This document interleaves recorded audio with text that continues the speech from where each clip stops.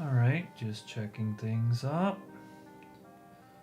Seeing how our framing is here. Making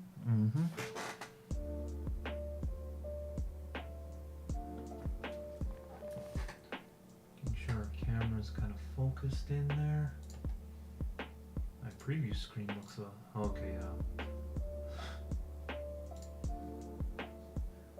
okay, yeah. It's just the quality of my preview screen. It's kind of crap. Okay.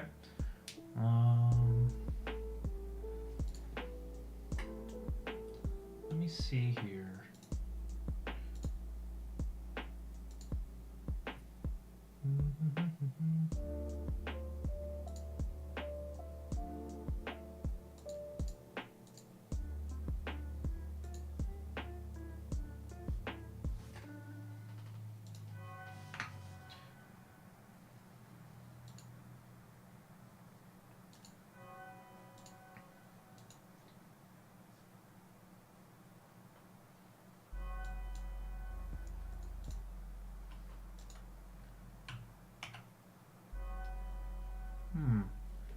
Looks like I have a playback error.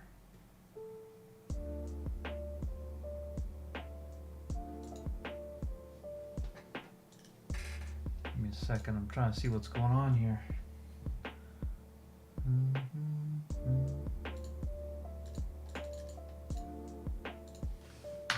Is this my live streaming page or is my whole thing messed up?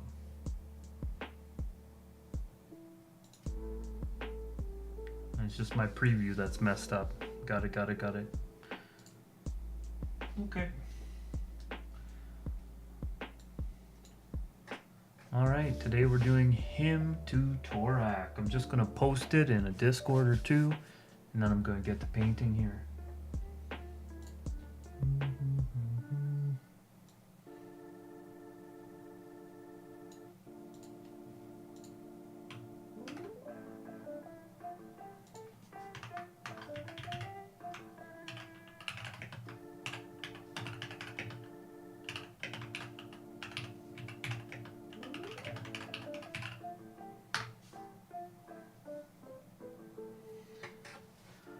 Okie dokie. Just make sure all my preview streams are good. Screens, that is.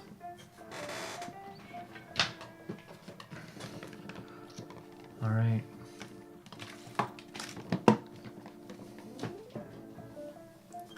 Here we go. I'm also recording on my camera, so I'm just going to make sure my camera is looking good here. It seems to be doing all right. I'm going to adjust my mic a little bit. Sorry if this makes a little bit of noise. Just a one-time thing. Should be good there. Okay, Hymn to Tourach. This should be a fun altar, I'm thinking. All this like line work by Quinton Hoover. It's really awesome. Really bold strokes. Kind of like all this stuff on the cape and the fabric is very different than what I'm used to doing, right? But over here where we've got kind of this magic glow, this is going to be quite in my wheelhouse. I haven't really decided exactly what I want to do yet, because with these old border altars, I like getting rid of the sides and keeping kind of this box, but on the ones where it has the kind of like the scroll work, you could also get rid of everything except the scroll. But then I'm going to be getting rid of like Quinton Hoover's name. I could float it. The white text is a lot nicer to float than the black text on a lot of cards where you've got a darker background. So I could float Quinton Hoover's name and then just leave the scroll. Maybe float sorcery, the name, and the mana cost. But I haven't really decided exactly what I'm going to do yet. I just knew that this was in my cards of really cool artwork, so I want to get it done. But I'm not exactly sure what my plan is yet here. You know, if I go down to the scroll, it's going to be a lot more of a challenge because I'm going to have to do more of this cloak stuff. But I mean, That's what I do, right? I'm altering. Can't be afraid of painting. Sometimes it can be a little nerve-wracking, but you can't be afraid of it. I think I'm going to start by just kind of getting a base layer of white down to get rid of the parts that I know I'm going to cover up. So I'm using a super cheap, like, artist loft brush. It's like the very beginner kind of brushes that they sell at Michael's, I think. Or just kind of like really cheap art supplies in general. But I do use this brush a lot for this base layering because it's so soft that it won't scrape up any of my older layers when I'm kind of basing things out, which is always a concern when you're doing these base layers. You have to be really gentle and then give them some time to dry typically so that they actually stick. But this is an older card, and the older cards don't typically have the same kind of like glossy, waxy finish as the newer cards. So even my first layer of paint should stick a lot better than it would on a lot newer cards, a lot of them.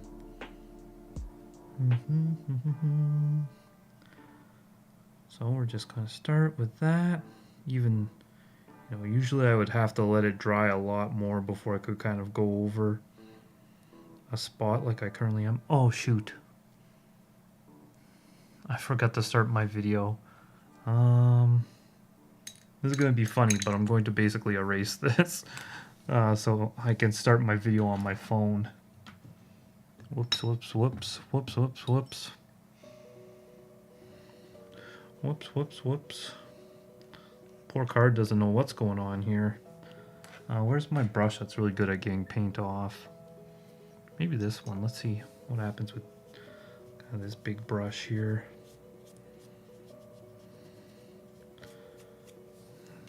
Oh goodness, I was not planning on having to erase this right off the hop. Oh, here's my brush. Here's my scrapey brush.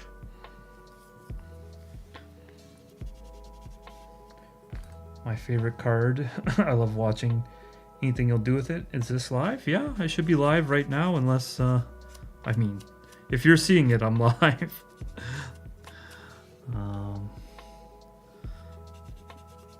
I'm just gonna have to clean this up because I forgot to start. I'm recording it live, but I'm also recording the footage on my phone for a time lapse or whatever, and I forgot to hit record on my phone, so I'm just getting rid of this little bit of white before I get back in and restart. Yeah, I've done a few lives. I'm still not an expert at the YouTube live. I've watched very little like content from other people on YouTube Live as well. So I'm not like the expert of it, frankly.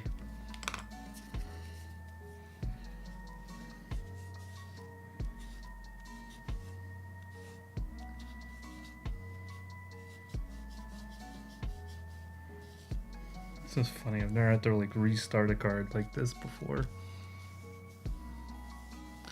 I might as well just clean up the whole face of the card at this point. Okay, there we go. We're both learning. Yes, indeed. I'm learning I need to hit that record button on my phone there. Okay. My phone is officially recording. So basically, what I start off saying is I'm not exactly sure what I'm going to do, but I am going to be using this soft brush to kick things off because it is really good at applying this paint really softly. It's not great at precision, mind you, but it's very soft and it won't scrape the paint off before it dries. So this is kind of typically my basing brush. And I've been using this one for a long time. It's got a lot of kind of like bristles kind of poking out, and it's definitely old, but I just like it because it's nice and soft, like I said. A 4 set of duress. Ooh. Alexia says hello, everyone. Which printing of Duress are you working on? The one with the branches? I see that one worked on a lot, and I do like it. But being a kind of like weird hipster myself, I picked up a copy of the Duress with a kind of like ethereal chains on it recently. And at some point I'm going to work on that Duress. I really like that one with the glowing chains on it.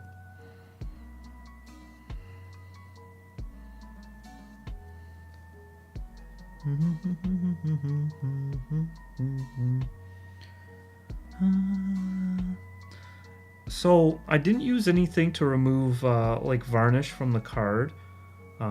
So this is an older card, and the newer cards typically have kind of like a glossy kind of like feel to them, or like layer on top. And even with those newer cards with the glossy layer, I typically don't do anything special to treat it beforehand. But I've heard that kind of gently wiping it with like an alcohol swab can be a good way to kind of loosen up that glossy layer on top, so that your first layer goes on nice and smooth. I've not done it myself, but I know some like really talented, amazing altarists who do that to treat all their kind of like newer cards that they work on. Even something I think just like you know, when you go to a restaurant and you get like wings or something, they bring you like the little hand sanitizer in the thing. You like rip it open and it's got like the little wet nap in it. I think those have like a little bit of alcohol in them, and I think even that would work quite well to just kind of do a little wipe on the top layer. I usually just paint like a really watery layer like this. You see it's super watery, and I'm not even getting like much of the like paint, but paint is like made of like a binder, right? So you can think of it as glue, and then your pigment. So I'm basically just putting like a watery layer of glue on it, and then that will be the base that everything else will stick to. The chains art, but the blackout one. Wait, there's multiple Duress chains art? Give me 1 second.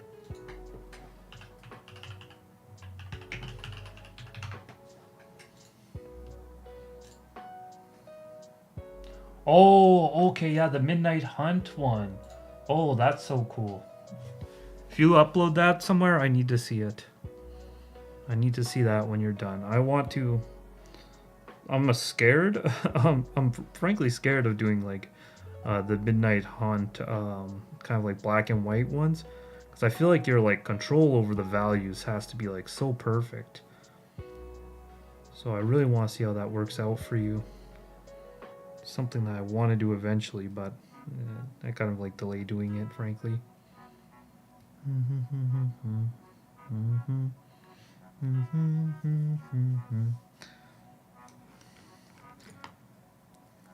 The purple blackout one. Paint the rest full. And that's going to be cool. Like I said, I want to see that when it's done. So let me know where you're going to post it. Also, if you're in like a Discord with me and you're using a different like username, feel free to like let me know your Discord name so I know kind of who I'm talking to. That way it doesn't feel like I'm like I don't know who you are. If I do, it's weird.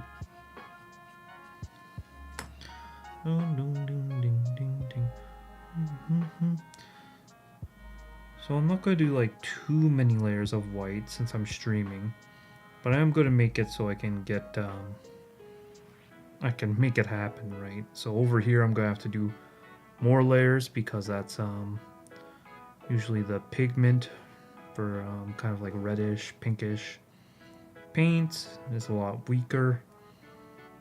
So it'll make life a lot easier if I get that nice and white before I go further. So this is how I like to do a lot of the old borders. I like to kind of leave this box down here, but when it's got this scroll it makes me feel like maybe I could go even further, right? And take it down just to just the scroll. And we have like a lot of cloak here, so I don't know. I'm thinking about it still. It'll be a lot more work, frankly. But I've got the whole day here. The day is young, so I'm not afraid of doing extra work. Like I said, we're doing altars. We can't be afraid of painting. It's not gonna work otherwise if we're not brave. The Quinton Hoover, like the art on this one is like epic, frankly. So matching it is going to be tricky. Luffy Muad says hello. I'm One Piece brained. I see it, I say Luffy. It might be Luffy, I don't know. But I see it and I say Luffy. Like a loofah. But if I take this down to the scroll, then I should probably take this down to just the letters as well. I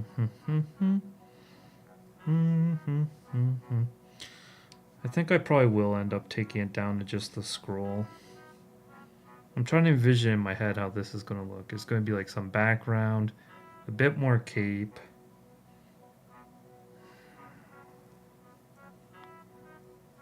I haven't done one where I take it down to the scroll. I think I'm going to. I'm going to make it... I think I'll make it like a base layer like slightly pink near the text. That way it's easier to, you know, not cover my text all up too much.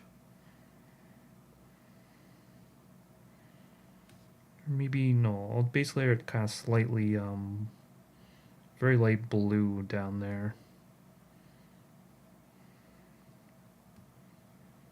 Because the blue will be a lot more pigmented than a kind of like a red, a pink. Take less layers to make it happen. Alexia started altering recently. It's interesting to see you do it live. I hope it's eye-opening.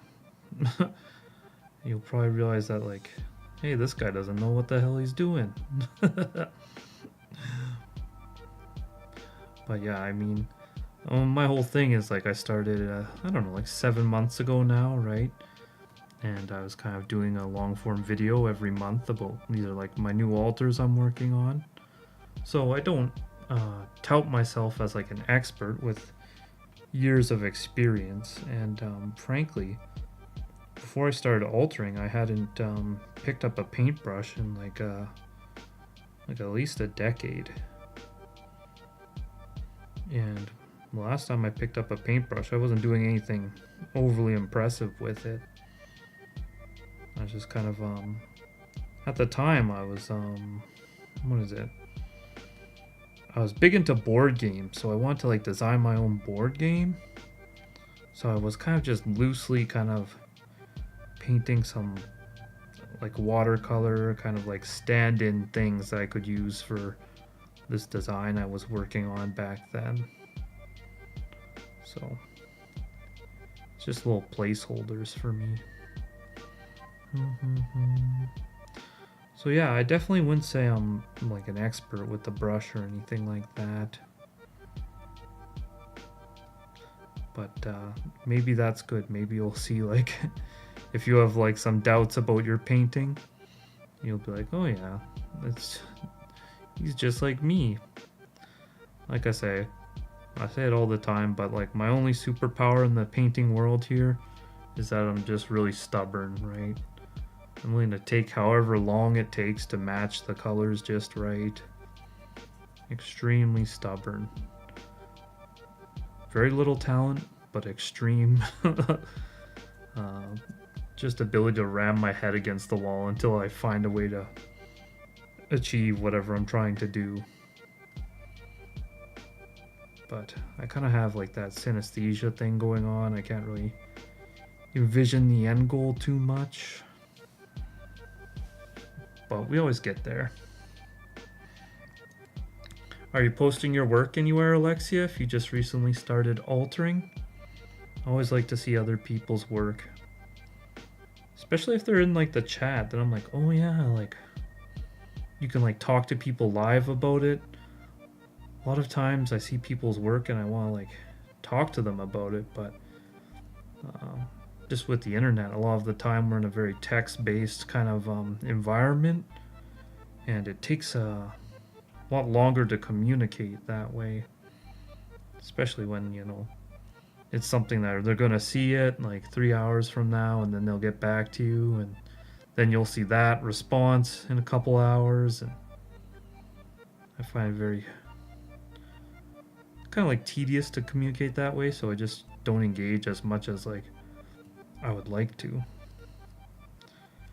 So I experimented kind of covering up the text, just like doing a little layer over it, and it's nice and readable still, so I'm just going to do that. It's going to be easier than juggling multiple base layer colors. And then I'll probably just need to take a few moments to clean that up here and there.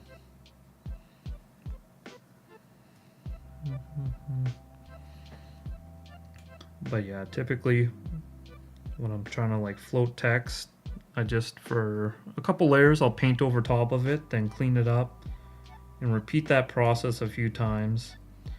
And then when I get to the point where I want to be really close to the letters, I find there's no, I can't kind of like clean it up with a toothpick as close as I can just paint into it.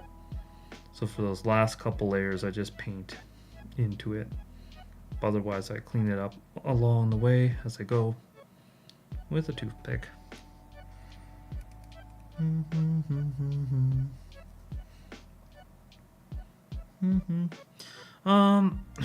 Yeah, as far as gray versus white for starting a card, I've done it once or twice. I do prefer white though, and the reason is, like, it might be like a fault in my logic or just the way I paint things, but I like to paint these like really thin watery layers and kind of paint from light to dark mostly. So I prefer starting with like the white base.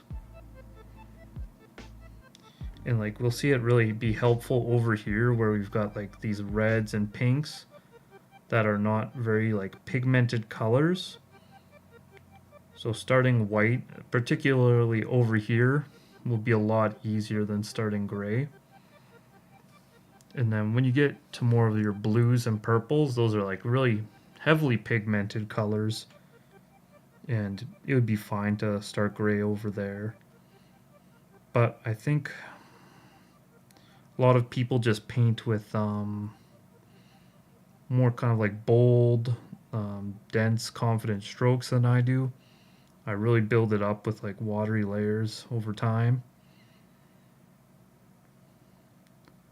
So I think maybe when you paint more, when you paint in a braver, more bold fashion, the gray might be more helpful. It's also a reason like doing something like animes or cartoon is hard for me, because I'm typically not painting really dense and boldly like that to get those like perfect flat colors. And then also I have this like habit where I'm like super frugal with how much paint I put on my palette.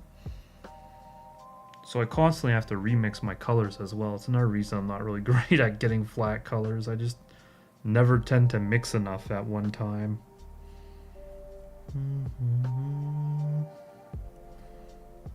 I'm kind of jumping all over the place here. I'm a little distracted while I'm streaming, so I'm not really letting it dry as well as I typically do. But I'm going to have a moment here where I clean up all my letters and around the mana symbols, and that'll give everything a little bit of time to dry.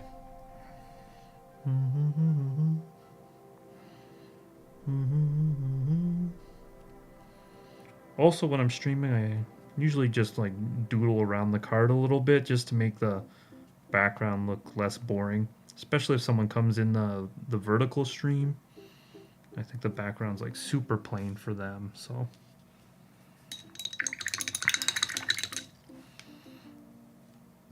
I should do that while I wait for some stuff to dry.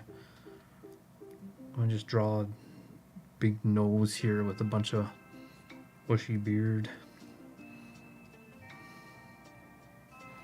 Oh, my camera's kind of jiggling. Here, I'll give it a little support.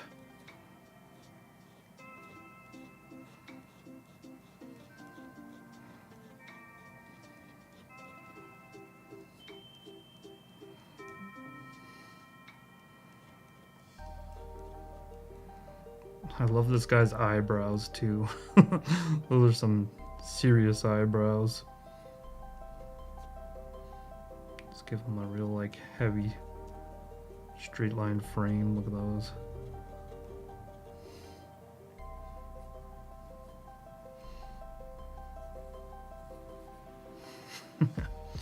There we go.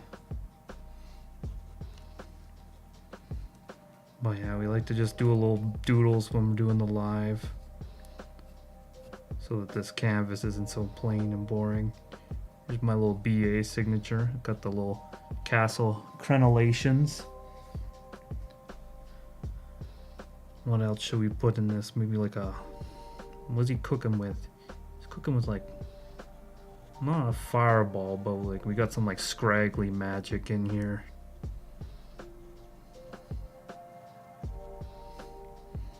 And let's kind of put some cloak over here.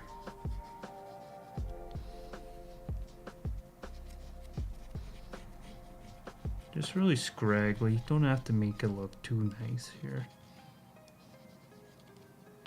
There's our background for him.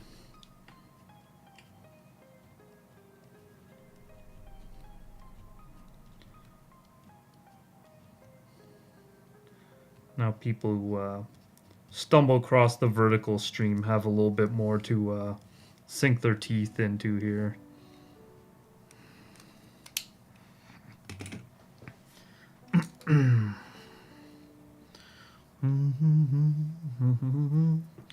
All right, I'm going to do just a little bit of cleanup on my letters. I think I'll get a new toothpick. This one's kind of dirty.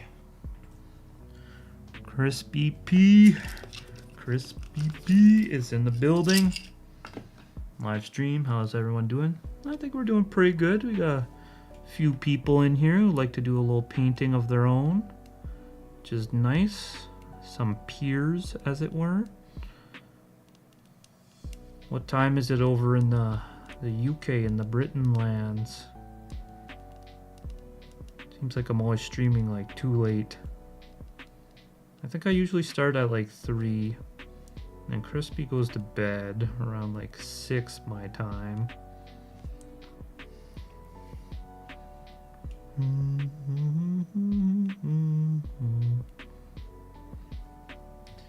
You like the idea?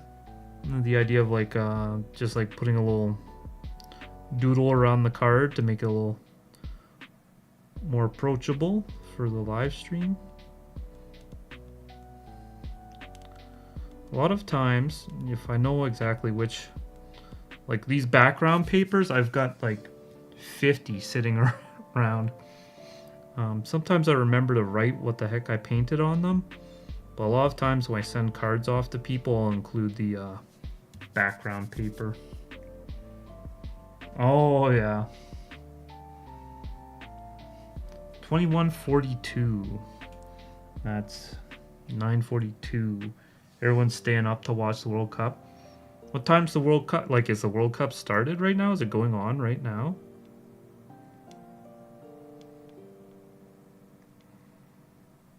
Sorry, I don't know anything about soccer, aka football.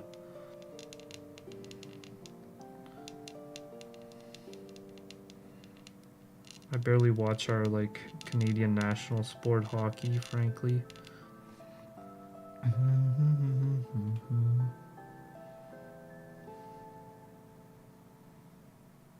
Just so busy.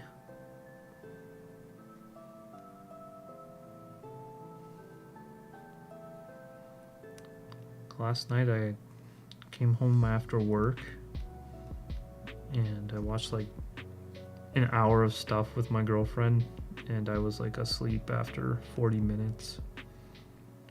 And I slept like 4 hours just on the couch. And I wake up, my girlfriend goes to bed, and then I just alter cards till 4 in the morning. It's funny, before I went back to work, I always had like a queue of like stuff ready to like upload. But now it's like, if you saw me upload a short, I probably finished painting it like within the last day.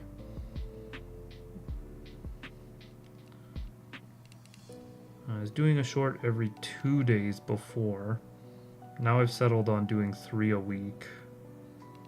I'm uploading Thursday, Saturday, and Monday. Whereas before it was just every 2 days, so we went from 3.5 videos a week to 3.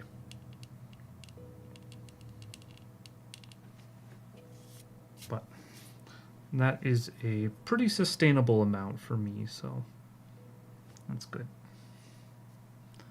Norway, almost 11 p.m.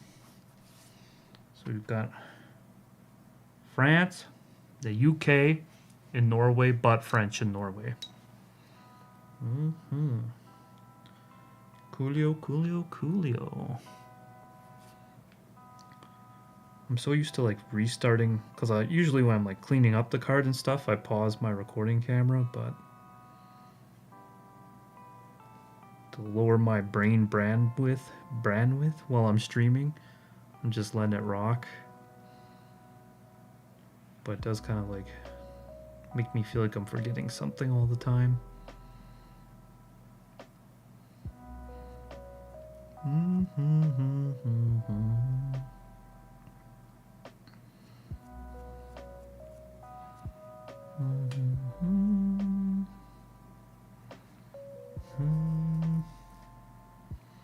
GeoGuessr says they've been trying to catch me, but I've been on opposite schedules. Well, to be frank, I just I have not done a live in a while. My work just keeps scheduling me in a way that makes it difficult to do kind of like the weekend thing. And then also I live in like a small kind of like 1-bedroom condo, so I like to wait till I have kind of the place to myself before I do a live, right? Because I don't want my girlfriend to feel like she can't like watch anything on the TV, because my mic would pick that up for sure, or that she can't live her life, right, while I talk to imaginary internet people. Just kidding, y'all are very real. But yeah, my girlfriend is kind of like off at a family dinner and kind of like a hangout today, so I've got the place to myself, so I thought it was a great time to do a live.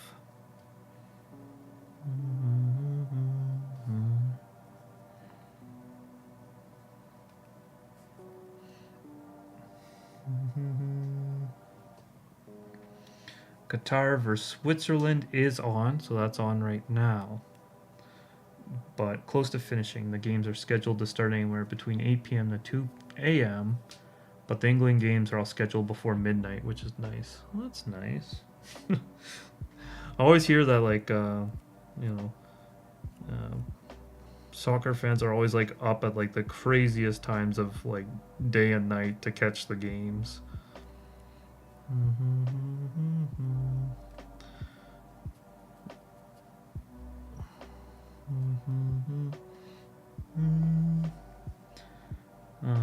Kitsune, I have 4 screens up for work.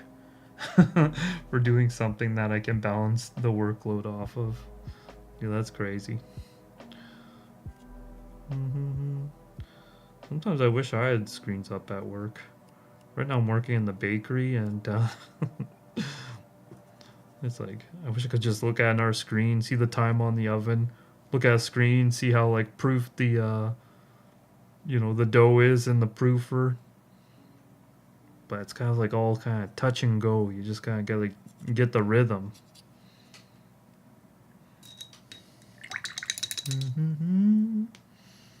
Oh, GeoGuessr just finished painting, cleaned up, and has the evening to themselves. That's nice. Crispy P, the Scottish have been completely screwed with start times. I think they have a couple kicking off at 2 a.m. Brutal. And MK Tapotis 2 wonders what paints I'm using. I'm using golden fluid acrylic paints. So the ones, or no, I'm using heavy body acrylic, the ones that come in the tube, right?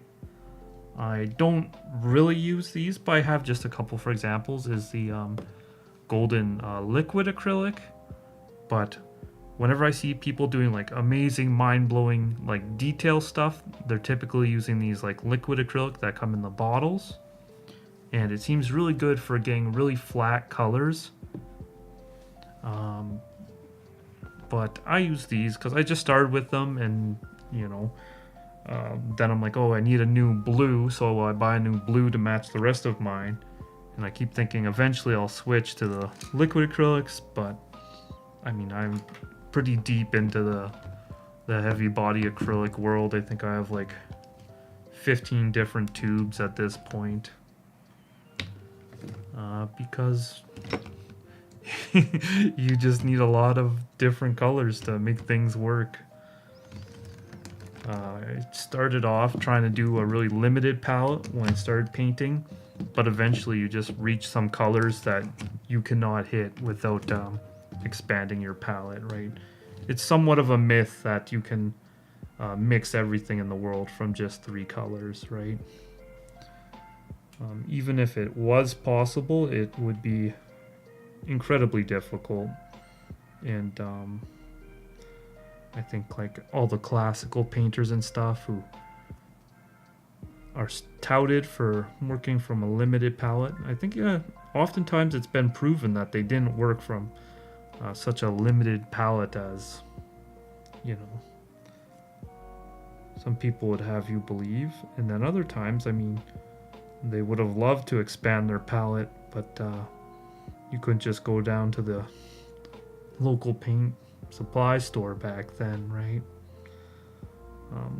But basically any type of acrylic paint is going to work. There have been altarists who have done amazing work with model paint. I've seen artists do amazing work with like an acrylic based airbrush paint, both spraying it via the airbrush and via just dipping their brushes in their paint bottles and applying that way. But acrylic is the way to go. Like oil, that's going to dry too slow. Tempera paint, I believe, that applies like very thinly and it's very prone to cracking. It's not really meant to be used on like a flexible surface. So acrylic is the way to go, and then just try to get a brand that has either a high pigment density or it's kind of like artist grade, and you'll be fine. The particular brand is not overly important.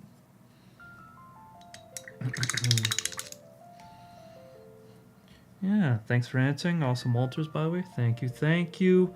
I don't claim to be like the end all be all of altars. I'm very much just learning. As I've said before, I don't even think I'm a very talented painter. I'm just very stubborn and not willing to let things go until they look right, And that's the reason I paint so thin, is because half the time I don't know what I'm doing. So when I'm throwing a lot of spaghetti at the wall until something sticks, I want to be very thin spaghetti, so the card doesn't get too thick. I'm not mixing metaphors too much there.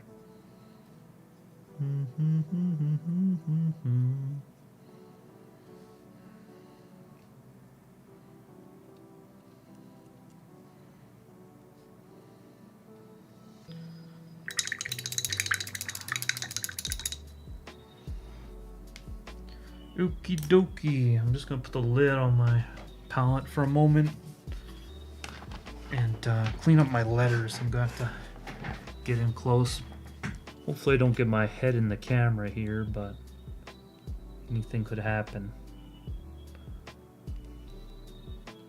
Uh-oh. This will be kind of interesting with the white text, and then the background is like very black, so I'll almost have this like automatic kind of shadow to the text just if I don't do a super perfect precise clean. But I mean, that's like one of the joy of working on black cards and white cards is like it's not going to be a big like red kind of like glow around it. Just be a little bit of black. Just fine. Typically I get much closer to the card just like with my eyeballs than I am at the moment, so I may not be able to get this as clean as I typically do, but we'll get there. Like I said, to get like the end result, you have to like paint into it, because you can only get so clean by like scraping off your paint. As the last kind of like few layers have to be just painted very carefully.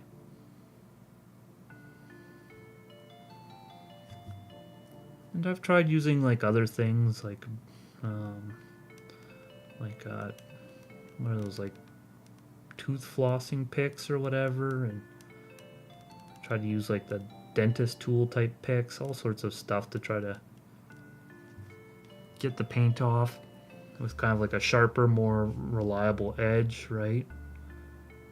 But nothing seems to work as well as a slightly damp toothpick. Because the toothpick is made of like wood or bamboo or whatever, it'll kind of like hold that dampness, and then that dampness is what helps loosen the paint. So, like it or not, the toothpick is here to stay. It is the king of the Alterous tools. Okay. Lovely. Like I said, it doesn't have to be perfect for now. I'm going to go in with some color now. I think probably like I'm going to continue putting white like around this like top corner, but over the rest I'm going to start layering some blue. Maybe I should... I'm going to start mixing some different color stuff to work with here so I can visualize things a bit better.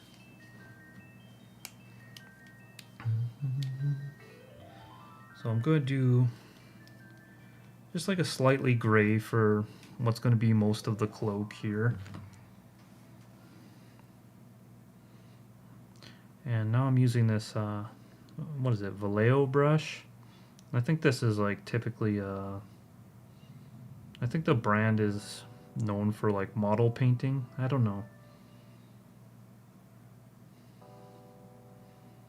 But it's actually like quite large, the bristles of it, so it can hold a lot of paint.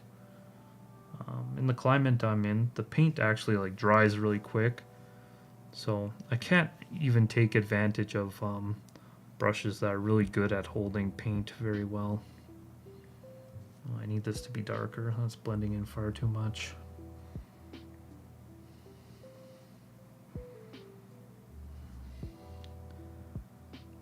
But it is nice that it holds all that paint.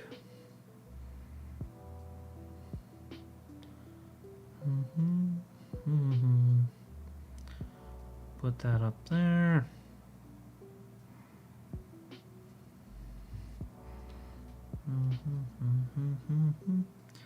This swoop is going to be kind of really dramatic and cool right here.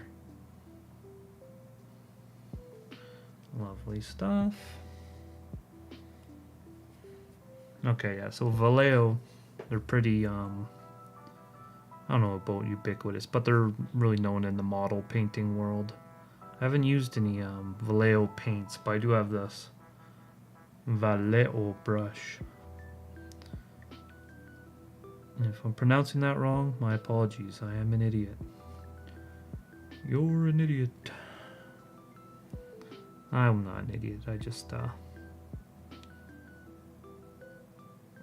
don't know. I just don't watch, brush content.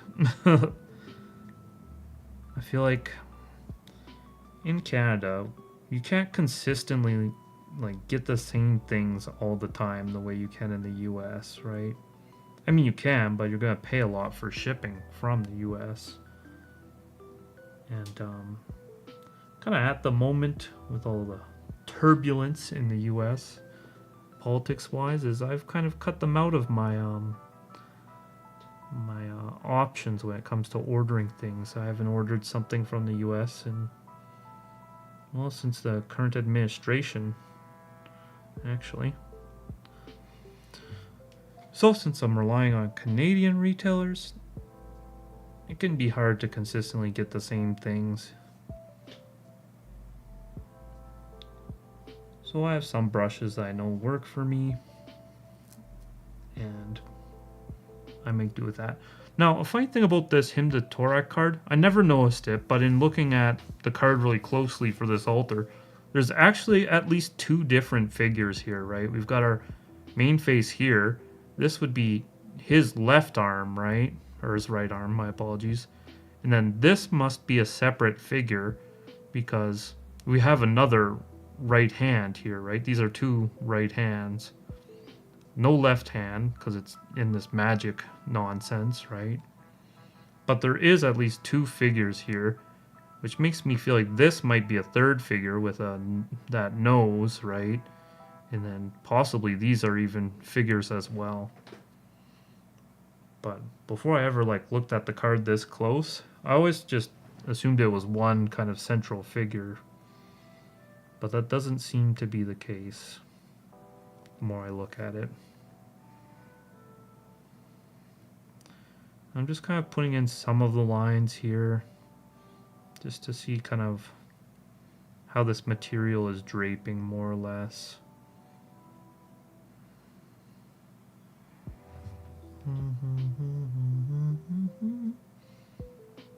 Okay, so we've kind of got this. Oops. Raised edge. And it's in shadow a little bit. Okay, so this is going to be a thing like that. And we got the dark blue, so I think it's going to fade into blue more or less. And we'll keep all the brightness up in this top right, and maybe even down here it'll fade into almost black, or maybe a dark purple would be nicer.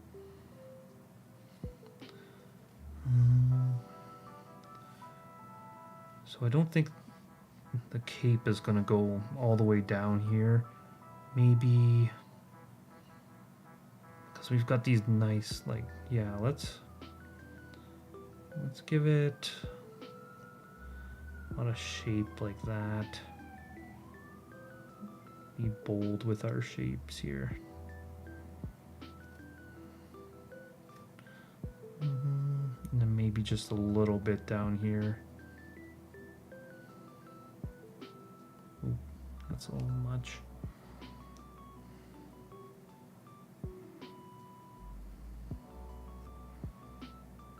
So do just maybe do just a little bit more sticking out.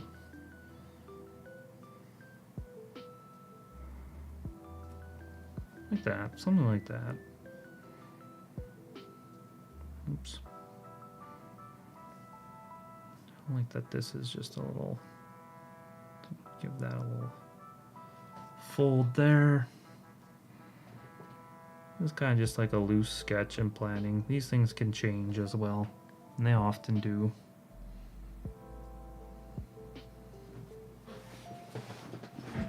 Oak.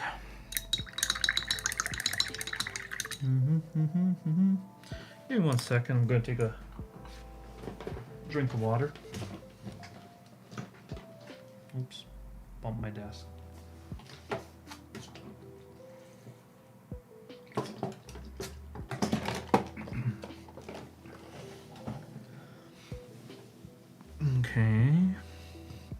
think I'll loosely put in blues.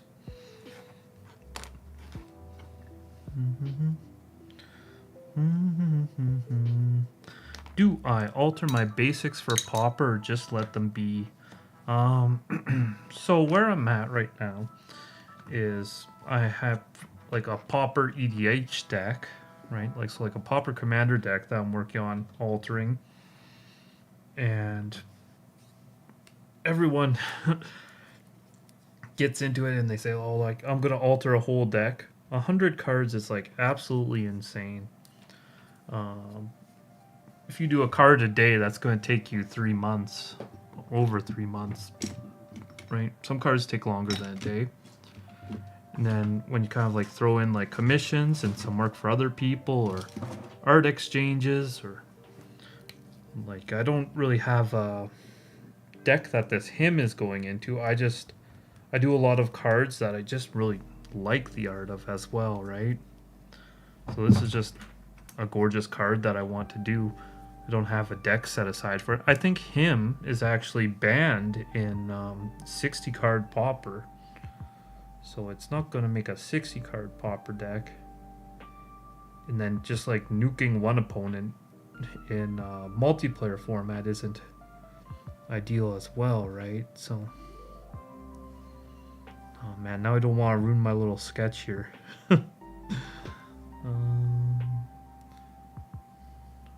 These are very vibrant right now. So that's a long-winded way to say that I started kind of like doing all my non-lands, and I actually haven't even got to almost any lands, not any basics. So far in my altering, I think I've done like 4 basic lands. It's not a big number, frankly. It's kind of light back here, actually, so it's kind of dark. And it goes light. There's some purples in here as well. So I think we're gonna fade into that red, right? I think I should paint the red like much farther and then just lightly go over the red with some really watered down purples. So I'm actually gonna start like way back here for this stuff.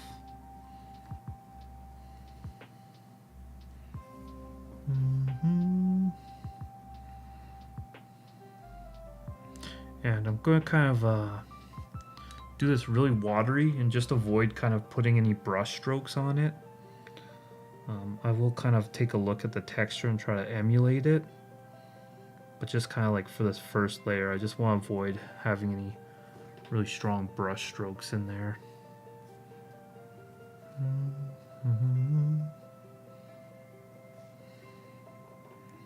And this is also more or less just for so I can block things out and see where we're going with the card, rather than I'm not even worried about kind of the final result or what this looks like at the moment, if I'm to be frank. I feel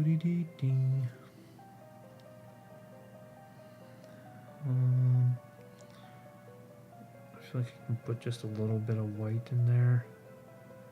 Darken up. This seems just a little less less bright than the rest of it.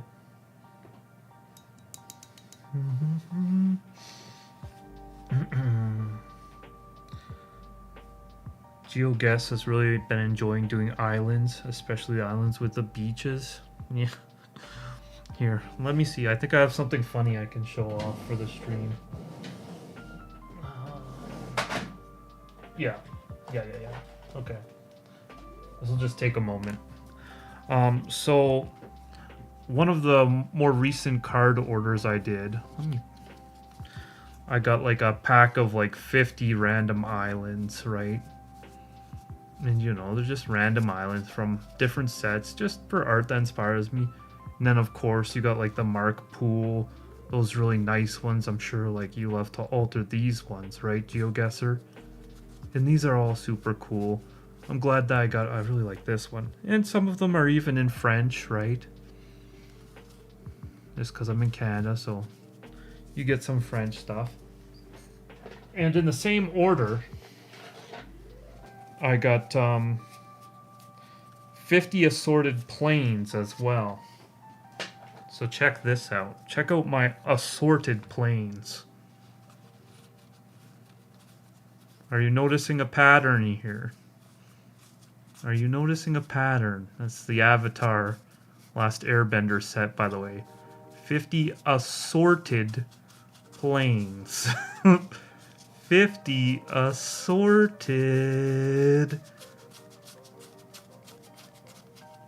planes. So that's 50 all the same, the exact same Avatar planes art is what they sent me when I ordered 50 assorted planes. So that was pretty funny. I sent them an email, and you know, I wasn't rude about it. I just said like, hey, perhaps I wouldn't have bought this if I didn't think there would be an assortment kind of thing, right? Like, I just feel, and it wasn't like assorted could cover like 50 of the same one, but also in the like item description, it said something like from varied magic sets and printings and all this, right? So I just sent them like a respectful email and just said like, hey, I feel like maybe if there's a possibility that you could get all 50 the exact same land, maybe you could update the description of the item a little bit, right? Because I just think with the wording, people aren't expecting to get 50 copies of the same land.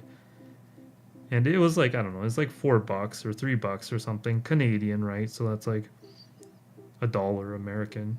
Not quite, but exaggerating, right? And he sent me an email back, and they like refunded the $3 or $4, whatever it was. It wasn't about the money at all. I didn't care. I just was hoping to get some assorted lands for kind of art inspiration, right?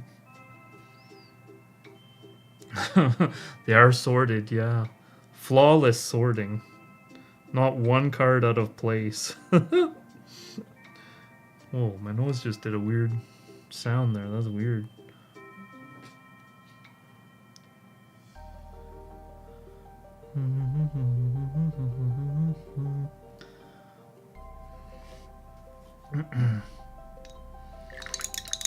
The pool ones are fun. Yeah, I can imagine you probably enjoy those ones a lot.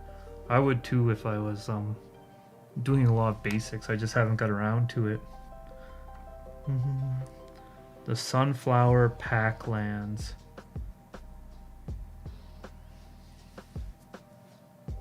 Which ones are those? I don't want to get too distracted and look it up right now. But I can imagine it's probably beautiful sunflower land, right? That's one thing. I can like get really easily distracted once I'm communicating with a bunch of people, and then it can be detrimental to getting much painting done. Which could also be frustrating if people came to see painting, right? So.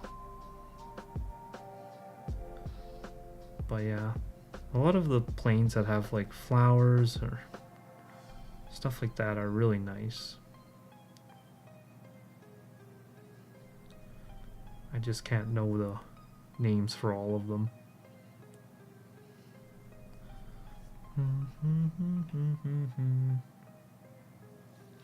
11 islands in your pauper deck. I have to play the cool looking ones. Well, yeah. What are you doing if you're not playing the coolest looking lands? I really like, because like, I kind of got back into Magic in M14. So there's a set of like M14 swamps that I really like. They've got like these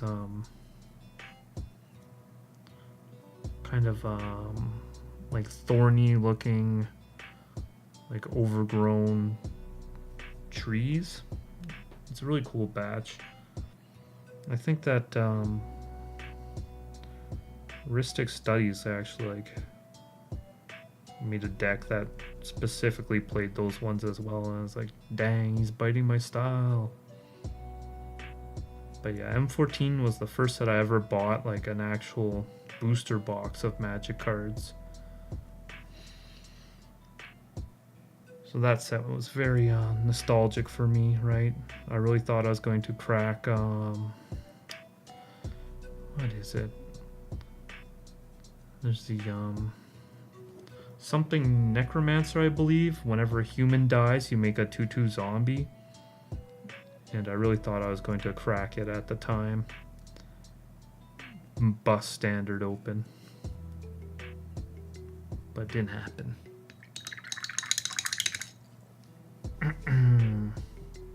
The Field of Sunflowers are 80 USD. Brutal. Adam Moreno. I have the Aussie land with the little kangaroo on it. What the hell? There's a kangaroo land?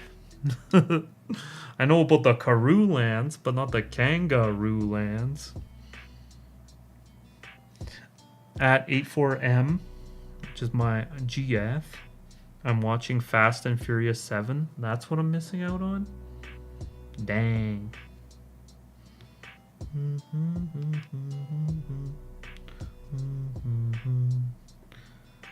Yeah, this is... Like I say, that first layer, I'm really not concerned about what color it is at all, because there's going to be a lot of variation and stuff going on. The older cards, they like to bend a little bit if you paint too watery as well. So I gotta keep that in mind. Alright, I think since I went over with that blue, I'm just gonna clean up my letters a little bit. Fortunately, because of the altar style I chose to do here, maybe it's not the best to do it altars like this live, because there is a lot of just like letter cleaning, right? But then again, if y'all are here to chat and watch paint dry, then I think the letter cleaning is probably more or less equally as engaging. Question mark, question mark.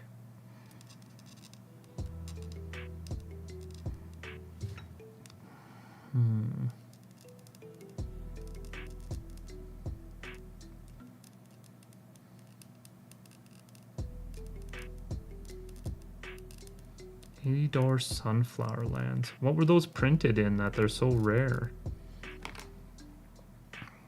Are they secret lair lands or something? I don't think secret lair basics are even that much.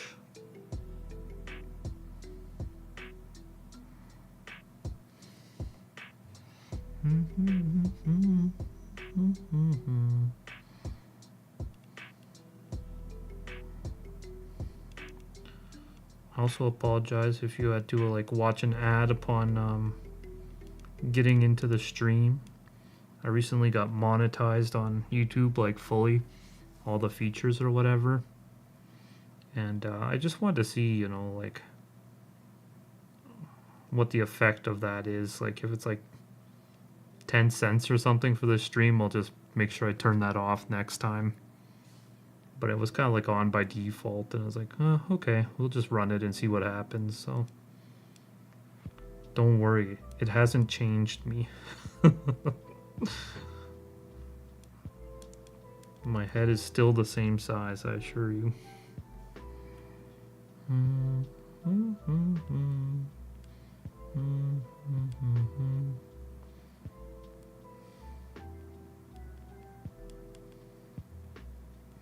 Oh my goodness.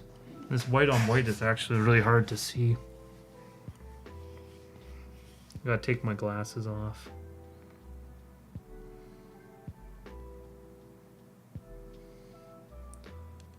It's like the benefit of being nearsighted. You can just like take your glasses off and you can actually see these little details better. Kind of kooky. Kind of a little hack for all you nearsighted homies.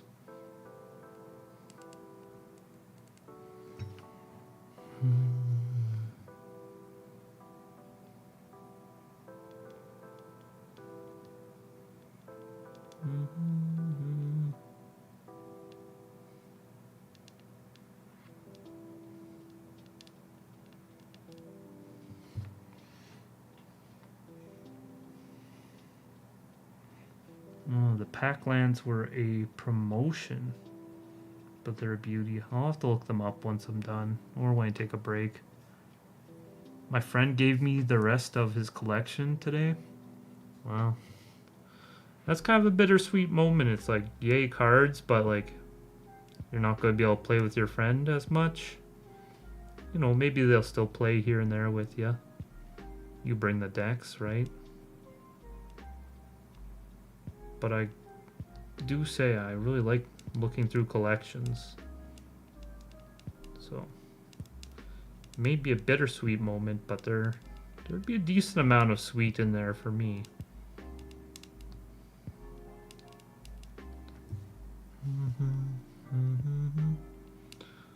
I was looking through like a bunch of cards for what I should paint today.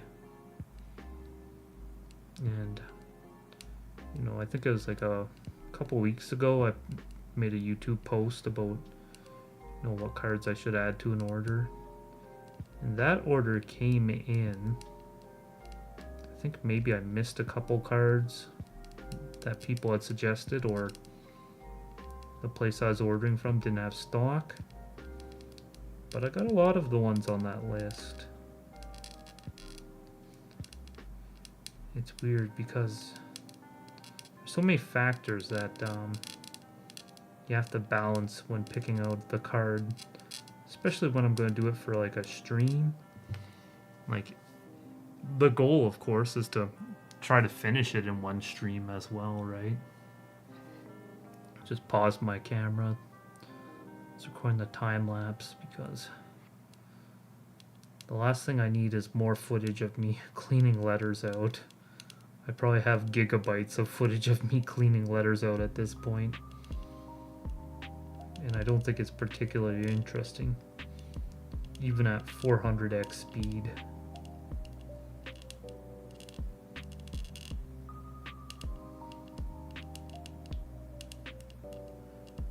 I really like Quinton Hoover's art. I did the pink Felwar stone. I think that was Quinton Hoover as well. And I had a blast doing that one. I mean, it's super kind of like just vibey and just colors in places. No worry about details, so I really like doing cards like that. I've got a whole bunch of cards in like my commission queue right now that are so detail oriented. I've got this one client who I think they just like to find the hardest cards to paint and send them my way, frankly. But I appreciate them. I do appreciate them very much. It's just funny. Every time they pick a card, I'm like, oh, that card's gorgeous. But it's going to be very difficult. But I'm happy for the opportunity. Here I go doing the thing where I don't make enough of the color that I'm going to do.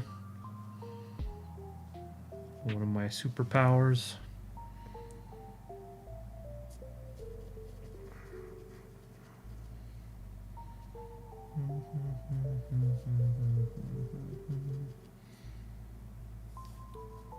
This is like slightly less pigmented, so I'm just kind of lowering the brightness with some black and white. Now it's too dark. Gotta lighten it up.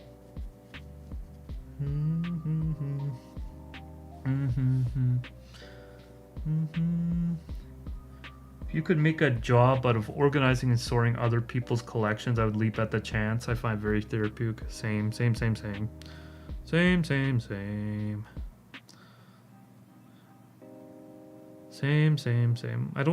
I think it'd be hard.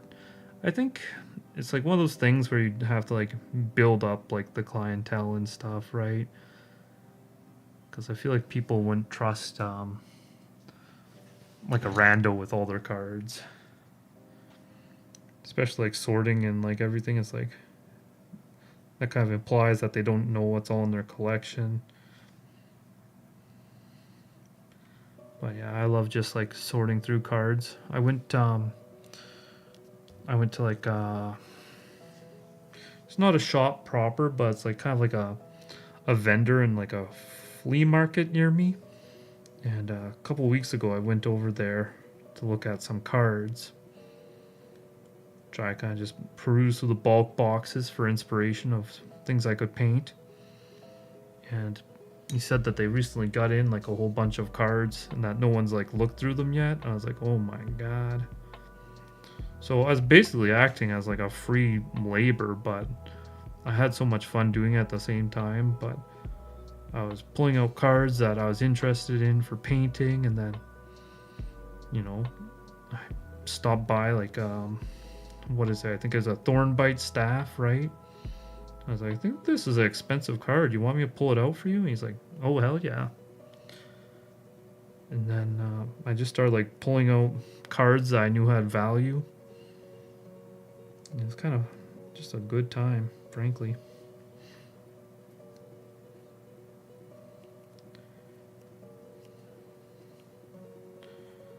But yeah, I basically just provide the service for free, unfortunately. Maybe that's not why it's a job. Maybe that's why it's not a job. There's too many of us who will just jump in and do it for the love of the game. Sorting through cards. That is, for any people who are just popping in.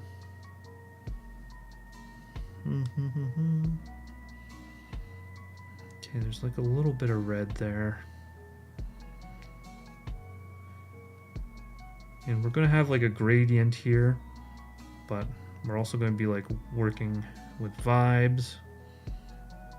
It's kind of nice. I'm just going to be like kind of dotting in some color. Thicken it up a little bit.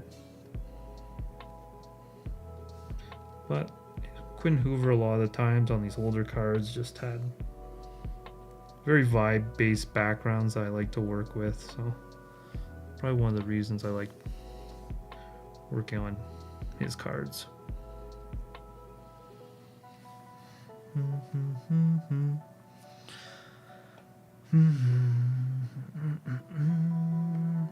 Adam Moreno, when you're doing alters, do you just wing it or do you make a mock-up or a sketch when you're trying to do it as a reference? If I'm doing it for a client, then typically I'll do like a sketch or I'll make some sort of reference. But if I'm just doing it for either my own collection or practice or just something to upload to YouTube, then I just wing it.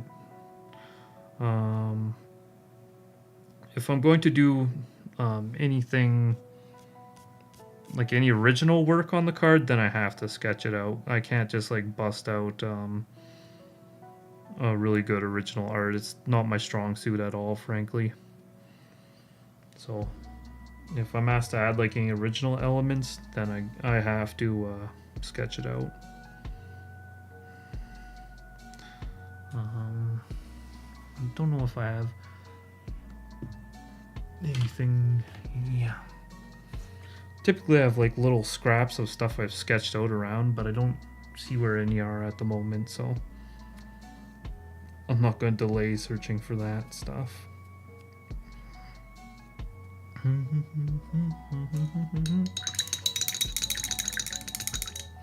Alright, this might be dull, but I have to get it more white to do what I want to do over here, frankly.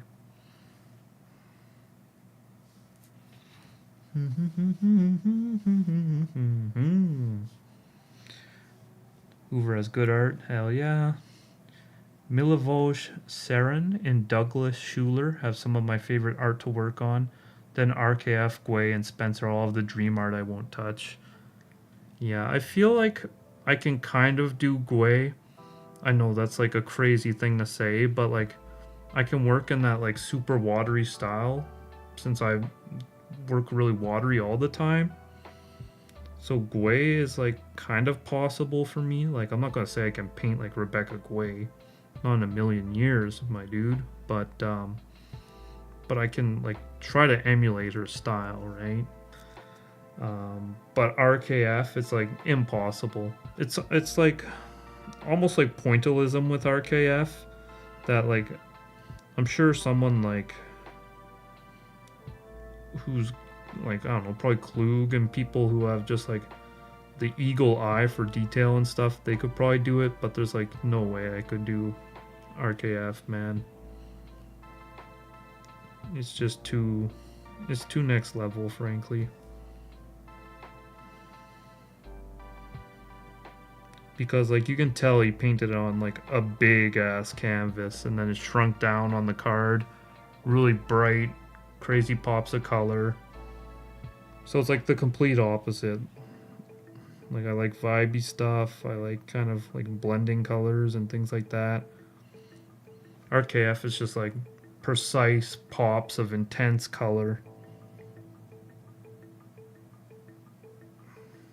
Yeah, RKF is like insane.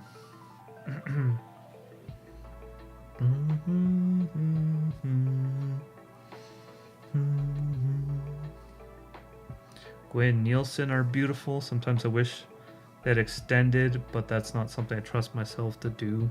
Yeah. Yes, indeed. I think the only... Let me see. I think I have in my binder here. I think I've only done one Gwei so far.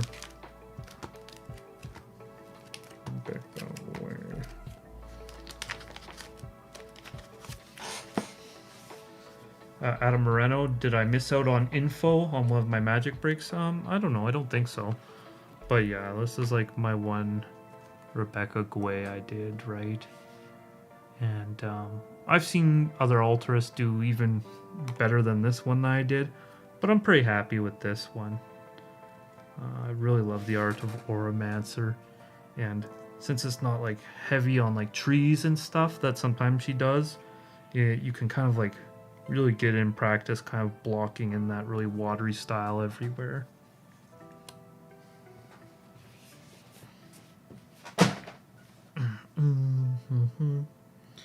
So I guess what I'm saying is if you want to try to do a Rebecca Gwei, I would go for an Auramancer. So maybe it's just Auramancer was kind of easier than some of the other ones, and I'm overconfident now, and I'm like, yeah, I think I can do Rebecca Gwei. And I know I pronounce it Gwei, I don't know why. Rebecca Gay, Gwei, Uruguay. Yeah, maybe it's because Uruguay is spelled like that. Who knows? I don't know.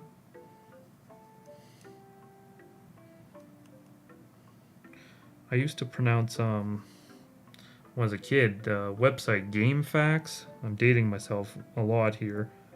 But that's where you used to go to get like walkthroughs and cheats on games. GameFAQs.com. Spelled game FAQS. But when I was a dumb kid, I would pronounce it GameFAQs.com. And I didn't even know about like the F slur and shit like that. I was just a dumb kid. So that's something regrettable from my childhood. I just shared for everyone for free. Like and subscribe. Like and subscribe for more childhood admissions of idiocy. I probably could dredge more up if I really wanted to, but we gotta pace ourselves, right?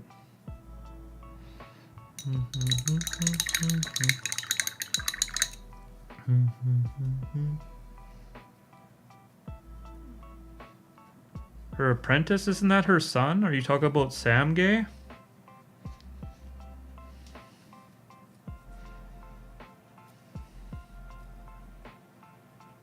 Oh, pick up an Auramancer. It's a common. It's like 20 cents. Do it.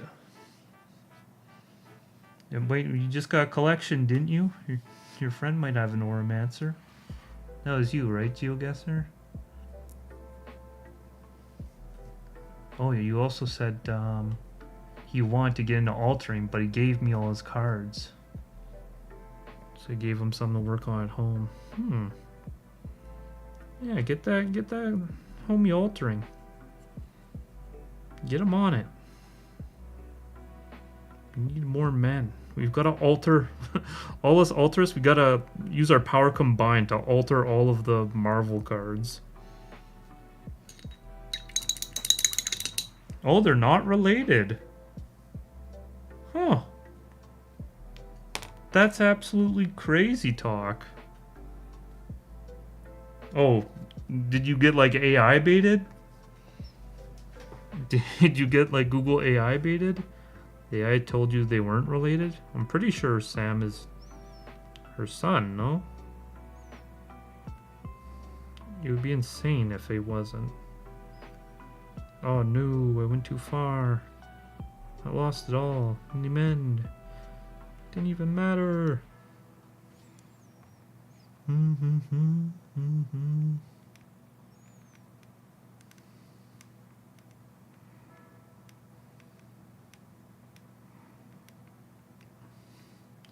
You see the meme where it's like, what is it? It's like a bodybuilder, right? And he's like, everybody wants to be the biggest guy in the gym, but nobody wants to lift these heavy ass weights. I feel like that's how it is with altering. It's like everybody wants to have the cleanest altars, but nobody want to toothpick these damn letters. Me, I'm everybody. I gotta pause my video here. Like I said, tons of footage already of me toothpicking letters.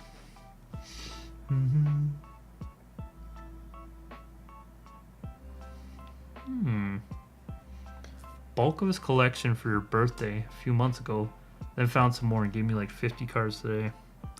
Sounds like a Magic player. You just got a little bit everywhere. I was like off work on WCB leave for like a year, and then when I went back, first thing I did is I went to the drawer and I grabbed my cards out. I was like, wow, I can't believe they kept them for me for a year. But it was like just like a couple cheap dollar store packs. There's like a dollar store a block from my job, so I just grabbed a couple one day when I was getting like a Dr. Pepper.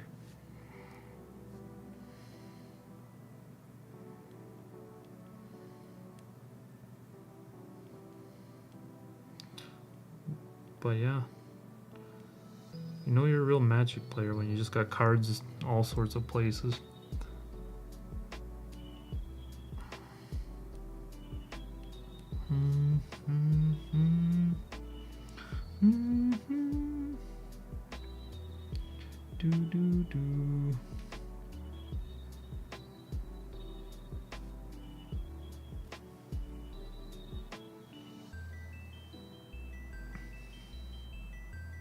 Sam Gui isn't related, just took a professional mentorship. Crazy. Probably like, you know, Rebecca Gui's checking her emails and then she sees one by Sam Gui and she's like, who the heck is this? It's a long lost relative or something? And it's like, hey, I would like to learn painting from you. And it's like, oh, okay, sure. Crazy. Sometimes you just need like a door to be opened, right? You know, like a few years ago I was applying for jobs, right? And my mom, a lot of the time, she would work these jobs where she's just covering like a pregnancy leave or something very short term like that. So because of that, she was like hopping jobs a lot. She'd cover a pregnancy leave and then be off work for a while and find a new job. Because of that, I thought she worked at this one kind of like a utility company in my city. So I applied there and, you know, I put on reference that, you know, I knew my mom and she worked there. And I ended up getting an interview. I was like, wow, it worked. I called my mom. I said, did they like ask you anything about me? And she says, what are you talking about? And I say, well, like I put that you worked there. And she says, I don't work there. I said, well, you know, you did work there, right? You're done now. And she says, no, I never worked there. And because she was doing so much job hopping in these like short-term things, I just got in my head she worked at this one utility company, but she actually worked at a different utility company. And I had told them that, you know, I had a reference there and my mom worked there. And then she didn't work there at all, but just saying that I had a reference, someone who worked there, was enough to open that door, even though I didn't actually have that reference. It was kind of made up by accident. It was kind of funny how just something small and weird can open a door for you. Like having the same name as someone, same last name. Or first name, I suppose.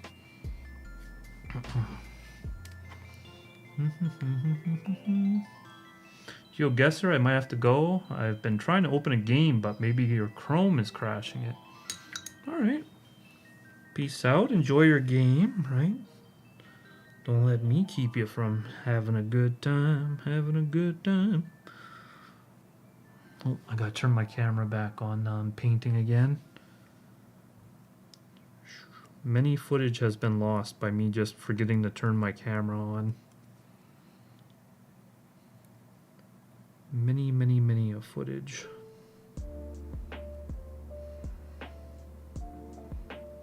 I think that's how I started the thing where I like do the transition and then a whole bunch of work has been done at the end of the videos.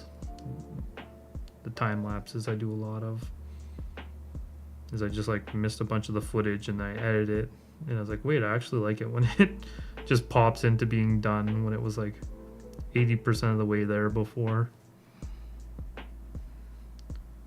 Our good friend Bob Ross would probably call that a happy little accident, right?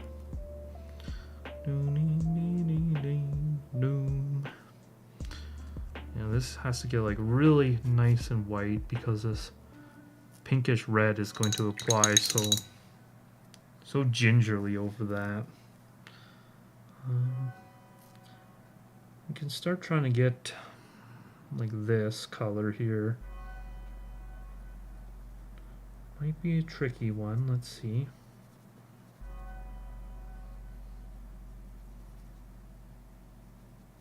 And one thing I like to do a lot is I just put it right on there to see if I'm close, right? And then like a part where I'm not like painting like that, it's so easy to just take that off. You know, I just take a brush or whatever and it's gone, right? But yeah, that's a little tip for matching your colors. So it feels like I need just like a little bit of red in here. So that's just so blue. So I'm going to take my crimson, right? And just like the smallest little amount. I realize that you can't really see the color I'm making right now. Here, I'll move my palette just slightly there. In this bottom right corner. And I'm doing the thing where I don't make nearly enough of it, as always.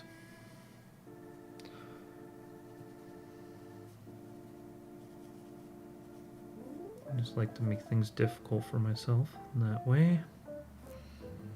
Let's see if that got a little closer. Oh yeah, that's a lot closer. Okay.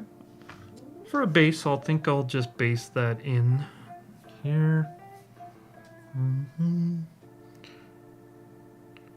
Just kind of loosely put in some base layer here.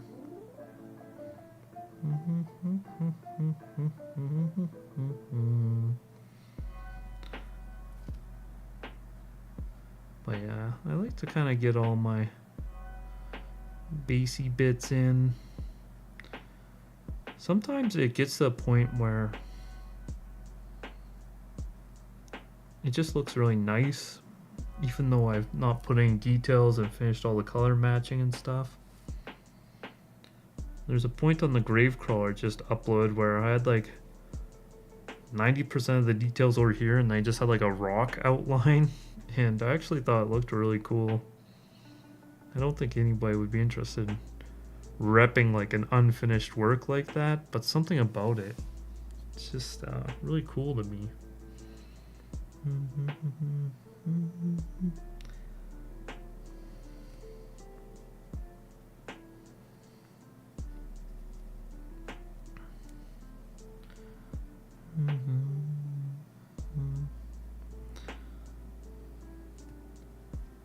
So yeah, our cloak is going to be kind of like pinkish, this purpley kind of lilac down here, and it looks like it's going to get more red over here, a little bit more red up in here as well. But I can still base it with this and then just add some like red to get the rest of the way there.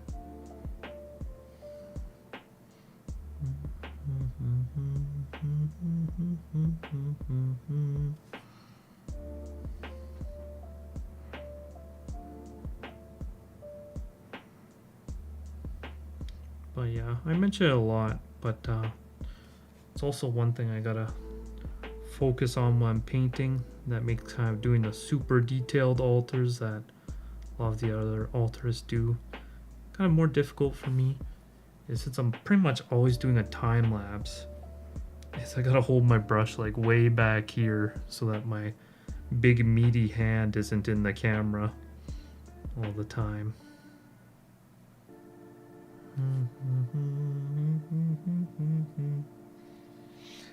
The Greg Hildebrandt signets after my Boros and Is It Once. Yeah, that's a little behind the scenes, is like I really like Greg Hildebrandt's work, and it's really approachable for me as well. So I did like just go to Scryfall and look at all Greg Hildebrandt's work, and there's like a bunch that I want to do, so but I kind of like sprinkling them here and there, right? I don't want to do them all kind of at once. And then another artist, I'm trying to remember, did Greg Hildebrandt do the Aether Spellbomb? I think I have it here. Oh, Jim Nelson. I think Jim Nelson is another artist where like they're kind of like vibey kind of work, and I find it really approachable. So let me see here. I think I have. Oh, yeah, Jim Nelson, Hildebrandt, and then also Frank Vowinkle with this Sword of the Meek, another artist who I really I find the work really approachable, and like, oh, I think I can do that, and I think I can learn a bunch from that. Oh. So yeah, all three of those are artists that I'm really trying to kind of emulate and learn from. And I think they're like, the way they paint is like approachable to my brain.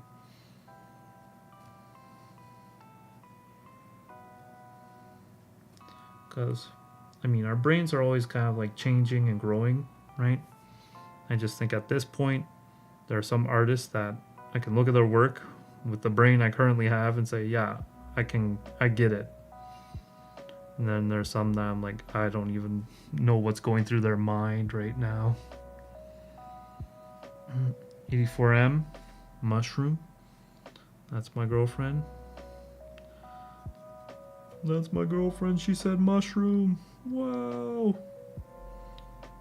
She said mushroom. I bet she's not even listening. I bet her phone's on mute and she's just being a viewer to help me out, because she's that kind. Her soul is that kind and loving.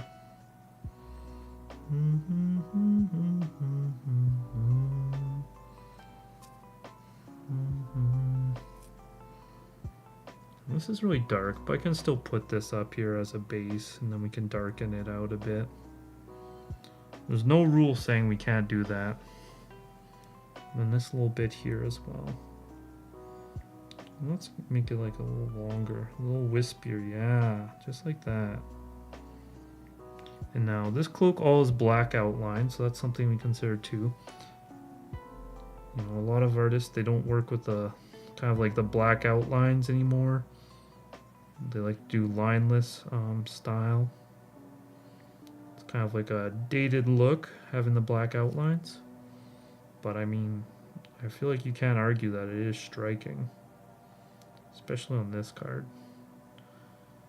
So it is kind of nice knowing I can lean on those outlines.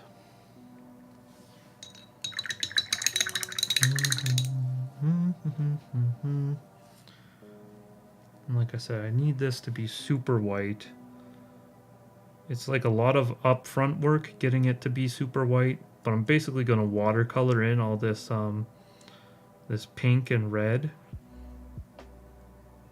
and it'll look really cool. I really like it when you can just kind of let the paint do whatever it wants to do, and that's what's going to happen with that part.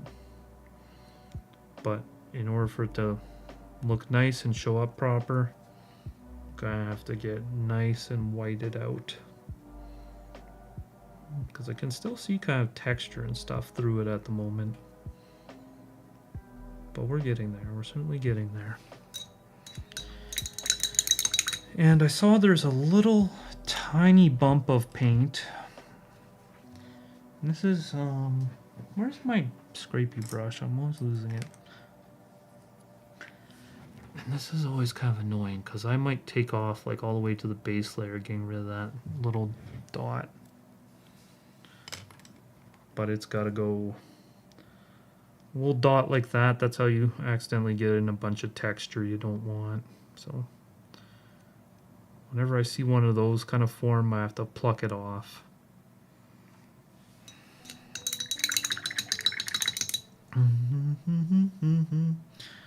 Now this dioxazine purple is almost like too vibrant. It's really sticking out compared to this. So I think I'm going to have to mix my own purple rather than use that one. So I'm going to go in with this quinacridone magenta. Quinacridone magenta. And I can't remember which of my blues it looks really nice with. I think I'm going to try with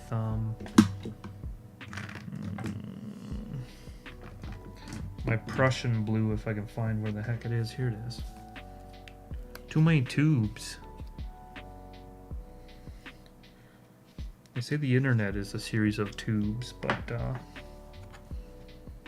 that's never more true than when I'm surrounded by all these paint tubes. Yeah. So this is going to be very bright, vibrant as well, but it's almost like the that tube purple has like a gloss almost to it that really shows through. And I think I'm going to lighten it up a little bit.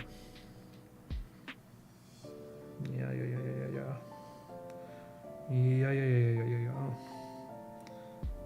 Let's see. Ooh, that's very dark still. It's very dark.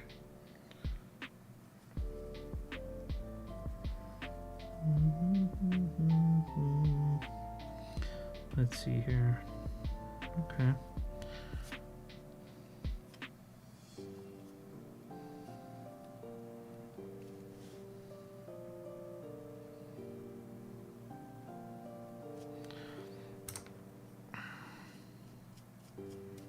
I'm just gonna like put a bit down and then like soften it with this other brush. I'm just kind of like gonna build up some texture, like a little bit of color. It's not our end goal at the moment. And then this will also kind of like give it some directionality so it doesn't just look like flat.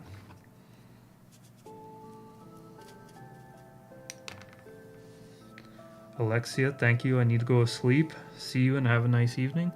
See ya. Pop in a couple days. I'll probably have a time lapse of this bad boy to show for the efforts here. And then you can see it all done. Thanks for stopping by and chatting with me. Glad to have you around. Cheers.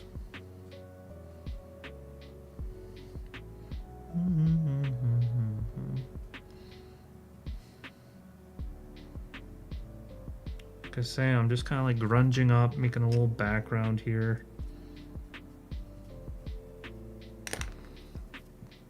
I'm not trying to do anything too precise right now. Even the colors I'm not too worried about. Like I say, if you want to do like really flat colors and stuff, then it's nice to work with the liquid acrylic.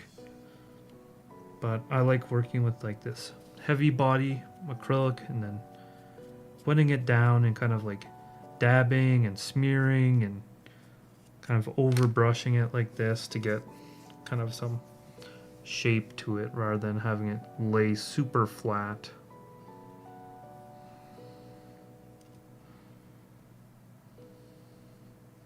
Then again, this is all stuff that I'm just kind of practicing, doing as I go, learning as I go, seeing what works for me. And of course, it's not going to work with certain things. Like if you want super flat colors, if you're working on like a anime piece or something like that, you're going to want to do things very different in those circumstances.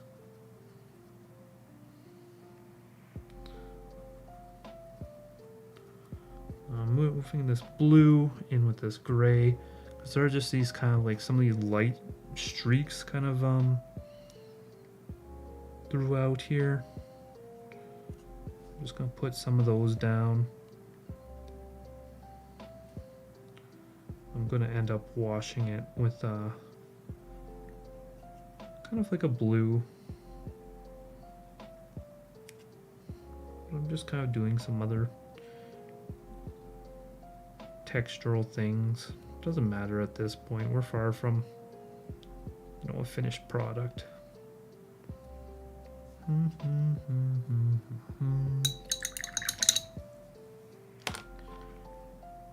then this is my super soft brush. It's a really cheap brush, but it's really nice for doing washes.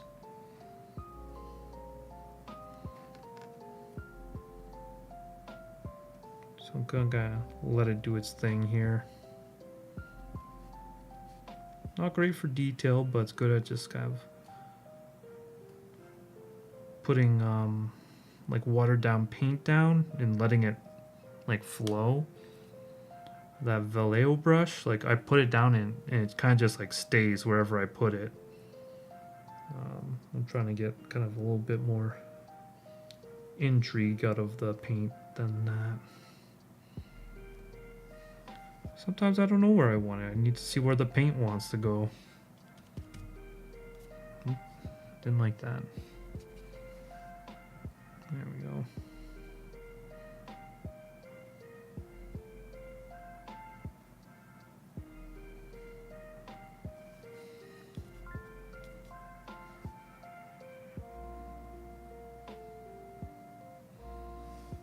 There we go. And I'll work more on this side in a little bit, but I'm kind of bouncing around, letting things dry and hitting them up here and there. It's all part of the process, especially when you're going live. A lot of times if I'm not going live, I basically paint a spot and then I'll watch some YouTube, let it dry, go back, paint it again. And I just kind of like focus on one area of the card. But here when I'm doing it live, I gotta bounce around a little bit because it's there's not so much time to just wait around for paint to dry. I gotta keep it interesting for the folks at home. I gotta get the people going.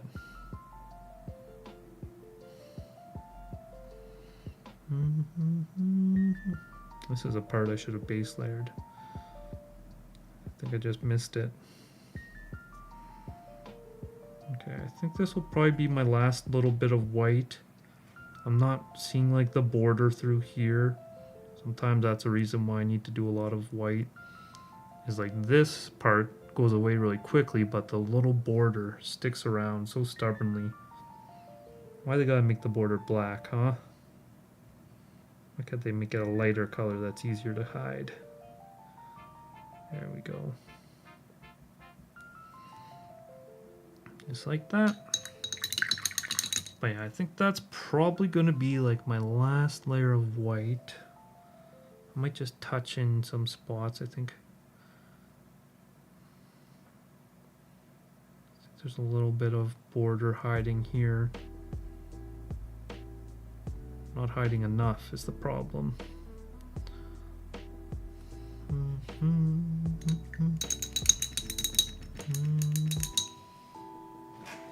Okay, and got my base layer that I had is a little bit nuked, but I think I can borrow from this purple I made up here. And then I know I'm mixing on a part you can't see very well. Move that up a little. Let's see, where is my white? Oh mama. Oh mama. So I've been altering for 9 months. This white is one of the colors I've had since the beginning, right? I'd say probably like 80% of my cards are based all in white, and this is how much of my paint I've used, right? I've probably painted about 90 plus, 100 plus cards by now, I think. Oh yeah, easily 100 plus. So this is a great hobby for when it comes to what is the word I'm looking for? Like a budget hobby. GeoGuess is back. You got your game to launch? Or are you taking a break from the game?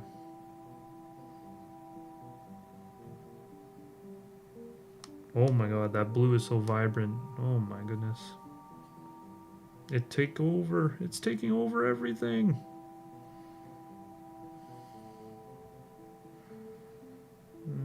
Okay, I'm just going to get a little bit of that in. Okay, I'm starting to get some purple. What do I want? I'm doing like this, right? So it needs more red.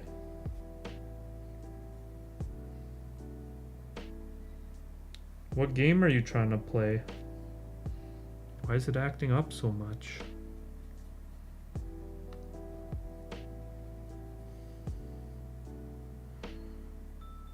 Oh no, the paint is getting close to the beginning part of my brush, the ferrule. Okay, there we go. That's looking better. I'm gonna just keep basing in like the purple for now. I can add the red later. And then of course, like the parts that are purple, I'm gonna have to like add the shading too. Rainbow Six Siege. I have no idea. Never played Rainbow Six Siege. No advice for you.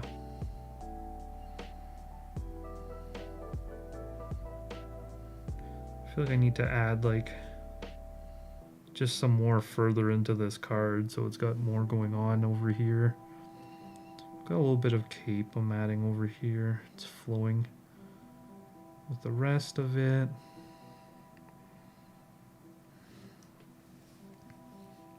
You can fade it out. It'll look fine. I don't want to distract too much. Our focus is here, right? So if I add too much here, it's going to pull focus.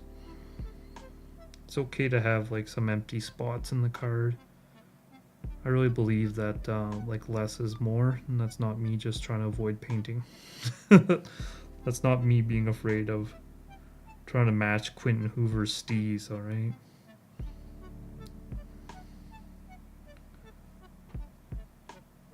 Quinton Hoover is what is it, artistically mogging me right now?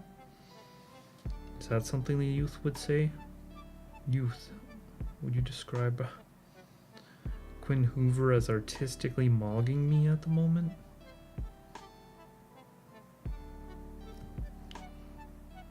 Okay. Yeah, this color's getting a lot more flat now. Just nice. We will be making some alterations to it, but I want a base that I can work with.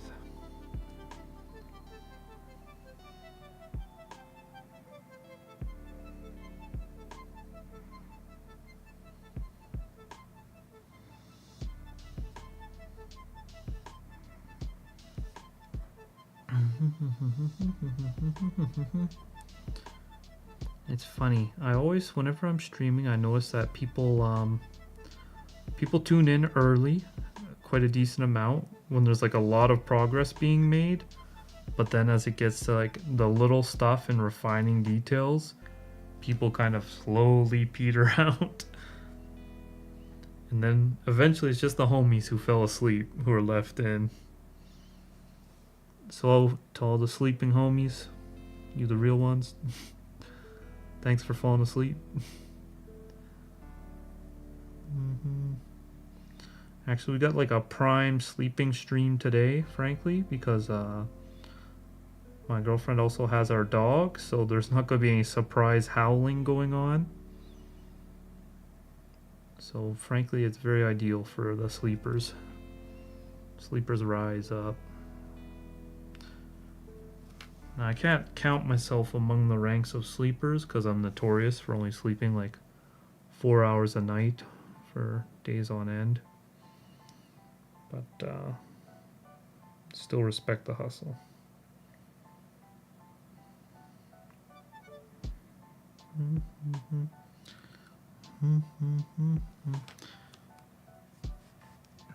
Oh, shucks.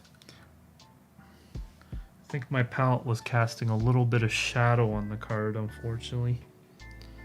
Not a huge deal for the stream, but that's going to show up in the time lapse.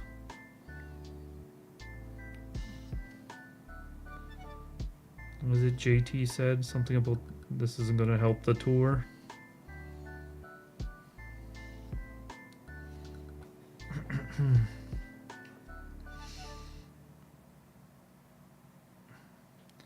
Maybe you uninstall it and reinstall it on Steam.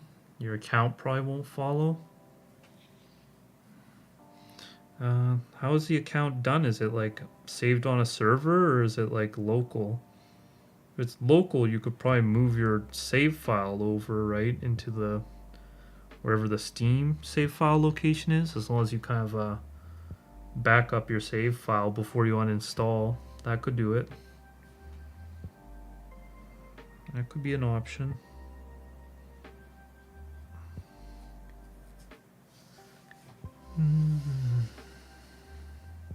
Crispy P, I've been out in London all day for a friend's birthday. I just looked in the mirror and realized that my entire face is sunburnt. I look ridiculous. I hope the wedding isn't tomorrow. I hope your face won't be sunburnt for the wedding. I think it's a little while away yet. I don't know exactly.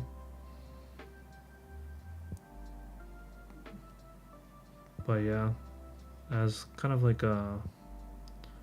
someone who stays inside and likes to paint and play video games and watch stuff, I do not have a tanning complexion. I have a very prone to getting sunburnt complexion. So I know that struggle of getting burnt from one misplaced day in the sun.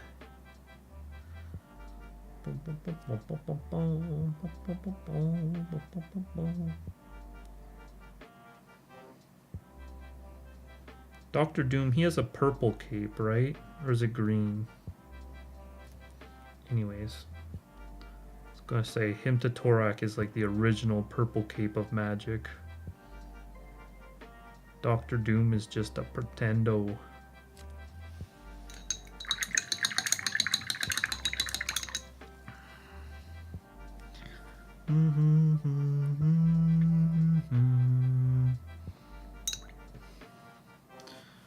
Okay, let's see. I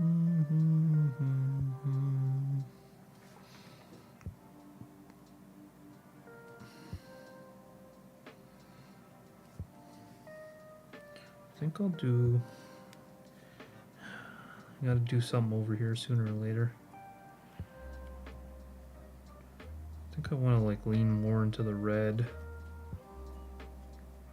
For now, I'll just put a little bit of this purple. Fortunately, it is going to blend in with the cloak a little bit.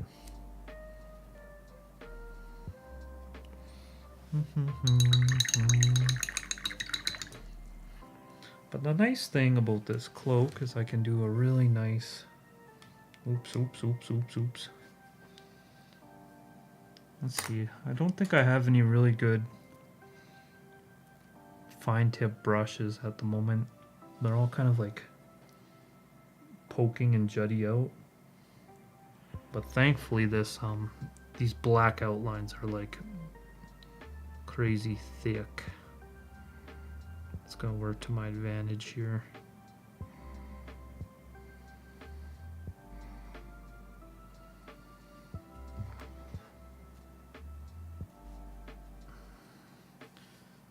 I'm going to need to outline these a few more times over the course of this, but I think for aesthetic's sake it'll look nice if I throw in some nice chunky outlines.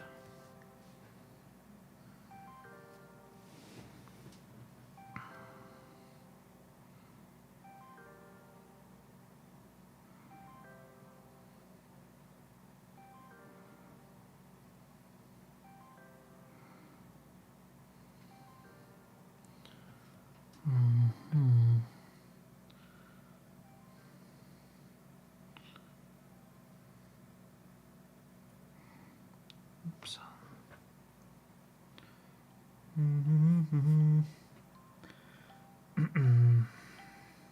It's an online game. Yeah, I don't know where your save is hosted then. Crispy P, I have a weirdly Mediterranean complexion for a Brit, but I still look like a ham when I burn. Dang. Sorry to hear that.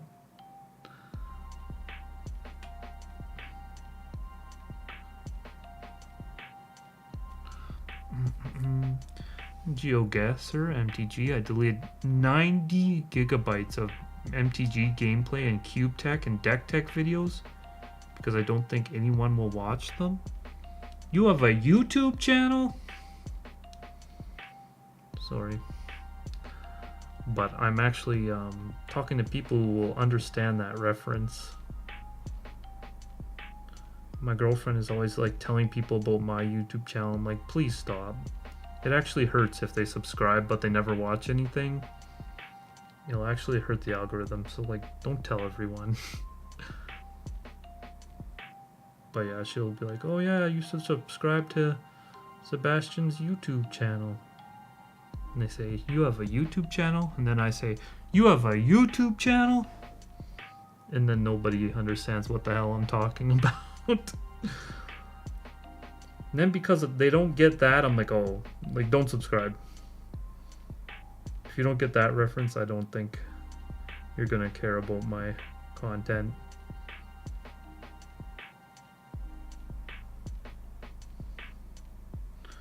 Boing.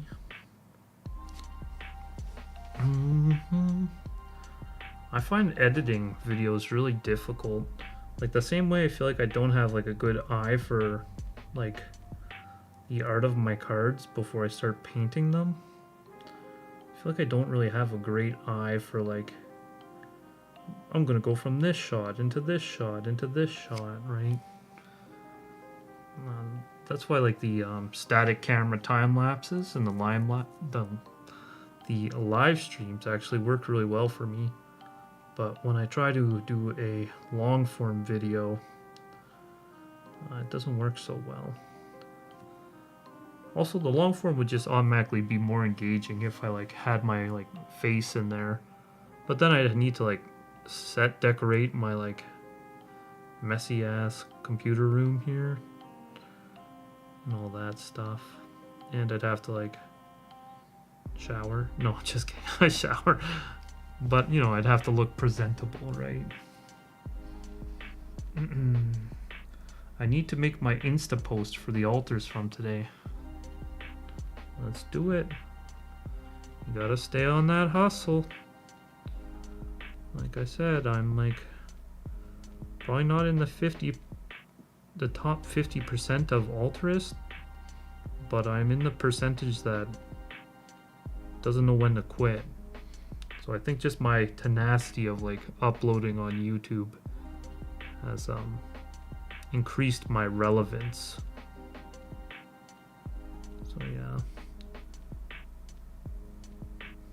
anytime people ask me for tips in like the altering space, like when it comes to like social media and stuff.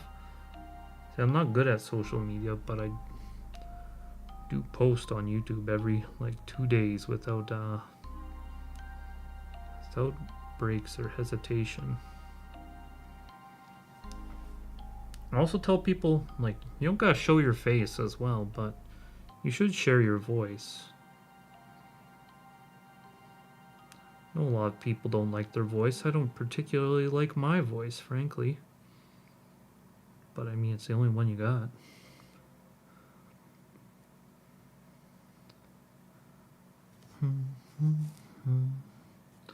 This kind of looks funny.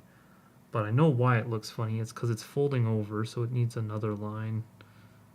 Like that. There. See? That looks less funny now. Yeah, like I do have like a personal Instagram, but it has like 6 posts on it, so like I never used like social media at all before I started altering. It just wasn't something that interested me. Frankly, when I like go out, even when I'm like on vacation or doing like a touristy thing, I don't really take pictures. I find I like to just kind of remember it in my mind, right? If it's really meaningful, then I'll probably remember it.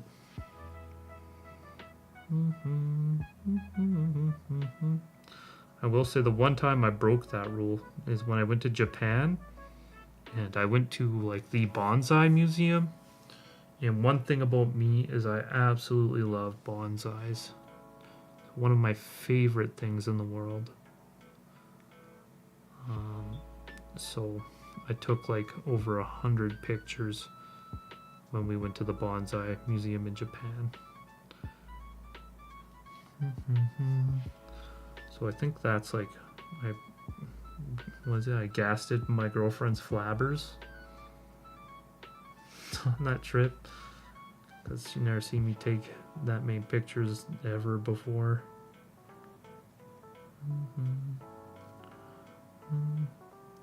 Maybe I should do like those would be like nice forest altars as bonsais. Nobody take that idea. No, just kidding. You can take it. I want to see more bonsais. Please take that idea. If you're an altarist in here, please paint a bonsai for me.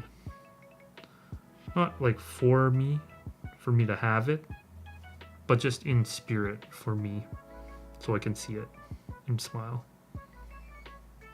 You want me to smile, right?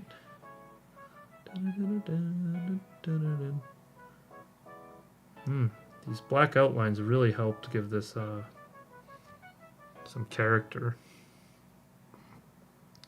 Really helping me see what the heck's going on in this piece here. Got this, and then it's like a little bit of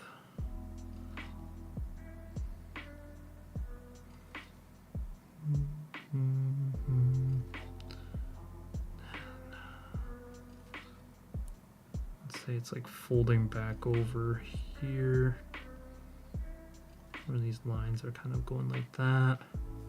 All right, am I missing anything? Here, here, here, here, here, here, here. I feel like this is like too much for what Quinton Hoover is doing. He won't do all of this, right? There needs to be some more texture.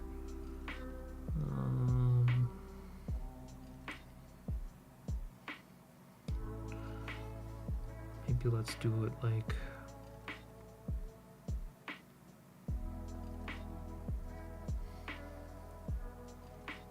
and then go like this with these lines. And this is like a fold coming up and over. And that would mean this has a bigger bump to it.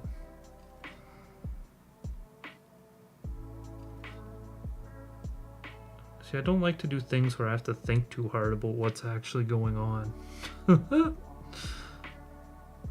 I like when I have to think as little as possible when I'm altering. That way it's a lot easier for me to like listen to an audiobook when I'm not altering live. Because if I have to think too much, I can't even focus on a book, man. Yo! Wahoo! Okay, but I think as far as the outlines go, I'm pretty happy with what I'm seeing here.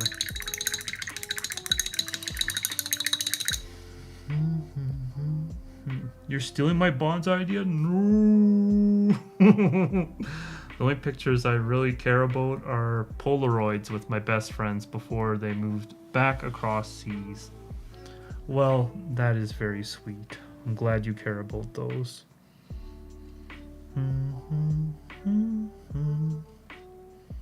That is very sweet. I'm very glad to hear you have those friendships in your life.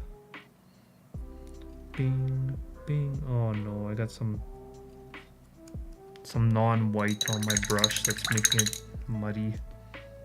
Dang it, switch brush. I'll keep this as my outliney brush. It actually worked okay. Some of these lines I'm like, I don't know. I feel like I should break out the, what is it called? The Micron pen. I feel like they're bold enough that I could get away with doing them in Micron pen and they'd still balance into the work. But I'll have to see. I think my Micron pen, the like tip of it is all bent up anyway, so it might not be a viable option either way because of that.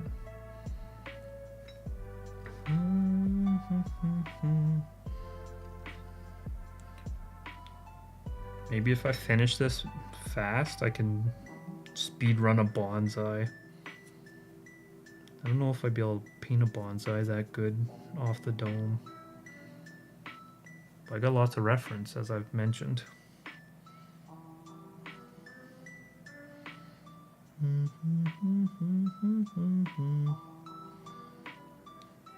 Oh, I have lots of like good ideas for altars that I'll probably never do, by the way. Here's one. You know, like Crick, son of Yawgmoth? Crick? Do him as Kirkland, son of Yawgmoth. So he's Costco. Make him hold a big hot dog. And have like a Costco like shirt, like a Kirkland branded shirt on. Now, it's not my aesthetic, but I bet it would get upvotes. I bet people would upvote that shit. I bet some proud memer would pick that up. Maybe I add like a little bit more fabric up here. You got the hat. Let me look. Maybe I just need to add an outline to make it feel more complete here. Right now it doesn't look complete. What should I do here? Maybe a little... let's just give them a little bit of volume. Something to kind of break through that, you know, even though the border will be gone when this is done, if you don't kind of like put little things over where the border was, the brain kind of puts the border back in there anyway. Our brains are sickos like that, frankly. And that's why before I also kind of like, oh gosh, this is far too fine. Like I said, I don't have any really pointy brushes. I haven't bought a new brush in like a month. It's kind of like a feat at this point. Before I went back to work, I was buying new brushes like once a week.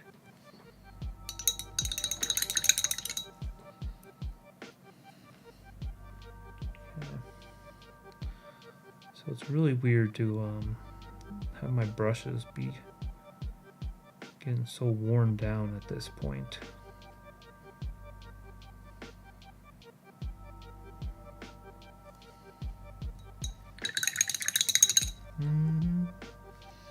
How do some people see my post before I do? My friend liked my post before I even saw it. I don't know. Usually, like, doesn't it just like autoplay when it finishes uploading on Instagram? I think it like autoplays, does it not? So someone seeing it before that is actually kind of spooky. Alright, so now since we did all that painstaking work of building up the white, is I can like watercolor in the reds. And it should look very, very nice. So this is like going to be kind of orangish red. This is creating such like a Easter bunny pink. And I've got a little bit of hair on my wet palette. Probably one of my dog's hairs. I need to get that off there. Where'd it go? Here it is. Get. Okay. Good. There's gonna be just a little bit of orange in here. I think, like if I was doing the really center part, having it be like this pink would actually be really good. But this outside stuff is not nearly as pinkish as that. Let's see here. I'm gonna add a bit more white.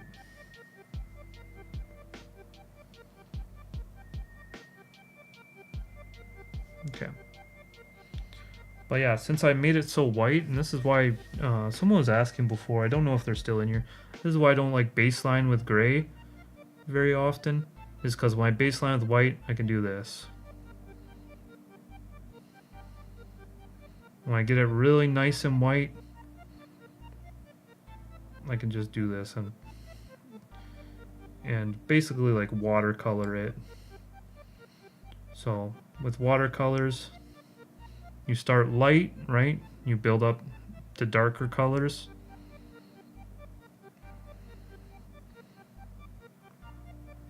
So I'm going to start with this really super pinky color. And then I'm going to build up to kind of that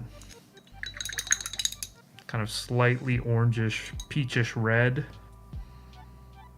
And yeah, we'll build into that from there.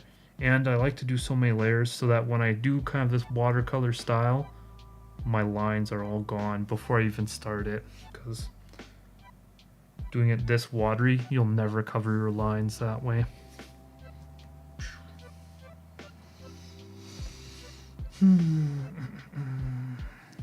Yeah, my dog, especially it's like the spring, right? So my dog is like a shedding fiend right now. And you give her the scritch and oh my god, it's a nightmare, frankly. Because the hairs are so fine, they just like float around in the air with no rhyme or reason. And they get everywhere. Where are we at with this?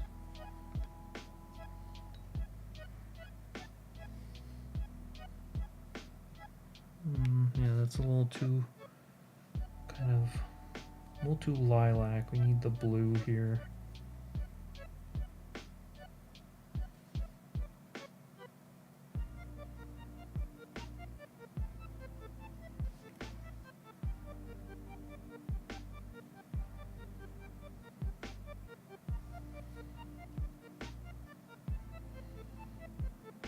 So I'm actually going to start trying to like get a background that makes sense here.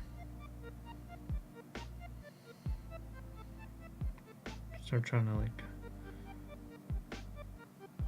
build up something that I can fade and push around.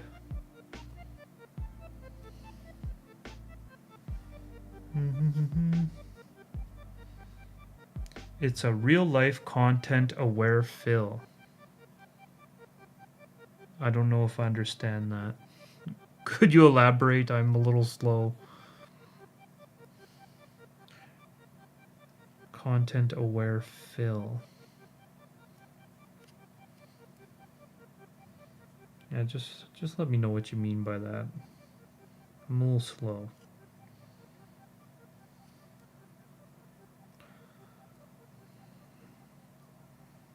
I'm filling in this card. I don't think that's what you mean, though. I was like, the paint bucket tool?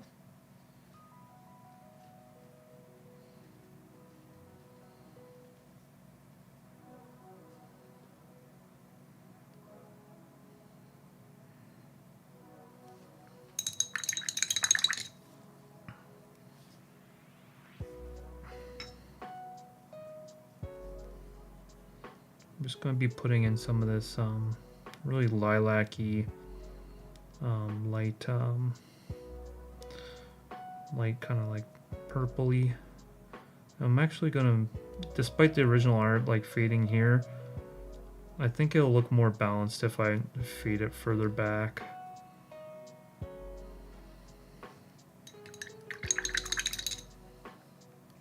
And then here, this cape would be blocking all this light. But I am tempted to like bring kind of this red pinkish down anyway. It's so watery right now. Maybe I just mix something else up. There we go.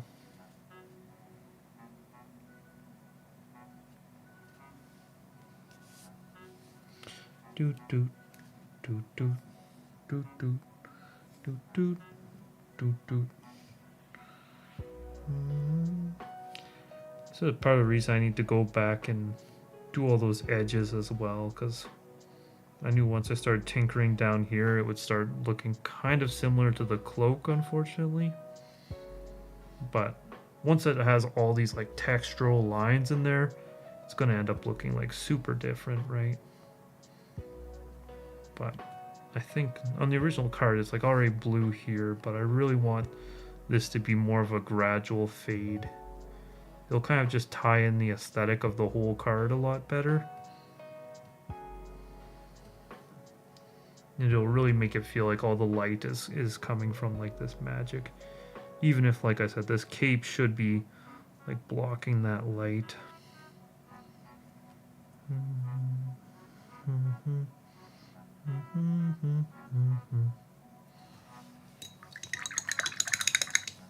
Wow.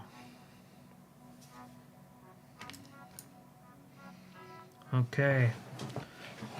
Now I'm gonna clean up some letters. It's a tool on Photoshop. I think they introduced it 10 years ago where you could select an area on a canvas and it would fill in the area based on the surrounding image. Oh, yeah, exactly. This is a real life content aware fill. True. You know, I've never really messed with Photoshop. I'm pretty bad at digital art, just like I am at regular art. And I've never even like owned a copy of Photoshop. I've owned, I think it's called, what is it, GNU, which is, I don't know what it stands for, but it's also known as GIMP. But I remember one time I was like, oh, I made this meme on GIMP, and then my like buddy laughed at me. He's like, what the hell is GIMP? So ever since then, I'm gun shy of telling people I use GIMP or whatever. GNU.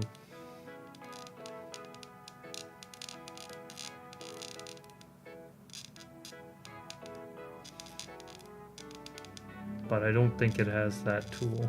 It's not advanced enough. And this is what it's saying, that since the card is like black, even if like I'm a little messy with cleaning up around these letters, it almost just gives it a black outline, which helps it kind of stick out anyway. So working on black cards is kind of nice that way. I remember because like the deck that I'm trying to like alter out is Rakdos, but like 90% black. And as I started altering so many black cards that when I started doing other cards, I realized that like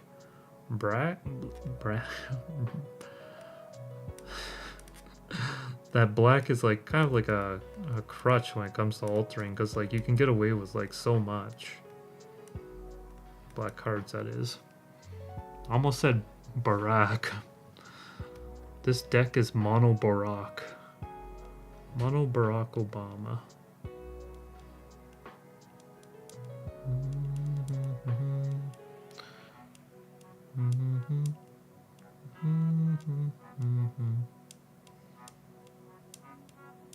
Come on, baby.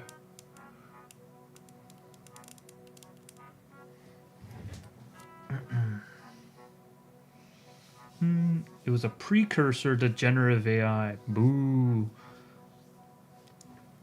But yeah, I was talking about you filling in the stuff. Yeah, I completely understand now.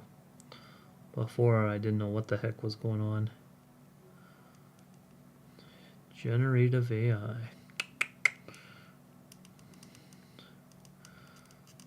Oh well.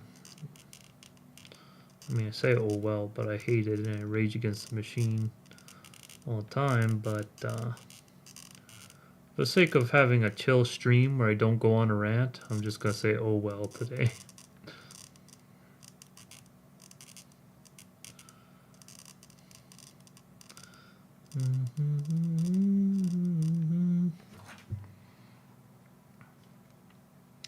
Yeah, everybody wants to have clean text, but nobody wanna pick their text 100 times.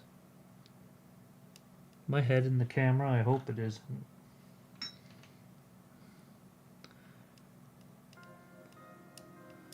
I feel like very soon, you know, within the next 5 years, I'll probably like get a bald spot. Just because of male pattern baldness reasons.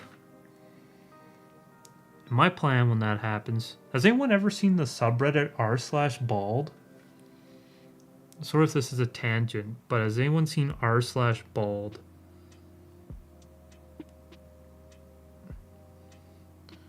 So this is a subreddit where like guys go to like post about being bald or whether they should become bald, and you'll see dudes with like the most like jacked up hair, like bald spots, super thinning, crazy like widow peaks and stuff. And they're like, my dude, should I cut this or do I still have time? And then, you know, if it's like all jacked up, then the people in r/bald will be like, brother, it's time to let it go. And they always post like this meme where it's like the bald guys, two bald guys, and one has like the hand on a third guy's shoulder, like in a condolence gesture, right? And then they'll post like, I did it, I let it go or something, and they post a picture of them bald, and it's like always the most insane glow up. So I'm always telling my girlfriends like, bro, I should just go bald. Look at it. Look at all these homies. They look fantastic. And she's like, no, you can't go bald. You still have hair. And I'm like, I want to join r/bald too badly. Anyway, if you haven't seen it, r/bald. Do you have an all-time favorite altered Magic the Gathering card by either you or someone else? All-time favorite?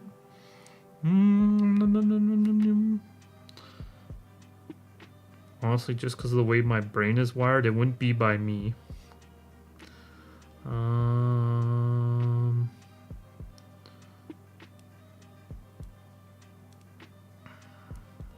I don't know if I have a favorite.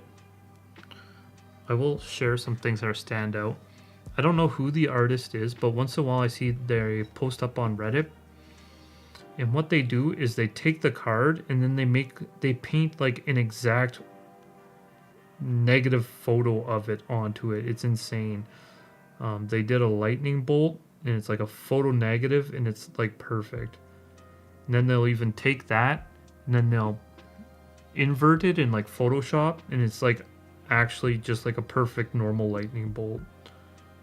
So that person, I don't know who they are, but they're absolutely mental and nasty with it. I don't know how they do that, but they're a god. And then there's the altarist. I don't know how to pronounce their name. username, and they go by Neocco, Neocco, and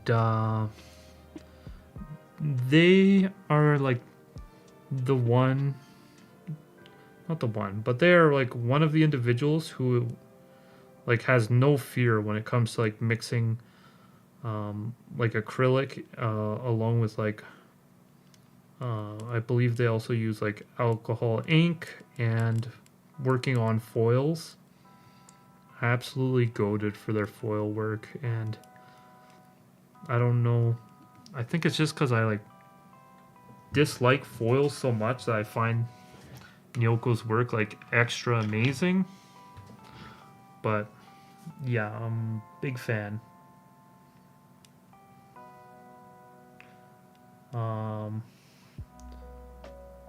You know, I'm listening to like RuneScape lo-fi as I do this, and a couple weeks ago, Milkshake, they used to go by Cash MTG, but now they're going by Milkshake Altars. I think they're mostly on Instagram, but they posted like a whole ass scene like in RuneScape of like this kitted out character fighting the King Black Dragon. And it literally looks like a RuneScape screenshot. And as a guy who wasted his entire childhood playing RuneScape, that was like an absolute absolute moment for me. So I gotta give Milkshake his flowers on that one. Klug is always doing crazy stuff, right?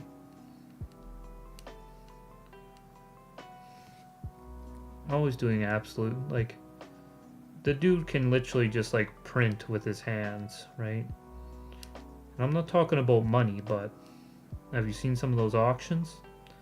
All I'm talking about is he can take like literally any image and just put it on the card. No questions asked, no problem. No, like, I tried to do the best I could with this spot, blah, blah, blah. He just takes whatever it is and puts on the card like one for one, perfect. Jay Alters. Everybody knows Jay is freaking goated. There's so many alterists who are like just absolutely amazing. Absolutely amazing. And then there's some people who like they're talented artists, but the thing that like strikes me most about them is just how their freaking brain works, man. Like I don't know who it was, but whoever did that one altar where it was like I think what was it? It was a wizard of some sorts, but it's like Bobby Hill in the episode where he's like, I don't know if he's in a cult or whatever he's in, but he's like wearing a cloak, and then him in this little box with the little finger symbols. Like, I feel like some people just have like the brain. They just see this like line of text and they have like the perfect idea just like that. So I think all these different artists all have like amazing things going on. And then like Altars by Altars is they're doing like 90% of their altars with freaking like acrylic Sharpies and like these Sharpie markers, and they're like color matching and stuff with like this set number of markers, and they're doing it like better than I do. And it's absolutely insane. So shout out to all my homies doing altars. I don't have a family history of baldness, so I doubt I'll have to make the decision, but r/bald has gotten recommended me to a lot lately. I love it. I love it too, man. I just love the like positivity. They're all just kind of like out there, got each other's backs. I love it. Positive male space. When you get those, usually all these male spaces are people competing with each other, trying to be the best, and this and that, and it's exhausting. But r/bald, hell yeah. Hell yeah. Hell to the yeah. To the no.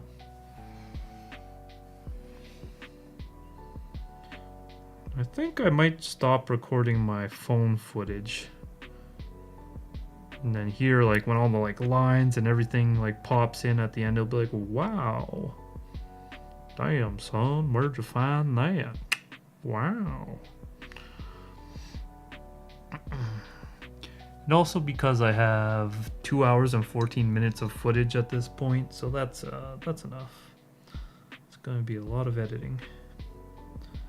Actually, I used to like edit it in real time. Now I cut it down and then edit it, but I used to edit like every time my hand left the view of the phone, I used to edit out.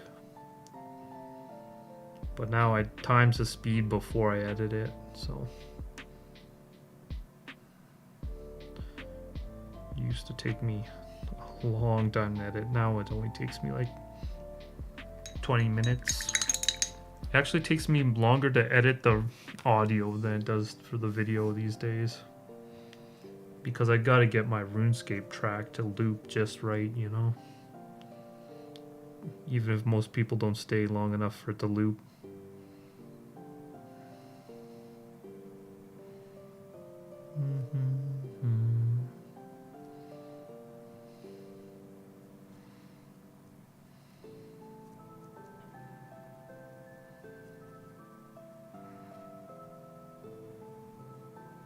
Oh yeah, this will look nice if I lighten it up.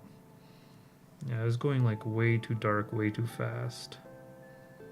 I mean, it worked with the way the frame was on the card, but it's gonna look really nice when it is more gradual.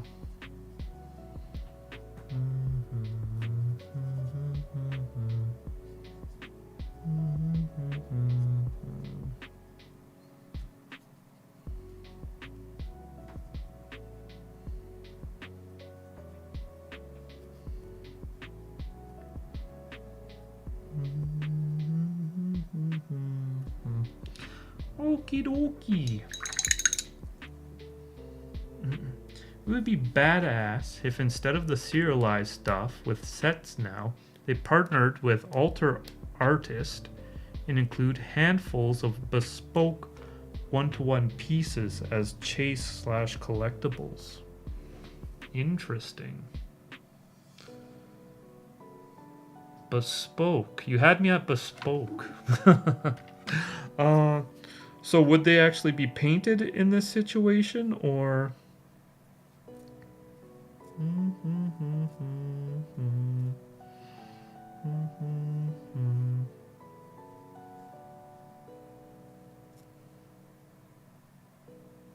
Sorry, I'm kind of stun locked. Looking at my phone for the first time after it was on there for like 3 hours.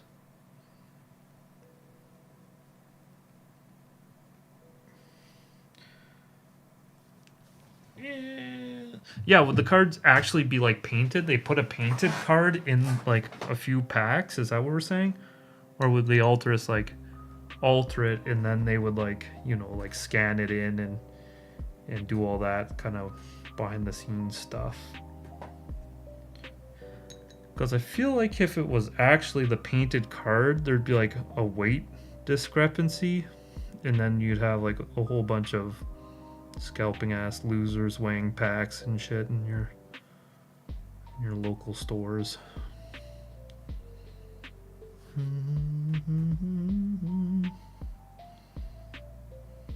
If you're a scalping ass loser, I'm sorry, but get wrecked. Get wrecked, get good, get a job. I say this as someone who works in retail.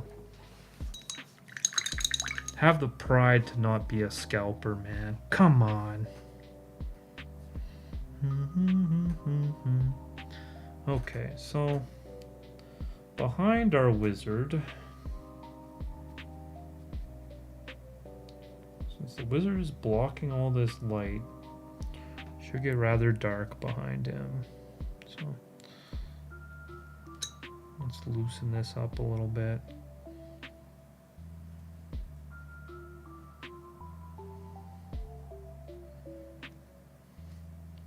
And then behind our cloak, it should be pretty dark down here too.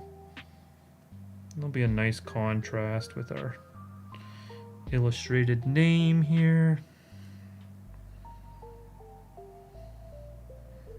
Can you tell that I'm worried about doing all the little line works? I've like procrastinated doing it so much.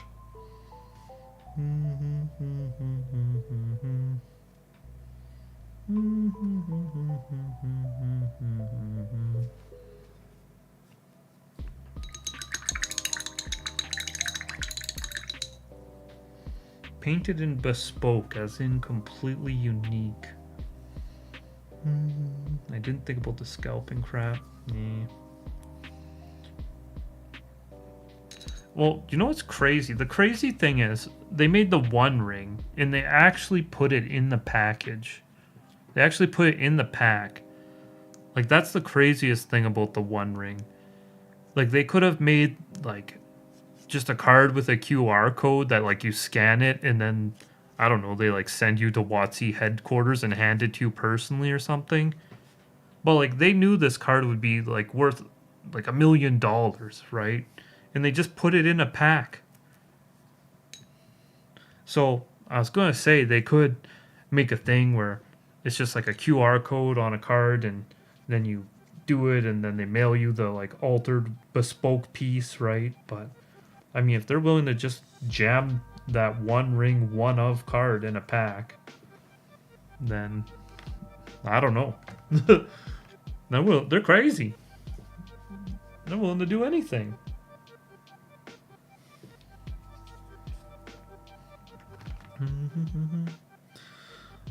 I don't know.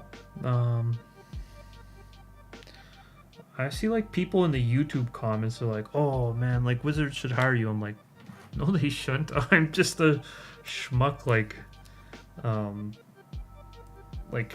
extending art, but like if some things I extend it like this far, looks perfect, and if I extend it this far, I'd be completely lost. It would look like complete butt, right?" So I find it really funny when people like post comments like, "Oh, Wizards should hire you," or this or that. It's like there's definitely altruists that could like hang with magic artists, but frankly, it's not me. And because of that, it's like I don't know if Wizards would ever take that big of a chance, and I don't know how much they really want to, acknowledge kind of the altruist kind of like, I was going to say secondary market, but it's almost like a tertiary market, really, if you think about it. But yeah, I don't want to be like negative. I think it's really cool to speculate on if Wizards got more involved in ways like that. But yeah, I find it hard to divorce my kind of like my cynical nature, unfortunately.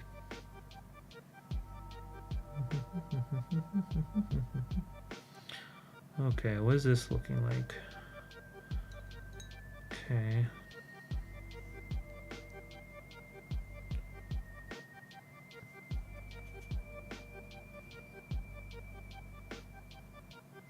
Oh, look at that. That's kind of looking kind of peachy.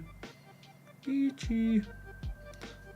Oh yeah, are we seeing why I like to get it so white?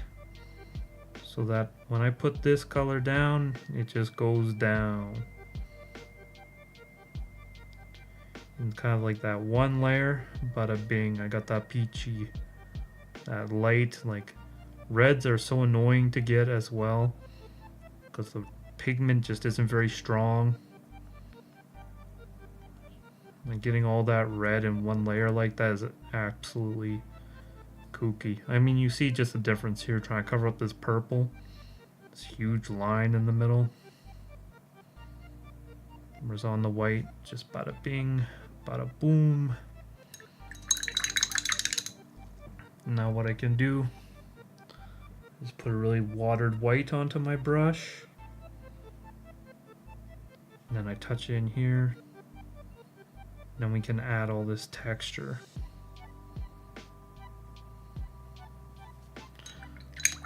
Lovely.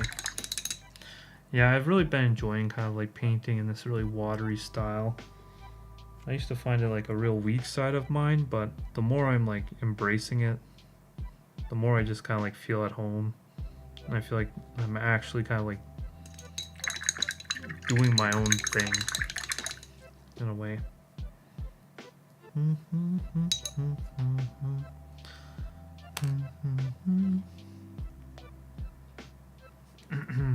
Imagine a 7-year-old opening the pack and destroying it on accident, or playing with it a while before realizing what they had. I tell you.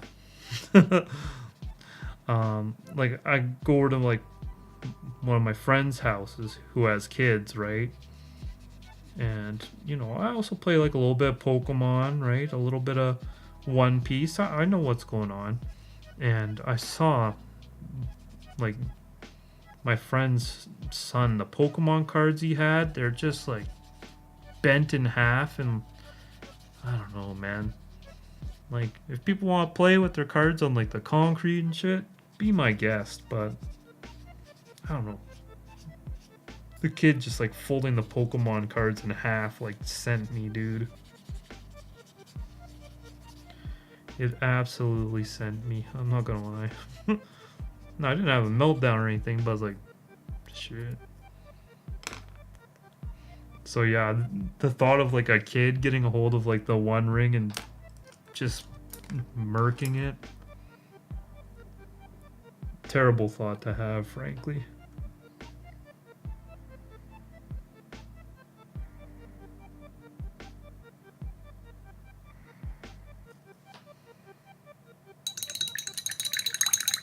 That one random black line was bothering me more than the others. I don't know why, but it was.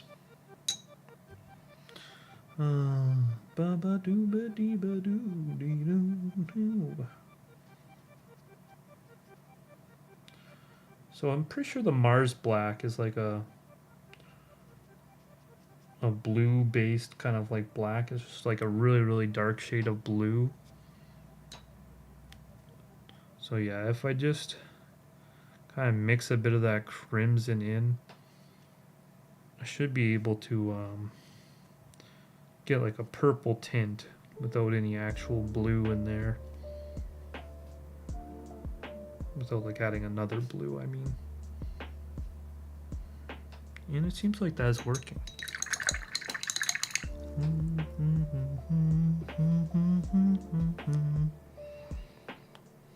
Man, I've cleaned the letters off so many times already. Now the nice thing about doing kind of this like old school kind of like scrolly text box is nobody's gonna think my lines aren't even. I don't even know where the lines are, frankly.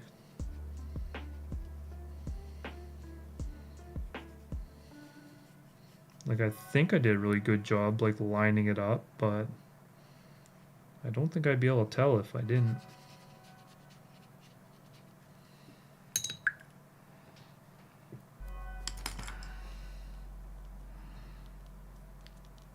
These older cards are a little bit more like sensitive to having a lot of water on them.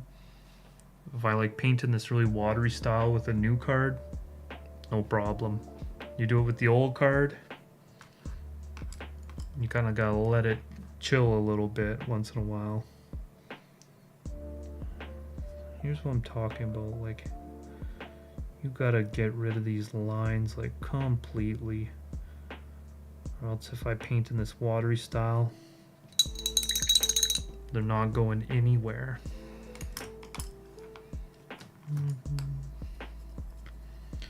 I like the nice big circles. It's a lot easier to clean out than the little letters. This brush I use only to remove paint, not to even put it on. The bristles are so stiff. It loves to peel it right off the card.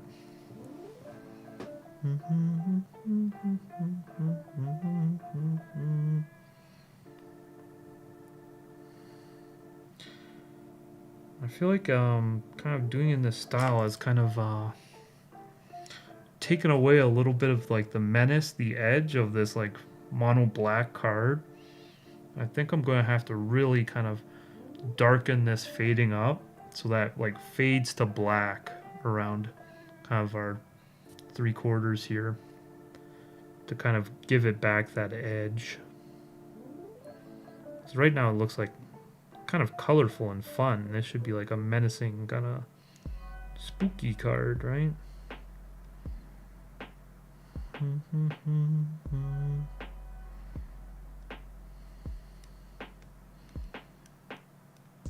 I think I've put like a lot of liquid onto it at this point. Now, all this cloak detail, I know I was kind of joking about like avoiding it and being afraid of it, but the reality is when I'm like watercoloring all around, it's going to leak onto it like it has here, right? And then it's going to fade my lines out like it has over here. So I am going to do the whole background and then come back and do this cloak. So I know I was joking about being afraid of it, and I'm not really that afraid. But there is a reason I'm doing it in that order.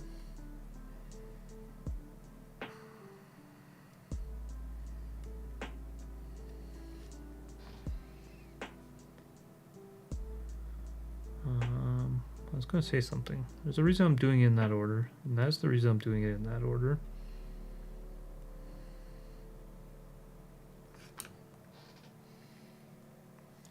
That is all, I guess. I don't know. I lost my train of thought. My apologies.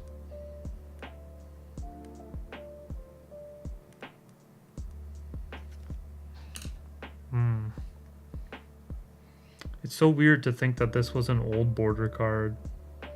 The transformation is like more drastic, I feel, than if this was a new border card that I did this to. I don't know why I feel that way. It's like the same amount of stuff being covered up, but I do feel that way.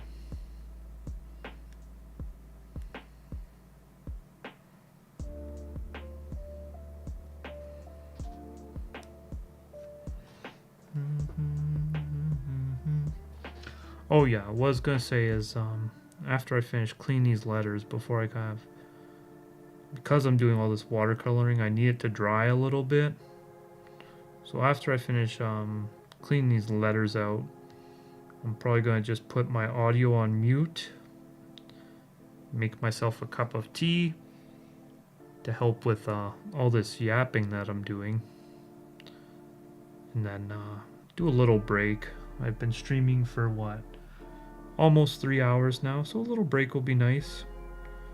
5-10 minutes, however long it takes to boil the water and make some tea. Then I will come back for the rest of the altering process after that. Bing, bing, bing, bong. Bing, bing, bing, bing, bing, bong. But I'm not going to run any ads or anything like that. Like I said, the only reason I have any monetization on this stream, you know, if you popped in, there was an ad when you first popped in. It's just because I got like recently monetized and it was like automatically set on. And I just figured like, I'll give it a go. See if it's even worth it. If this is like, you know, like 20 cents or something, like, I'm going to turn that shit off so fast, so you won't have to worry about that in the future.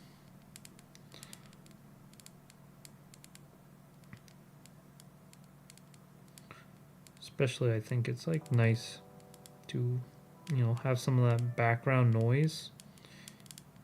You know, second screen content, whatever. Just to have like a voice in your ear sometimes. And nothing ruins that faster than having Scott Brand paper towels advertising to you, frankly. I'm just saying though, if I had to choose a paper towel brand, it'd be whatever's on sale. We're now on Fast 8 of the Furious.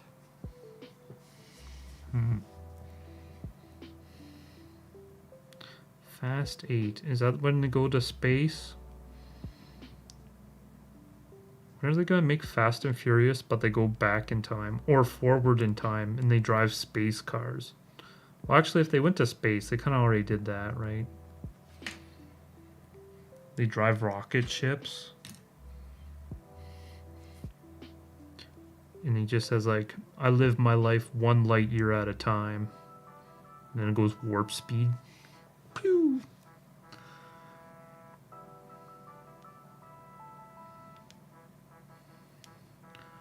Sorcery. Prepare yourself for my powerful sorcery spell. I'm going to be casting Hymn to Tourach, causing my opponent to draw 2 cards, to discard 2 cards at random. Brutal. Could be anything, even a boat. Could discard anything, even a boat. Quinton Hoover, you're coming along for the ride, buddy. You did such a good job on this illustration that I'm willing to pick out these tiny ass letters. Sometimes I get comments, people saying, oh, why'd you cover up the original artist name? Be my guest to come pick out my letters for me, my dude. Listen, I love the original artist so much that I'm willing to spend 5 hours doing something like this because I love their art so much. You don't think I respect the original artist? It just comes down to the fact that picking out these letters is a lot of frickin' work.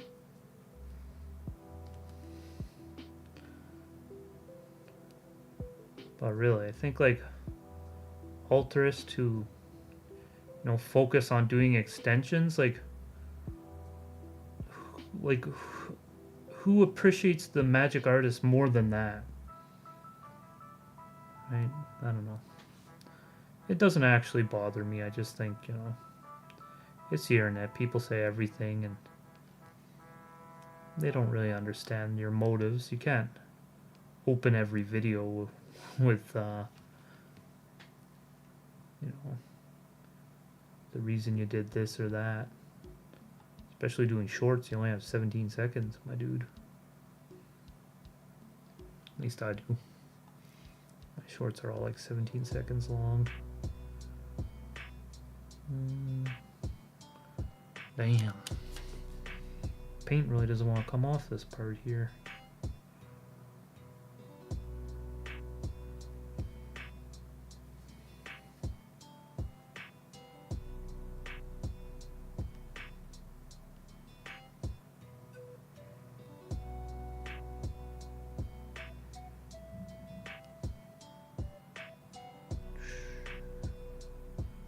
Dang, we're getting close in there.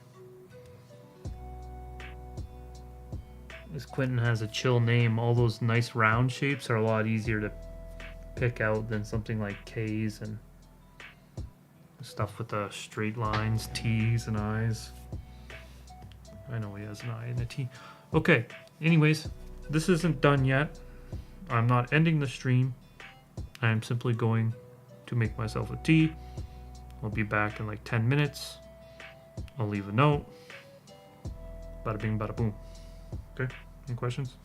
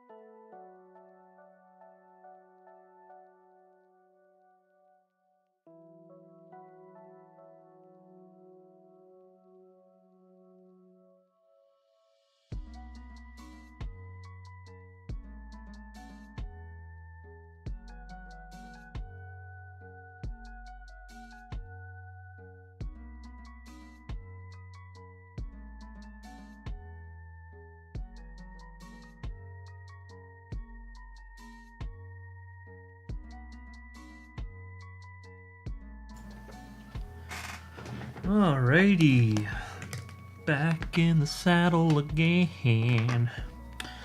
Alright, thanks for being patient. As a human being, there's certain things human beings need to do, such as drink water, that I have now done. And I'm feeling good.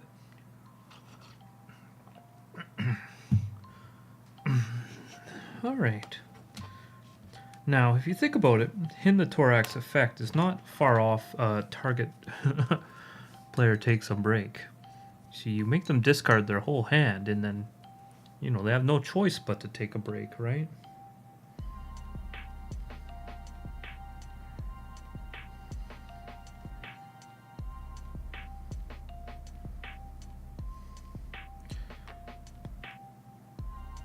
I decide that I need this to fade down to pretty dark because I feel like it's kind of losing its mono black edge, being like so colorful and bright at the moment.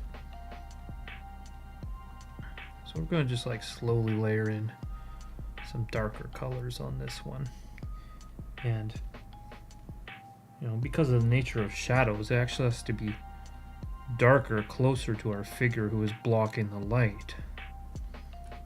And right now it's kind of like lightest near that, almost like he's casting a glow, which isn't quite right, you know? Get a bit of water on my brush and kind of smear that up.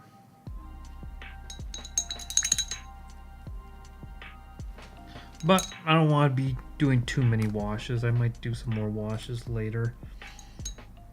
I want to start getting some of the more detail-y bits here. Let's get some orange in here.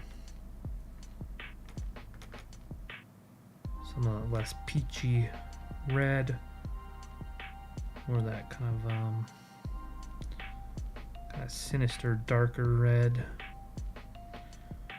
And I am still delaying on doing the cape because I do need to get like kind of these washes in. Might not be the best content at this point because the break it was nice. But it was also kind of like necessary just so I could let some things dry on this piece.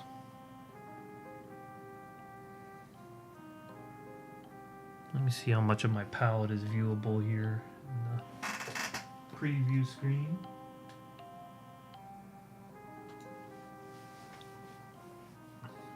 Okay, more or less most of it.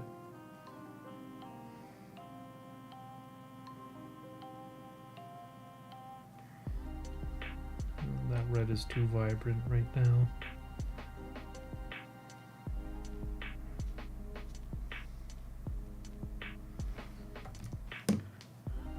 Ding, ding, ding, ding, ding, ding, ding, ding. So you can kind of see in here that Quinton Hoover is doing something similar to what I'm doing. He's letting the kind of like paints fall where they may.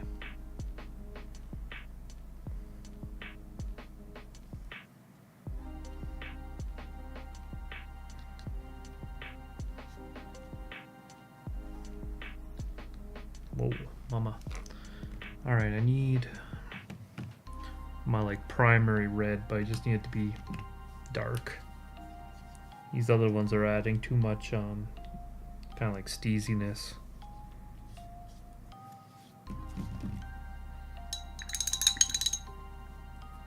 Ran to Discord confused. Where'd he go? What's he doing? He can't just go on the internet and lie and say he's live and not be there. Or can I?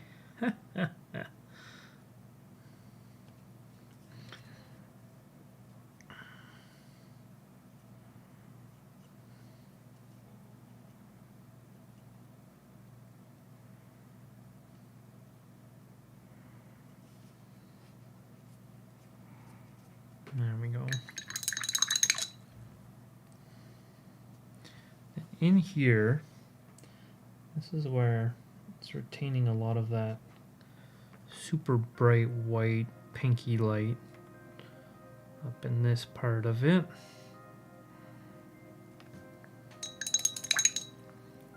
Before it kind of gets more of that orangey kind of wash to it over here. Yeah, a little bit more yellow. That might be too orangey. Let's see. Let's see what happens.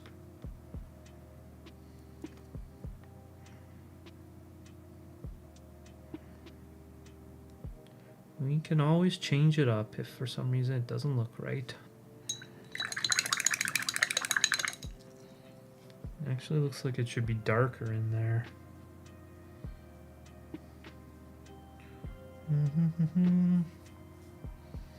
Charity Goiza. Who are you in the Discord? Name yourself. Show yourself.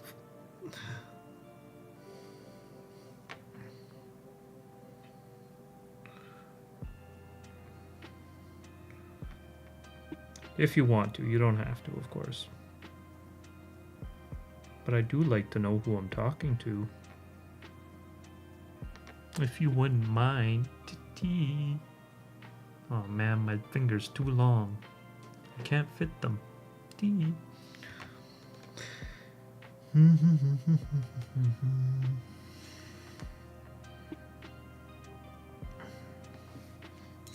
Chair Bear. Yeah, I thought it might be Chair Bear. Chair Bear, who doesn't actually go by Chair Bear. I saw the CH and I was like, my brain is creating a pattern that might not exist.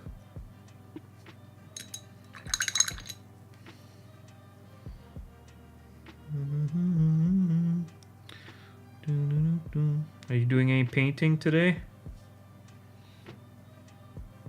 Had to make a... Oh. You had to make a YouTube video for school?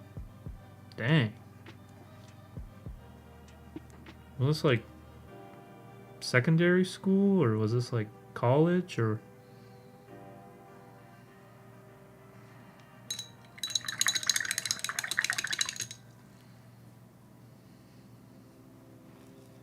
You'll probably start a YouTube? Oh, you'll probably start painting. Sorry. The delay, I forgot.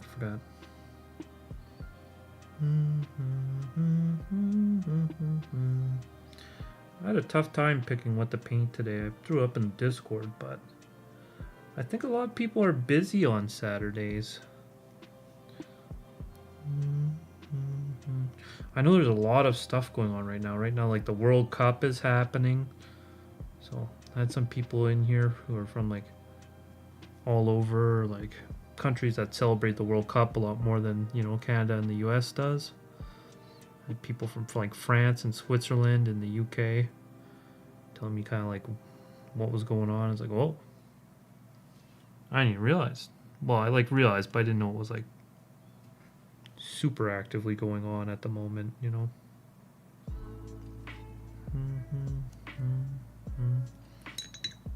Okay, I need to go back into my peachy era.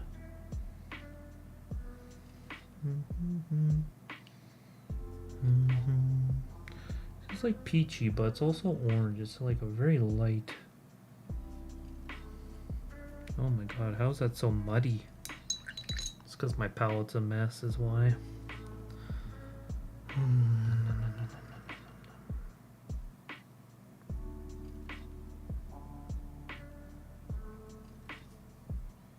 Let's see if I can just cheat to lighten it up here.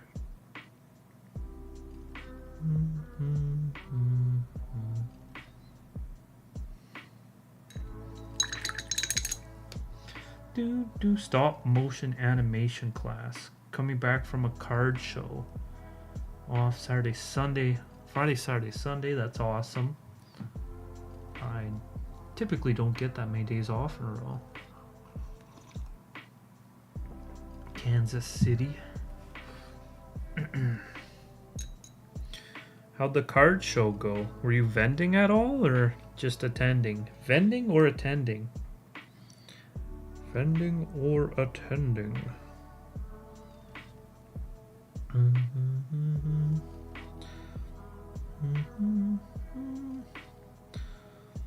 Is it the same card show like Altars by Altars was that? Because they are like in the south. And I know they're at a card show today. So it could be the same card show.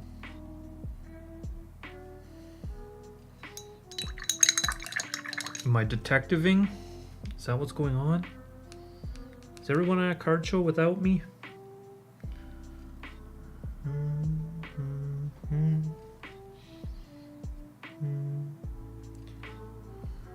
They cut hours. Sorry to hear that. That's why you gotta do kind of like a little something for yourself these days. It feels like you can't rely on just, you know, working on his 40 hours anymore and having that kind of like same standard or quality of life that previous generations enjoyed for working a solid 40-hour week. Now you gotta hustle and tussle and all that to get ahead in this kooky world.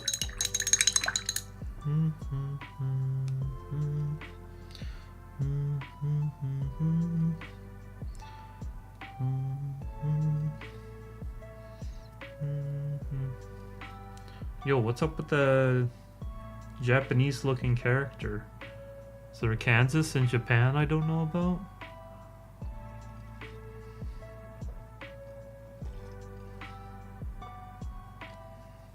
You pulled a god pack of Pokemon?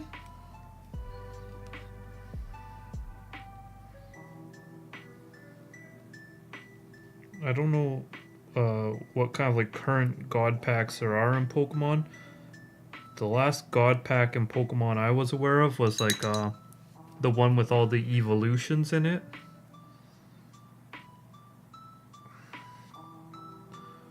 So I feel like that might be my only reference for potential god pack that you might have pulled at this point.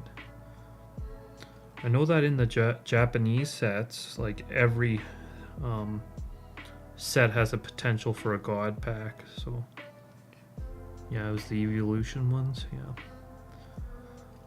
Oh man, I was into playing Pokemon and not so much collecting, but playing and doing a little bit of pulling because the Pokemon packs were cheaper than Magic as well. I think they still are, but that was probably like 2-3 years ago. I feel like before the whole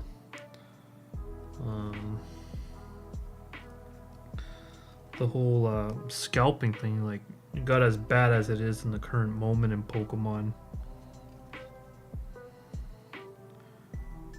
That kind of scares me off of the Pokemon at the moment. The Pokemon? What am I, 50? Oh, the old Pokemon game.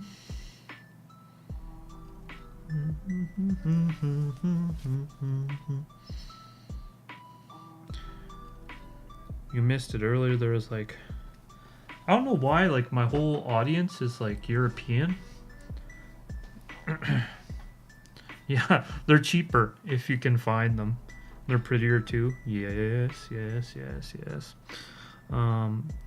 So the Pokemon, they have like much better like foiling, such a much larger like variety of different types of foils as well.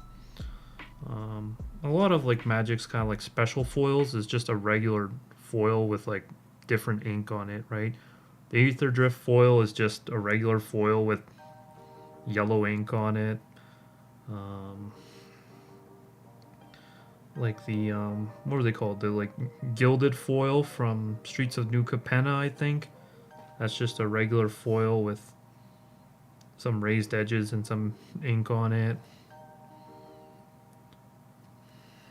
Most of them are. I think rainbow foils are in Magic are just regular foils with colored ink on it. Whereas Pokemon, they have so many like foil patterns and textures and shapes. Very cool stuff. Bum, bum, bum. Caleb Schumacher. Talk about Pokemon cards, cheaper if you can find them. They say, if you're to commission me, what are my rates? My typical extension starts at 75 USD. Shipping is usually 10 bucks.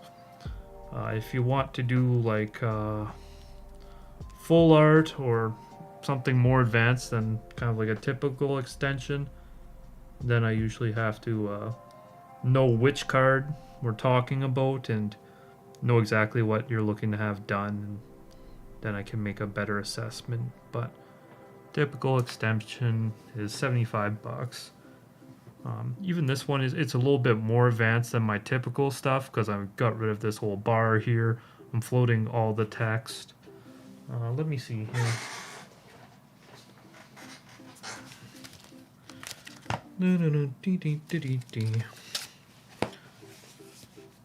So like this Magus of the Candelabra would be like kind of like my baseline commission, right? So it's mostly a normal extension, and then I've got like some effects over the text box and stuff, right?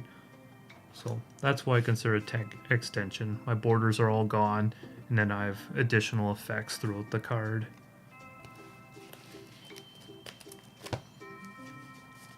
So all those 75 USD, and then if we want like extra craziness, then I just have to see what we're working with. Some cards I wouldn't even like up the number too much if it's like a card that I think I can do easily. But a lot of times when we do other stuff, it's going to take longer and be complex. So I just have to take a look at the card in those situations so I can know what I'm working with. And then also I'm like super honest about like if I think I can actually do the card. If I don't think I can do the card, it's out of like my abilities or whatever, then I'll put you in contact with other artists who can probably make it happen. So if you email me, there's really no downside, because whether I can do it or not, or whether I'm in your price range or not, I will help you find someone who can do it.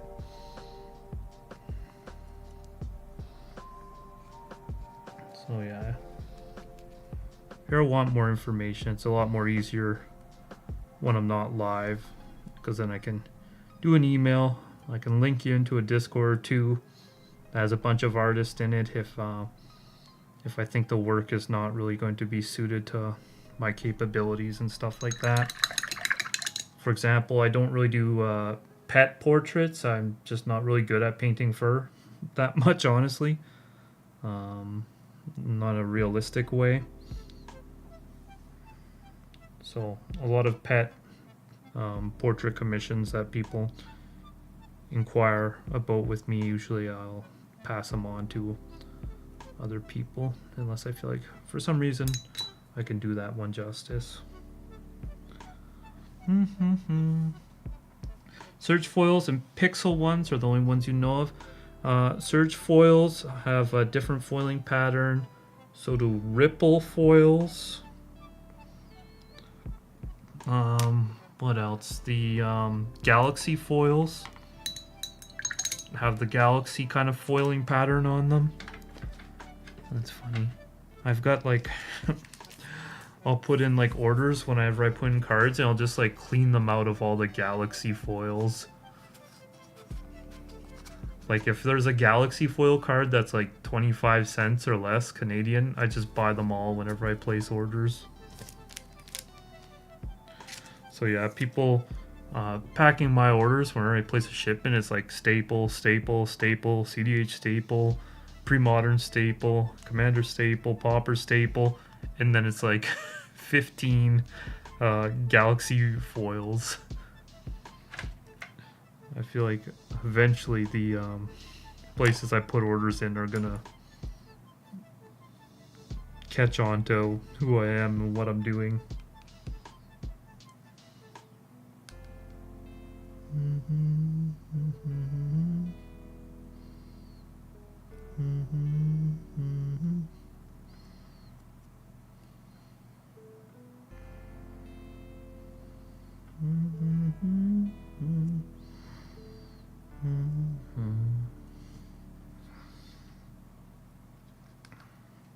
I've really been enjoying doing this hymn to Tourach.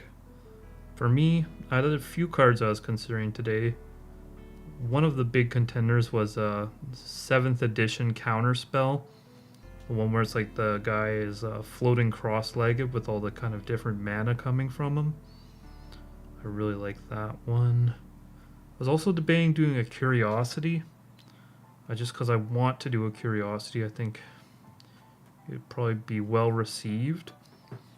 And also, like, I have an idea already for how I'm going to do it, so that's a factor as well. And then another thing is, on live, I could afford to like rotate it if I wanted to a bit more than I can afford to do when I'm doing strictly just a time lapse. I need to keep it pretty straight for those.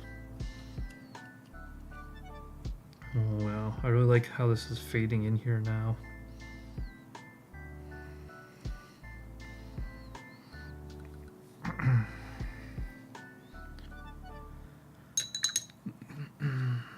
But I ended up doing this hymn to Tourach, and it's good because I really like these vibey, kind of like loose kind of cards like this.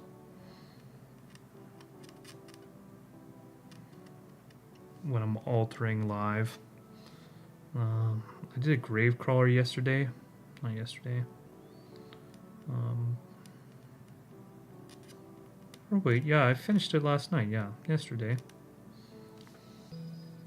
And that one like took a lot of just like going over the same place multiple times because it had kind of like strict color matching that was required, and I couldn't get away with doing less good color matching. So that one took a long time. I'm glad I didn't stream that one.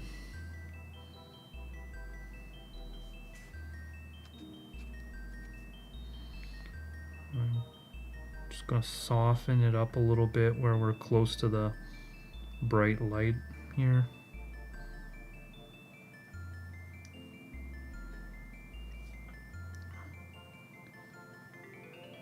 And I'm gonna go back and make this a bit orangey, a bit more orange. There.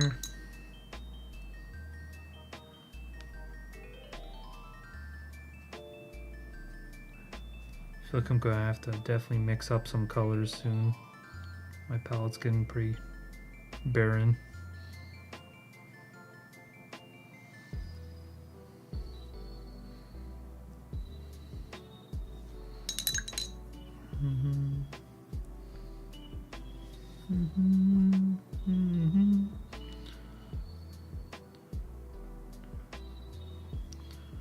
Sorry if my camera's a bit bouncy. We'll paint a little gentler here. How about that? I'm painting with a lot of gusto. I'm starting to get decently excited about how it's looking. It's kind of funny because since I haven't done so much of it that's directly like touching the original art, it looks really funny right now. But I just have to do it in this order because when I do the cape, it's gonna like spill over, and doing the background spills over. So if I get the cape like perfect and then I do the background and it spills into the cape, it's going to be a lot harder to fix than the other way around.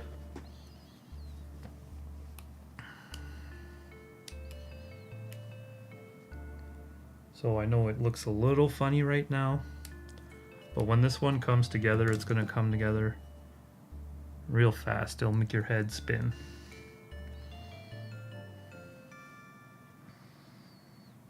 But yeah, that's why like right now, so much of it looks like completely untouched because I need to get these parts looking really good.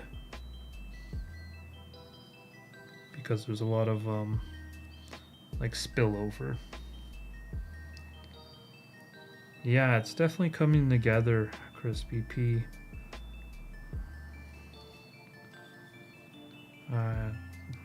I mean, yeah, the colors of this piece that Quinn, he's always using like really nice colors. Like that Felwar stone, that pink Felwar stone.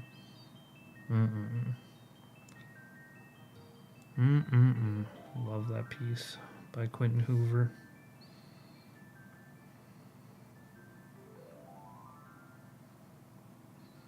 I'm just looking like such a straight line there. Hello? Go on to this part of the card, please.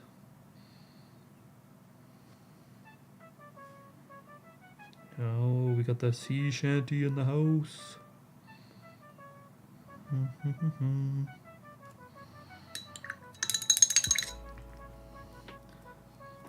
Okay, I need more yellow. I think maybe I need to use my India yellow with the red to kind of give it that grunginess. The kind of like cadmium yellow, it's so bright that I don't know how to explain it, but it just like takes over. It's very strong. Yeah, there we go. This is like subtly tinting it instead of just taking over the whole thing.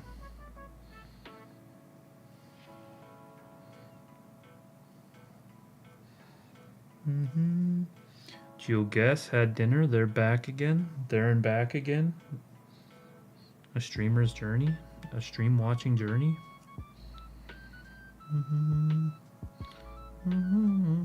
Well, I don't know how much progress I made since you left. It's funny, every time I do a stream, I can like see the analytics, and basically the like beginning third of like painting a card when there's a lot of changes happening, it's getting whited out and a lot of things are happening. The viewership is like, and then when I get to the point where I'm just like doing little details, you definitely see it slow down a lot.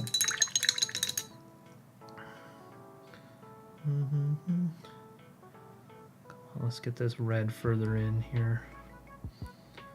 It's starting to look right though. It's starting to look proper. And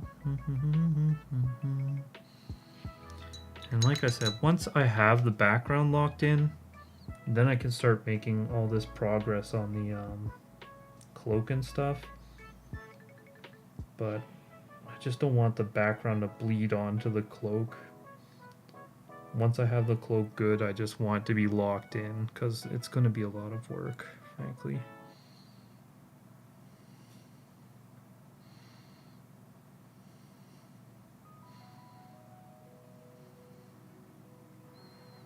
Uh-oh. Uh-oh, what's that doing up there? No, I don't have a Q-tip at my disposal. Get out of here. There we go. There we go. Just kind of this like peachiness. I'm just trying to bring up a little bit. The thing is, sometimes things naturally would stop at like where the line is. But because our eye knows that there was a line there, it's always looking for stuff and discrepancies. So even though it would kind of stop there, you've got to take it further. Or else the eyeball is going to be mad at you.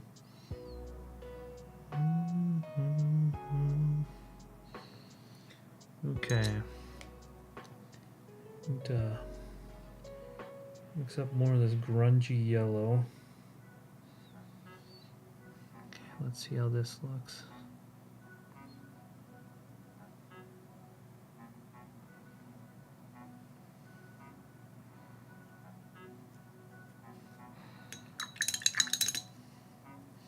Need to head to bed. Thanks for the chill vibes. It's been a great way to end a long day.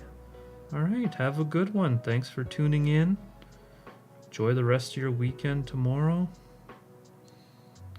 Get some aloe vera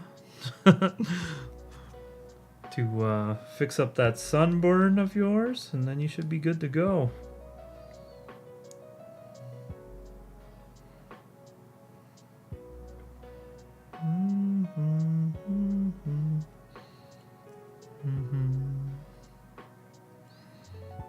Lovely stuff. stuff, lovely stuff. I think just a little bit more up into here, so it doesn't kind of just end at that angle. Just creep it in a little bit. Let the paint do its thing. A little bit more red.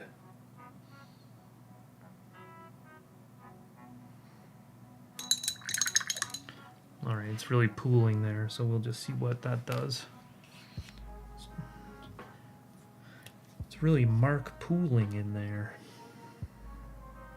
No, it's not. It's Quinton Hoovering in there. Ha ha ha ha ha ha ha ha ha ha ha. The part of the stream where I just lose my brain. Seems to happen every time. I don't know why.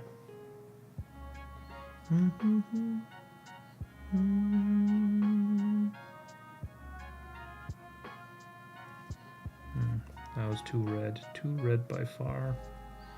It's alright, we can yellow over top of that a little.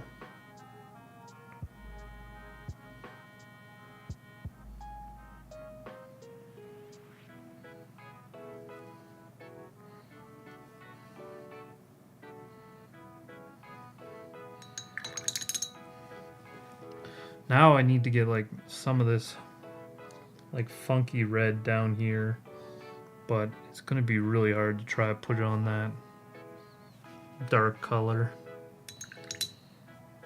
I might not need to. When I'm tired, I don't know. I'm always tired. I only sleep like 4 hours a night most of the time.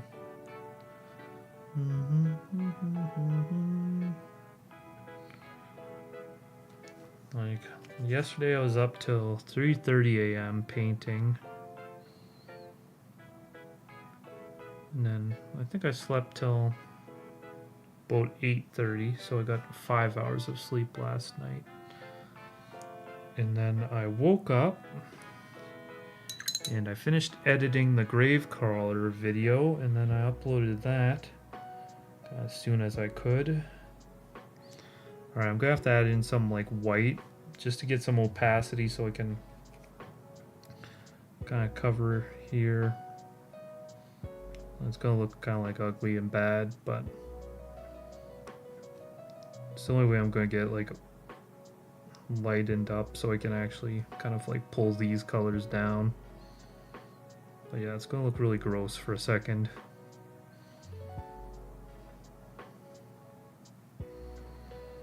And then probably something like this here.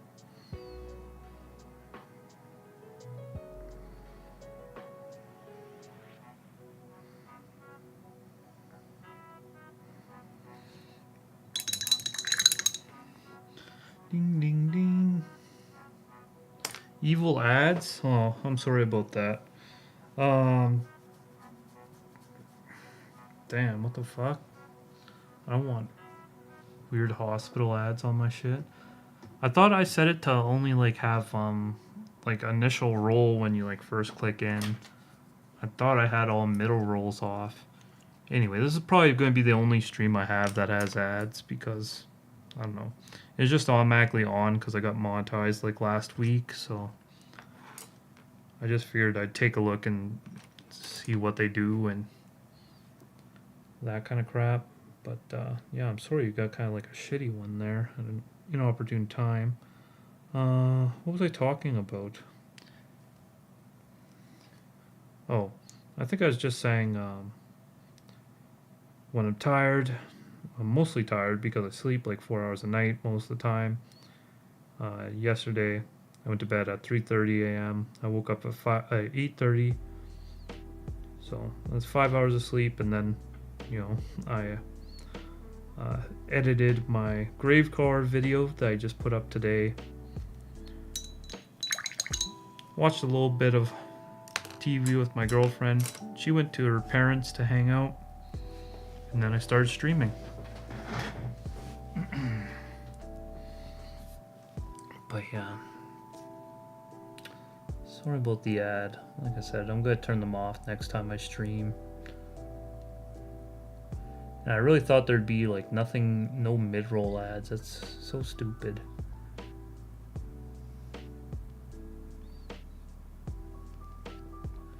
It also might be like the syncing with OBS, because it has like a whole bunch of different options too.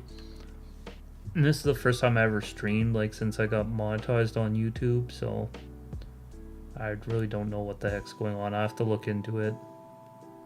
But yeah, sorry about that. Might be why it's a little bit empty today. People get an ad and they're like, I'm out of here.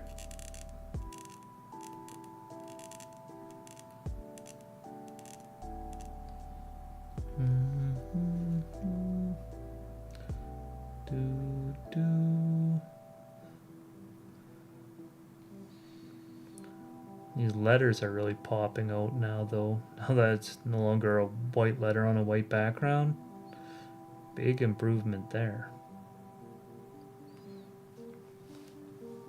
It's actually so much nicer to float the white text than to float the like default kind of like modern black text.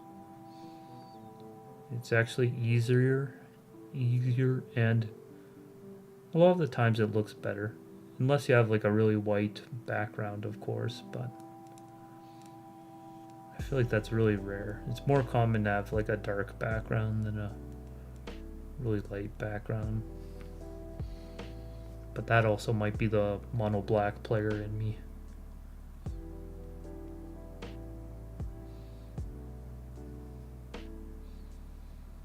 I also kind of want to do what I think it's Dothy Slayer is the 2/2 for 2 with Shadow. It's a common. It's good in decks that play Gray Merchant, Gary. 2 Devotion, gets in for 2, it's on curve, unblockable. It's a decent little card.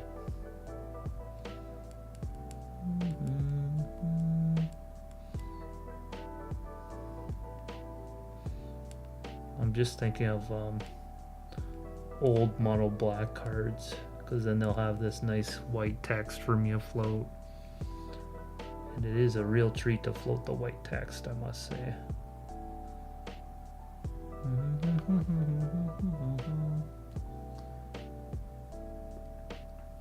The island I did today was weird because it was white on light blue. Yeah, sometimes you gotta give it like its own little border just to make it work.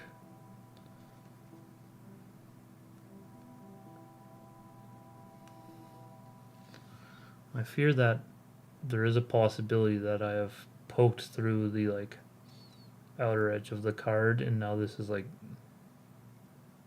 in the card. It may be I'm just not getting good angle, but I don't want to scrape it too much. I can just like cover it up with color matched gray if I have to.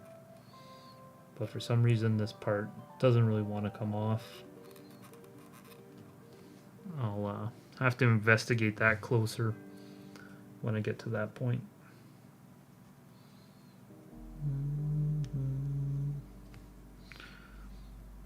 But that is my fear, is that it's kind of soaking in there. Gosh, this is little text is so small.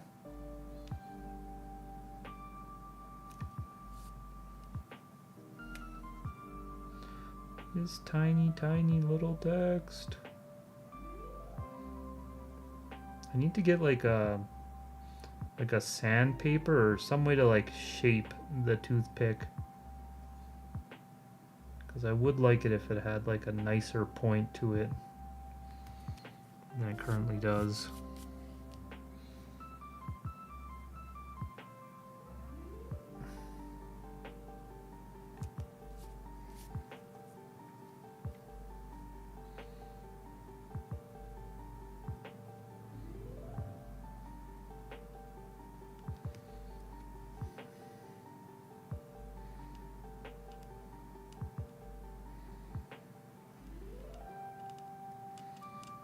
Hard to yap and also do something so finicky.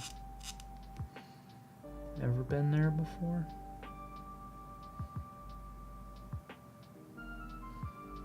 Like I say, sometimes if I have to think a lot during an altar, I can't even like listen to an audiobook at the same time I do an altar.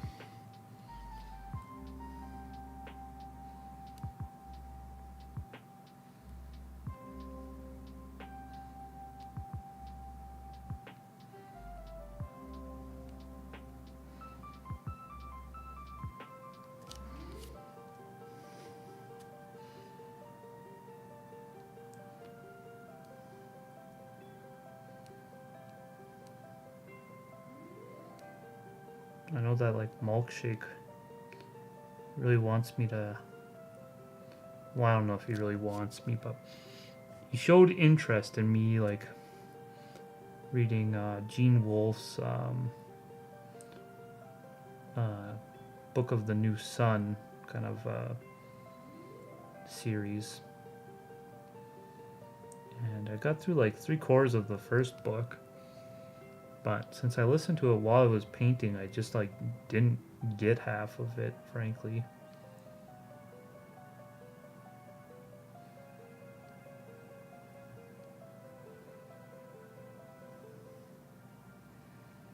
So I started re-listening to it. But yeah, I might need to like listen to a book multiple times just to get it when I'm painting.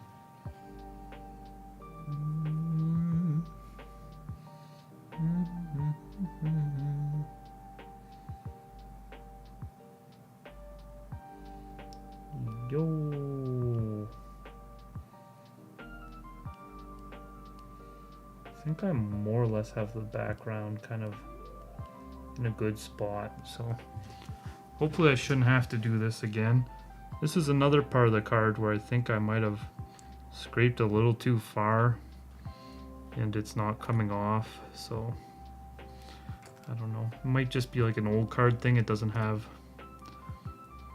as good like not as good, but as like thick a layer of kind of gloss. I have to build some commander decks over the summer for my Magic the Gathering club. Same with Pauper. I now need to learn how to build commander decks. Could build some Pauper commander decks. If the club is for like people who like don't play a lot or just like learning Magic, then Pauper commander decks could be a good idea. Because usually it's not as like splashy and crazy, right? It kind of leans like, of course, if you go the most competitive route, you're gonna get some splashy, crazy decks, but you could build kind of like decks that focus on like pinging and attacking, and blocking, and kind of card quality, as opposed to building like the craziest engine that takes a million game actions and such. But yeah, I'm always shilling for Pauper Commander. It's like my favorite format.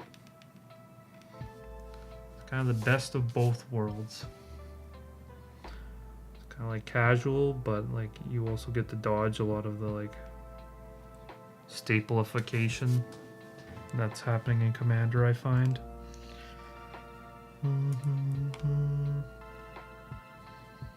Is this Shadow of the text box or Shadow of the... Okay. This is supposed to be here.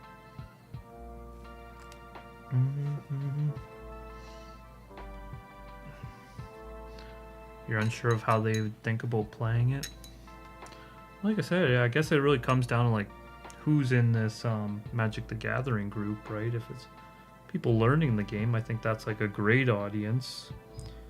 If it's people who are super enfranchised, then it's harder to convince those people for sure. It's harder to convince them.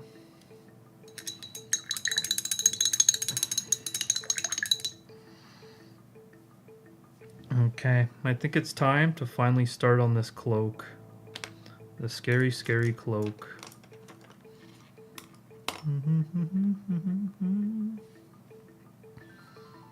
Okay, so this is going to be a... I think I'm just going to like start and go down.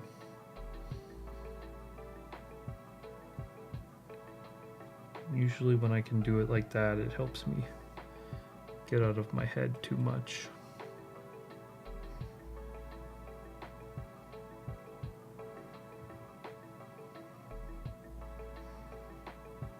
Dang it.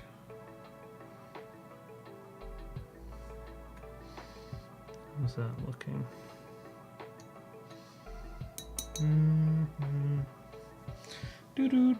I do think that Commander isn't a good way to learn the game, but we need decks for people that already know the game but just don't have a deck. Anyone at my school that plays the game, I'm an enfranchised player, but I do think Pauper is one of the best ways to play the game. I agree. 60 card Pauper is, yeah, it's awesome, frankly. It's kind of cool because, you know, it's a living format, so as things get released, you're going to get like meta changes, which is nice. And it seems to be like well monitored as well, right? With like Gavin Verhey as part of the kind of was it the Pauper panel? Is that what they call it? But yeah, it seems to be like one of the most reasonable, like level-headed in regards to like management formats, and very approachable budget-wise. And you know, I like the fact that it's not like turn 1, turn 2 wins so much. It can happen that there's very fast wins, but I like that there's some breathing room in there as well.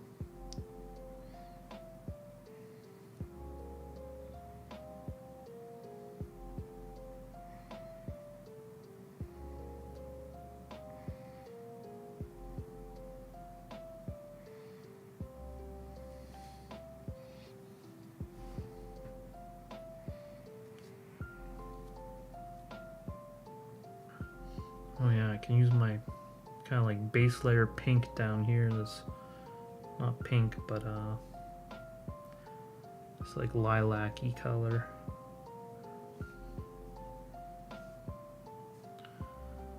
Okay.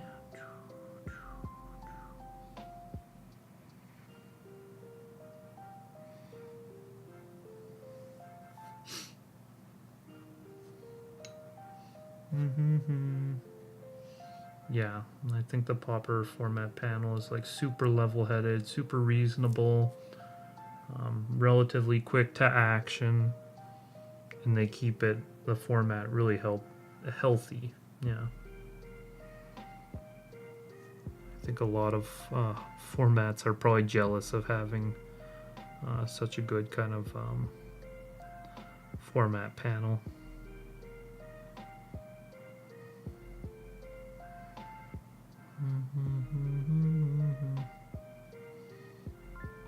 I really want to play more 60 card Pauper, but the only store in my city that does it is like quite far away from me. It's like a hour trek to get over there, frankly. And I don't always feel like making. And it's like one day a week, right? So if you got something going on that week, it's pretty easy to like miss out.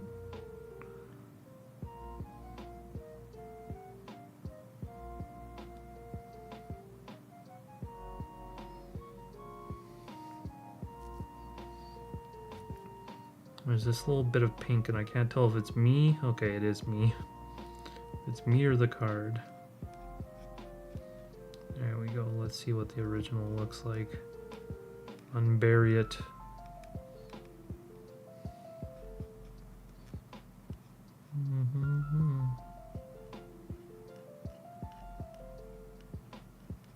Okay. So yeah, I was about to start painting a lot of pink and gray in there, but it's actually quite pink still up here. Glad I did that. I need a bit more red though.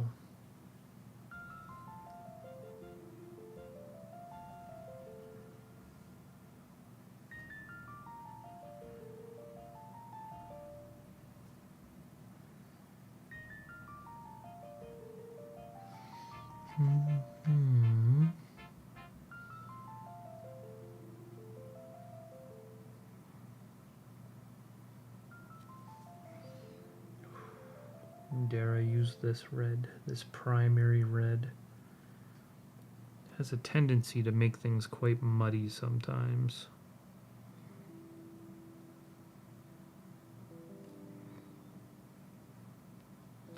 Now it looks like it's definitely blending into the rest of the background, but I think once I put my outline back on there, it'll look good again. Let's see what's going on here.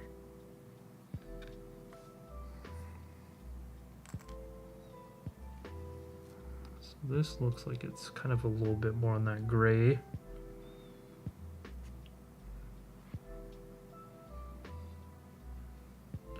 I wonder if I considered all the cards, like which cards would be the most exciting to see live painted. I wonder if there's like any, like, if it would come down like aesthetics or just like maybe like, I don't know, like a piece of power or something.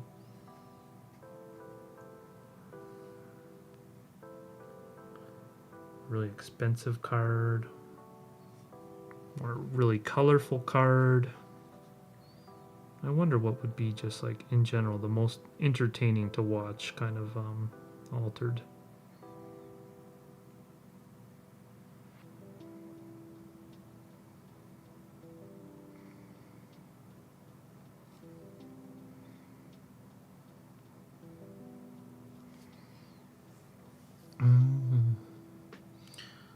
Okay. There's definitely like a little bit of lightness here and there to this part.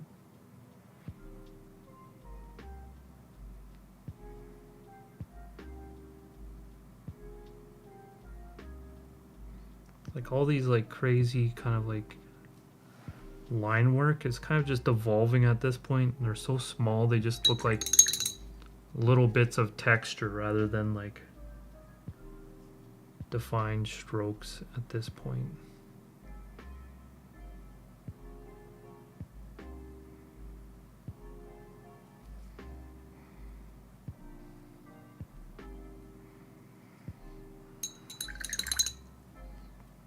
Looks like I'm going a little too like purpley.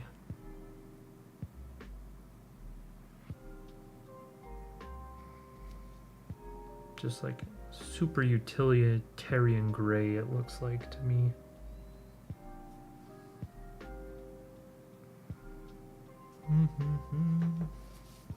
An artist altering their own card. Oh?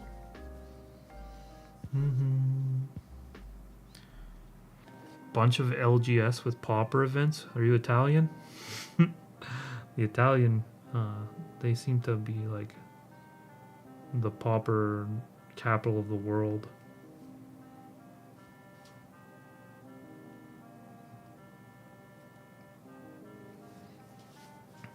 At 84M, aka my QT Pie GF, is at their uncle's house. Lovely. Glad to hear it.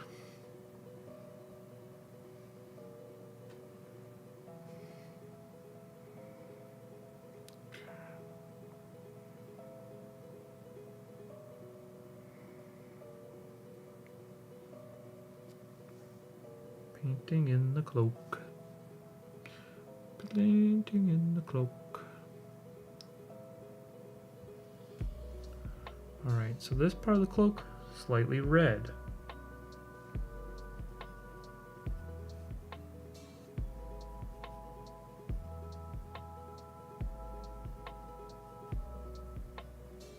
But not pinkish, just slightly red.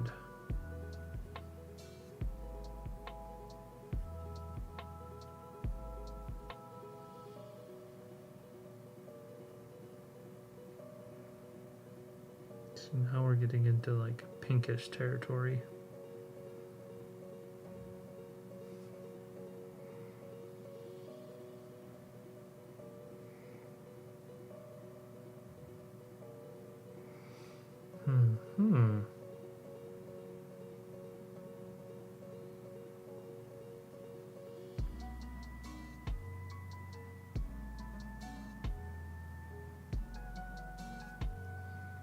Is this too dark? That's pretty dark.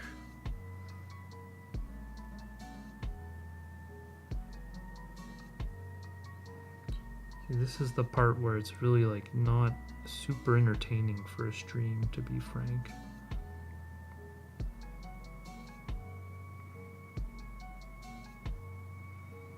Yeah, we're gonna need multiple layers to deepen this color here. So let's just put this down to start. That's going to be just a really light pink. I think we'll keep that one kind of like purple to break it up.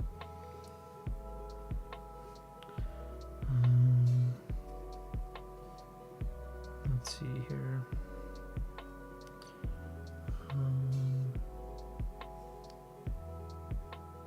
Need to have some different kind of splotches ready to work with here.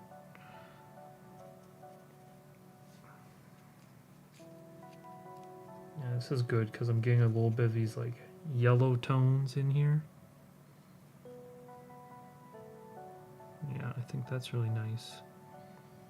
Of course, it's not going to show up our first layer, so we're going to have to do a few of these.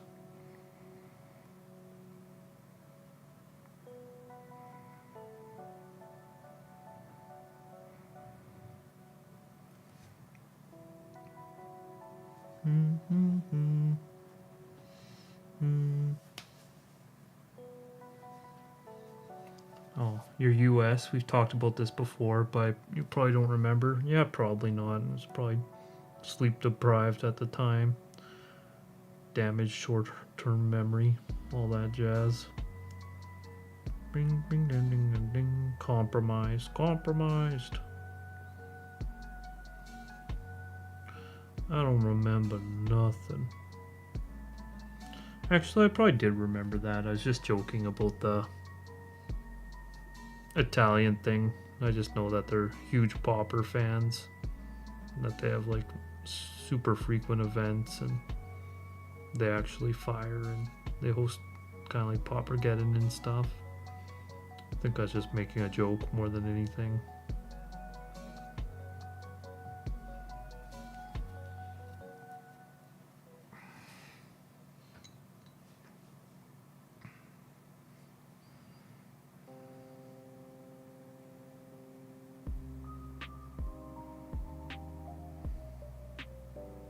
Come on, Cloak. Come on. We gotta make this happen. We gotta make it look good, baby. Alrighty, let's go back and put a layer in here. You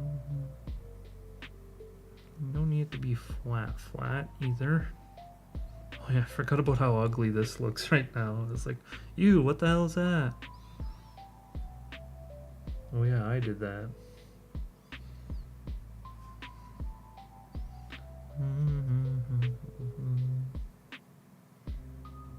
Uh-oh, it's looking muddy up here. Let's see if this fits in at all. Or if this isn't... No, this is too muddy. Doesn't look nice enough for this part. Maybe this is this part here. This part looks kind of orangey.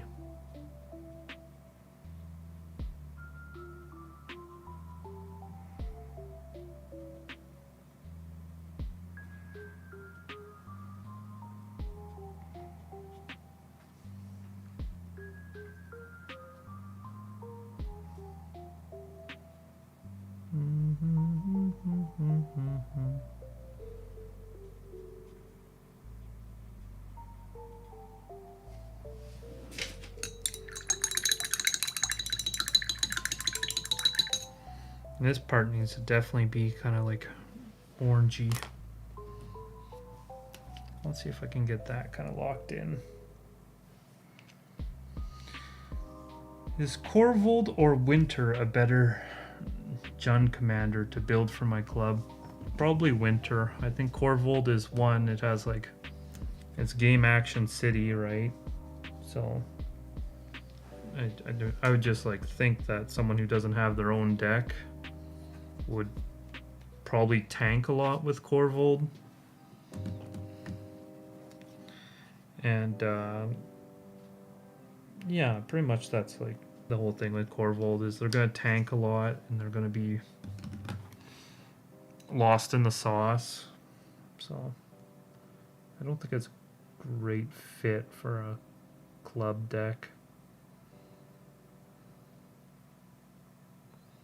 Alright, let's bring this orange mixture down here. We've got some kind of like free space.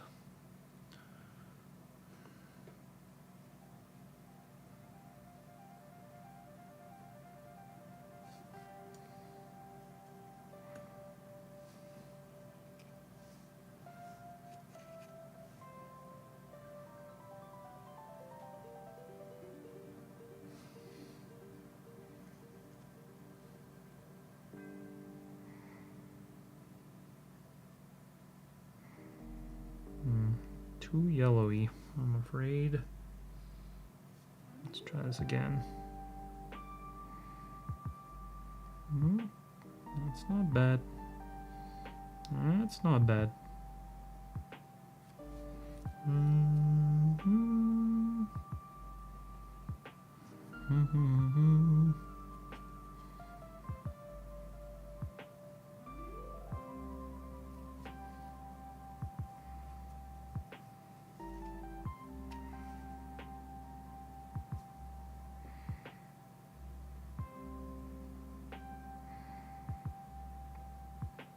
Uh-oh.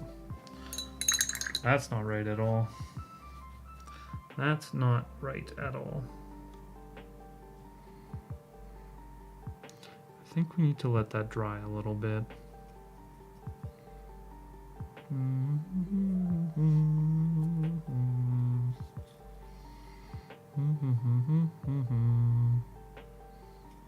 What am I working with here? Okay. Maybe go a little orangey on this middle one.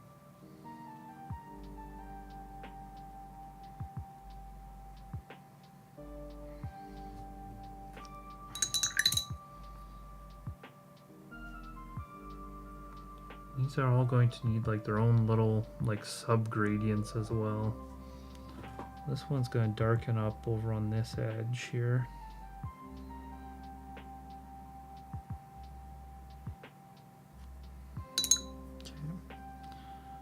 Now we're just going to pull some of that in further there.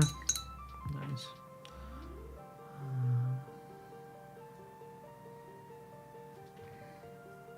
See if we can fix this up a little bit.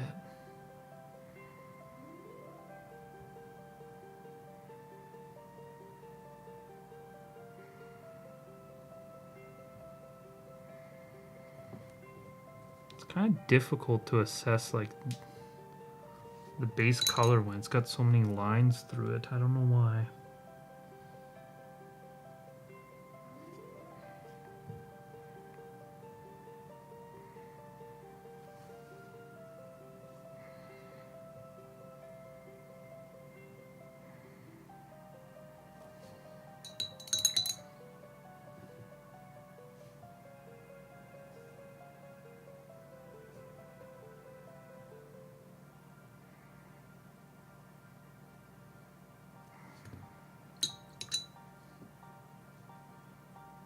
I think it's like an optical illusion type thing.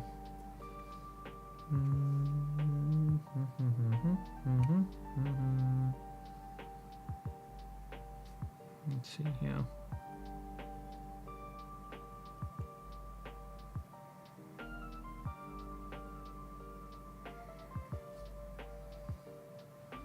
We're getting there, kind of, in a way.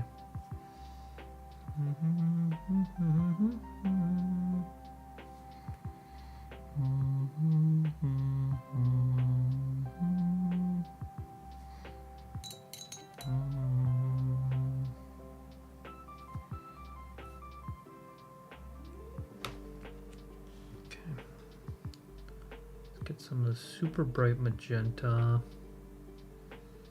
add in our white.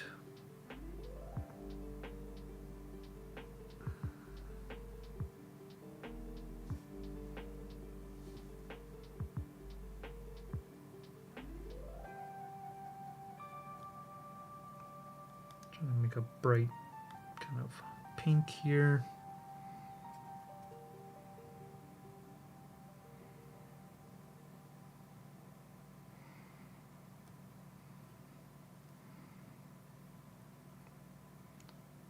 A little too pale, I'm afraid. I think it needs a little bit of that red.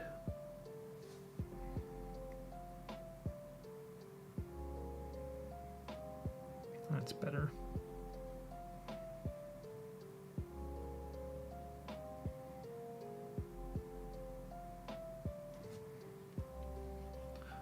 And I think once it's got like a bunch of black lines through it, it won't like dim it per se, but it'll make it look more like the other one.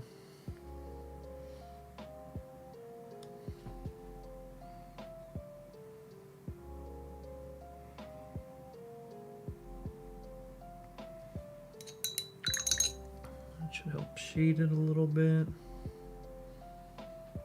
Let's see if I can add a little bit of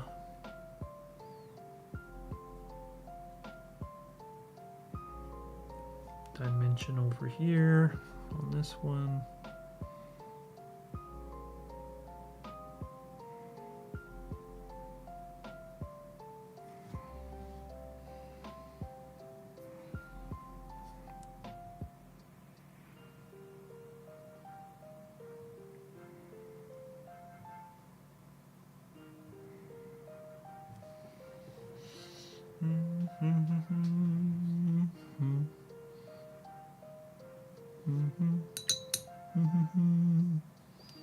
I need a little bit more red up top here.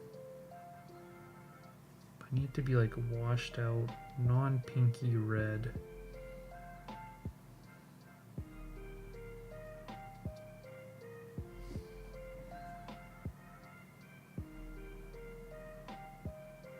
Okay, pretty happy with that, honestly.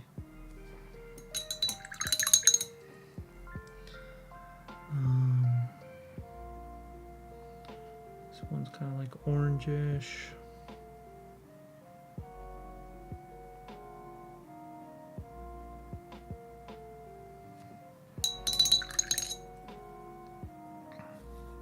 And then in here, I'm gonna have a lot of light gray kind of crap.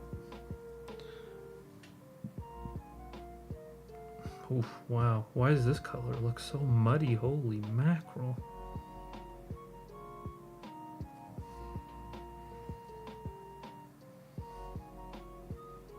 I don't think it's the worst thing in the world, but it looked very muddy.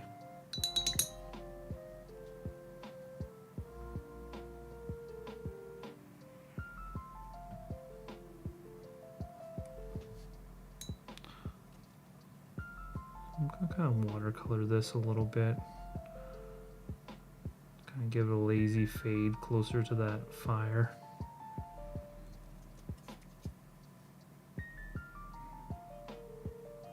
Whatever that magic is.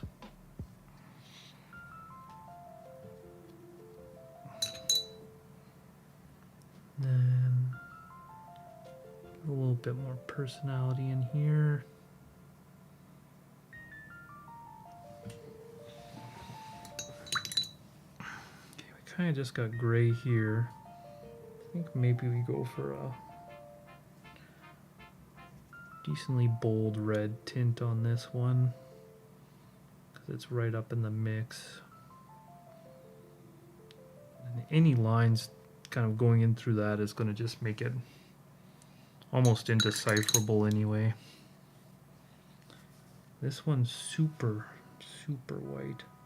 Man, this whole corner of my palette is just like Easter.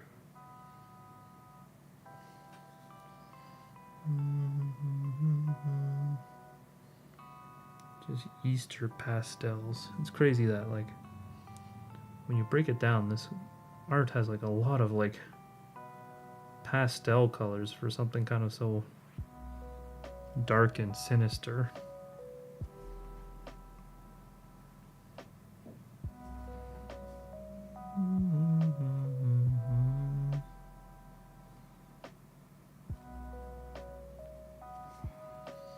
Unless my eyes are just deceiving me. Could be.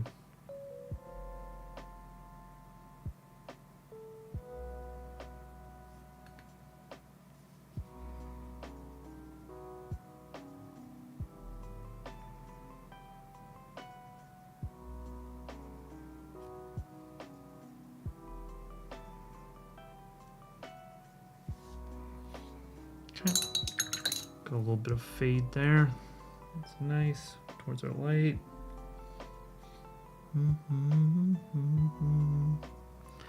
This one looks pretty kind of just white, frankly.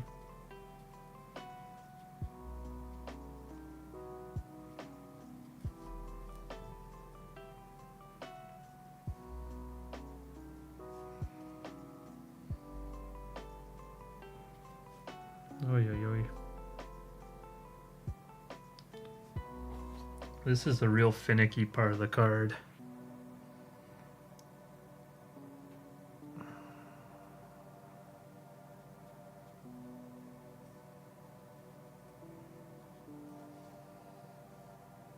Alright, who else got a gray?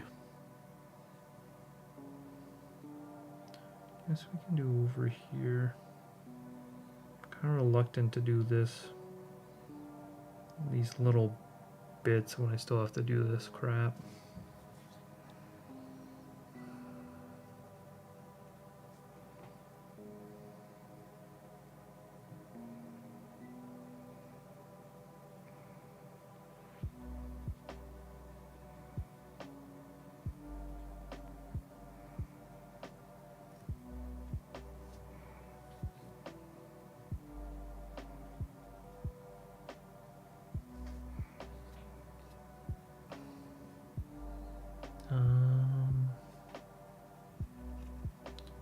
Since this one is kind of like higher up, it should be a little bit lighter.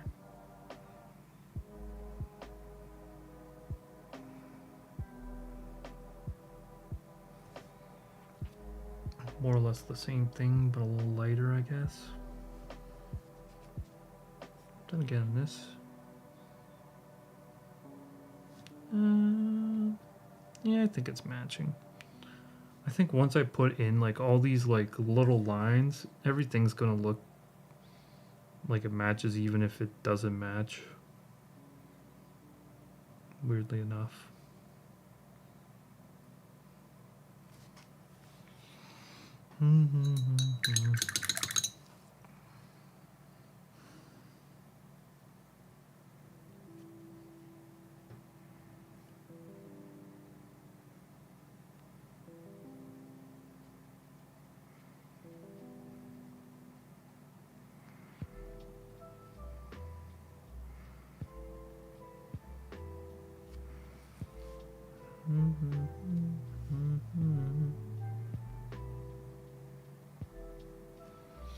I think the little tips are going to be a thing all of their own.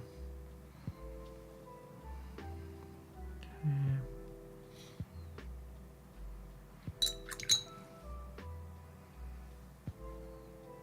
I think this one is kind of like in a little ruffle here. So this is probably going to be like the darker one.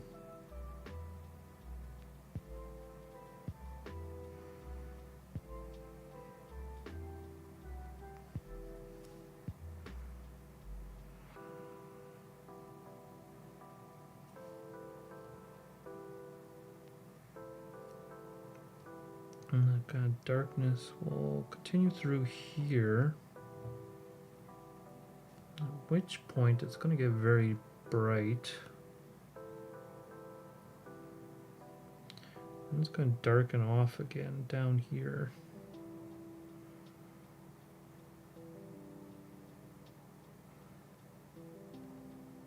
Sorry if I'm not entertaining. I have to use my brain. It's really a pity. I have to reason through all this silly fabric.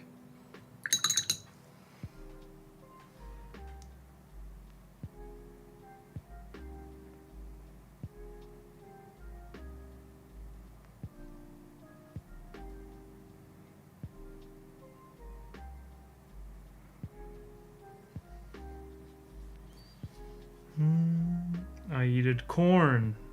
Snoots are frolicking in the backyard. The white picket fence, the dream.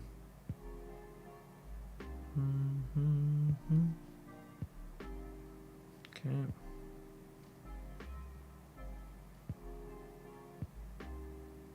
Right there. This part can be lighter.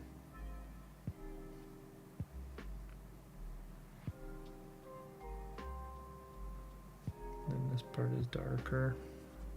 Let's get a little bit of that paint off so we can dry brush that darkness in.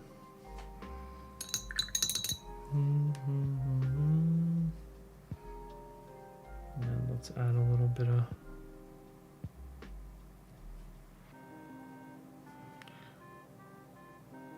texture, a little bit of life to this thing.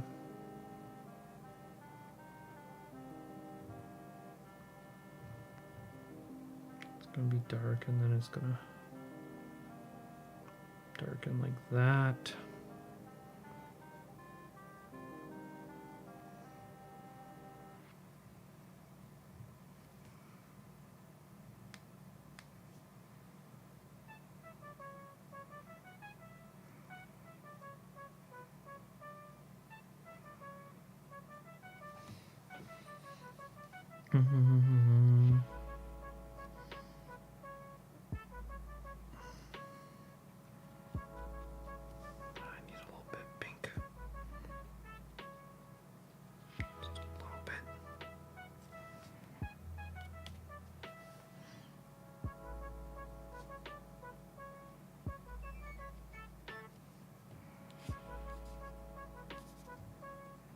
Ooh, that looks about right.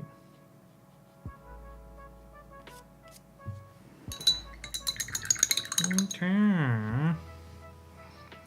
Alright, so I'm happy with like pretty much all these except down here, which I think I have to do the background for to make it even a dream that those end up looking nice. So let's get my reds out.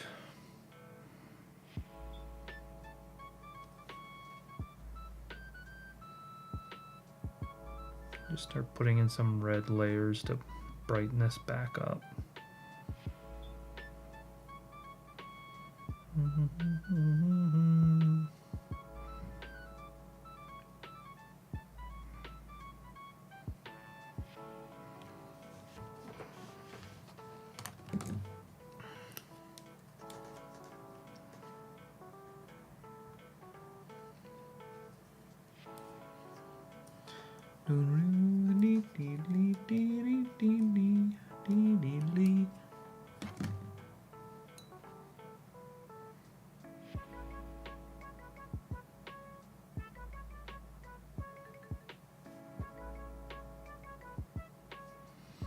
Alright, just gonna kind of like watercolor this in.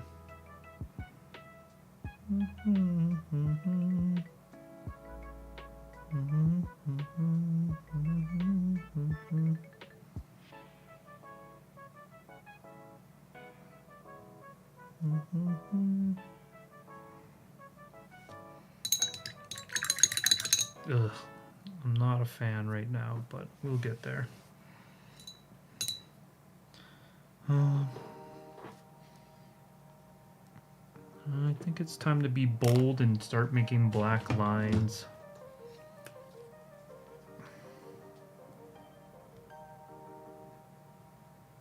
You ever notice how some paint is just heavier than others? It's like you can have less of a paint, but it's just more dense than other paint.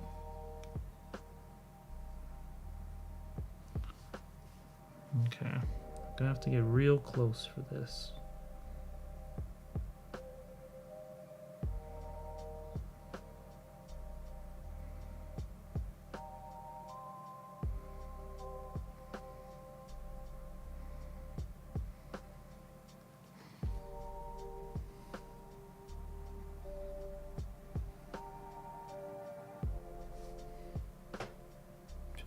just need a little bit of water.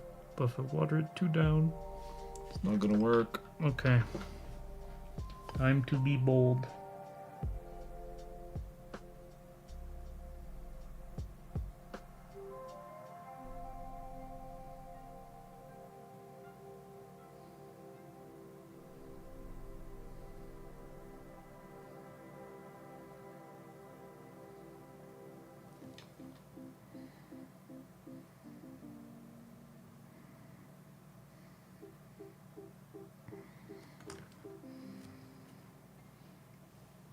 Okay.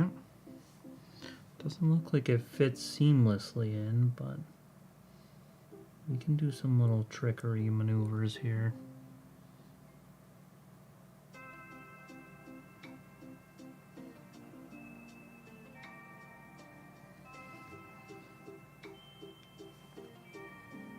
The part probably should not be this bright, considering it's like the furthest away from our light source. Just muddy that up a little bit. Okay. All right.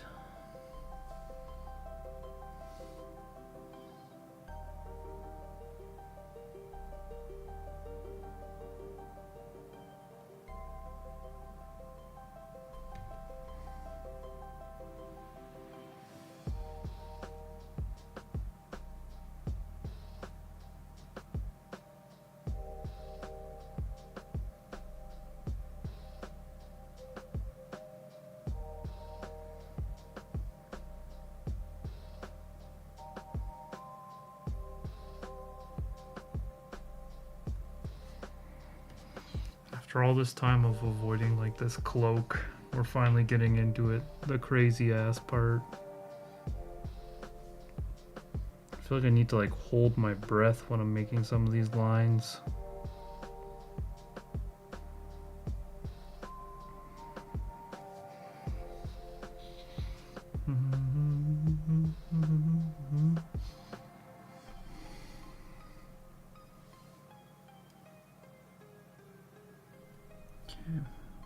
Go with diagonally lines here, it looks like. Oh no, that one got muddy on me. It's alright, keep going.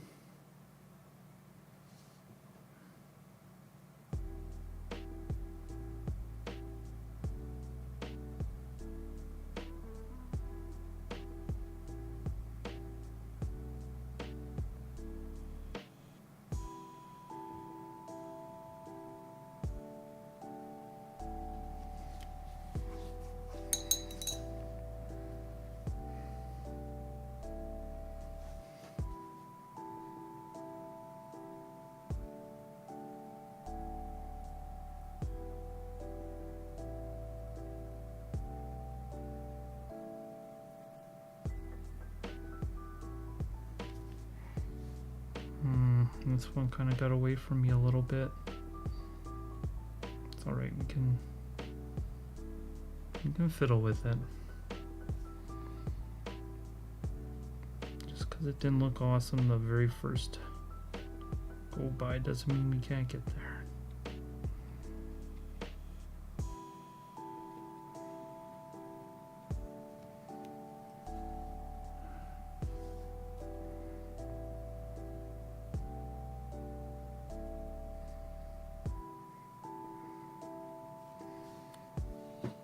That actually helped a bunch. Okay, these ones I'm gonna have to adjust the color before I'm not just thrilled on those. Okay, now what is our cloak doing here? It's kind of like curving up, right? So I feel like, you know, not all of these are straight lines, right? If it's curving, it's gonna have like shapy lines like this.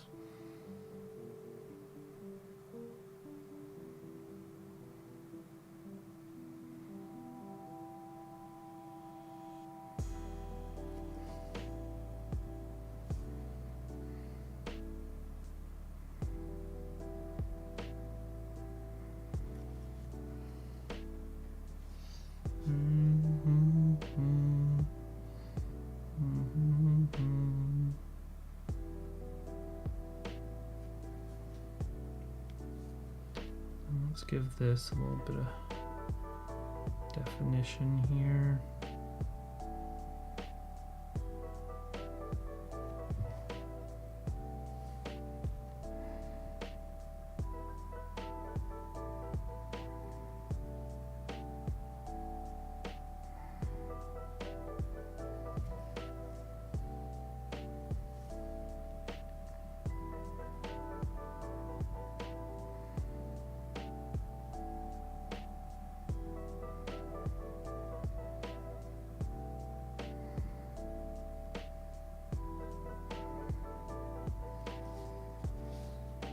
Okay, more or less happy with that portion. Just think now that this is a defined edge, according to this Quinton Hooverian style, I must define it with a big, bold, black line.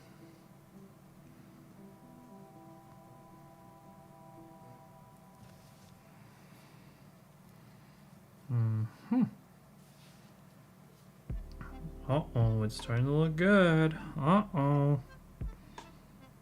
Hold on to your butts, dude.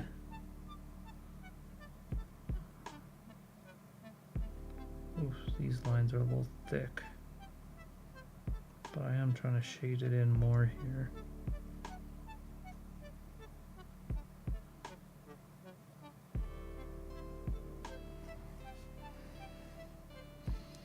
Get some of this paint out, and then we're gonna darken this down a little bit so it matches the rest of this.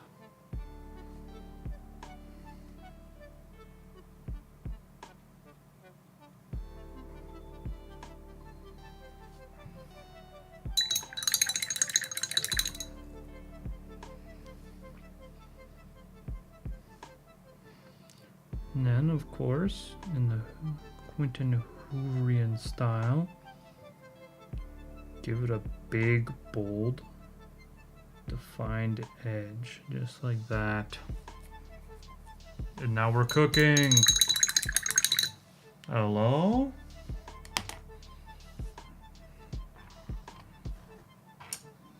All right, I need to fix this. I'm just kind of doing it in between my other shit stuff. Quest.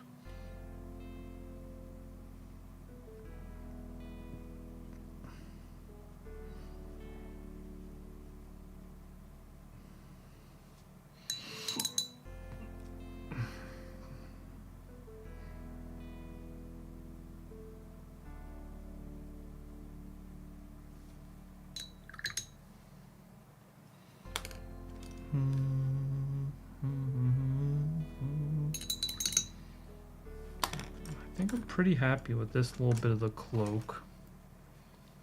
So I'm going to uncover my text here and call that macaroni, as Yankee Doodle tends to do.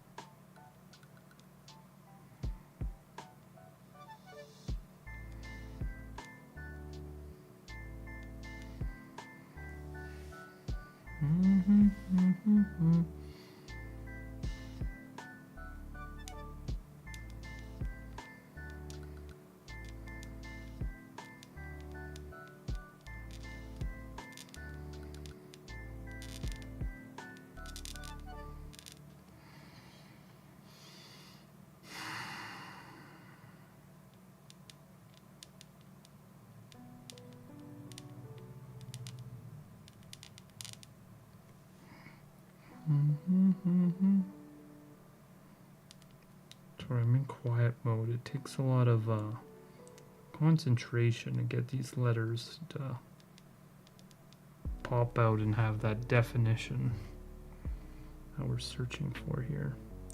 My Y is so entirely buried at the moment. I'm like an archaeologist here.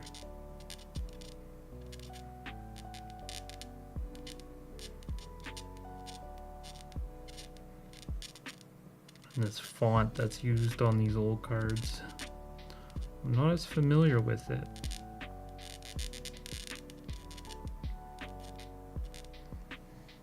Look at that.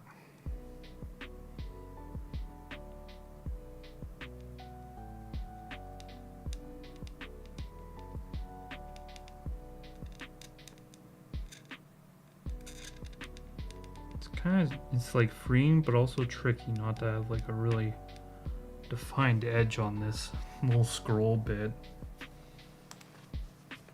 Look at that. That actually looks pretty good. I'm happy. I'm happy. Oh no, he's happy. That's the universe's cue to make something go crazy.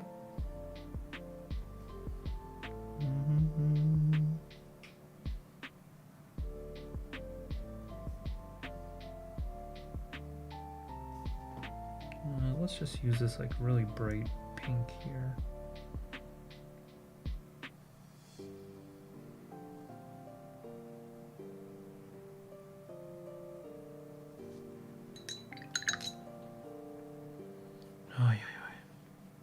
Like re-getting this into this fade is going to be really annoying. I just know it.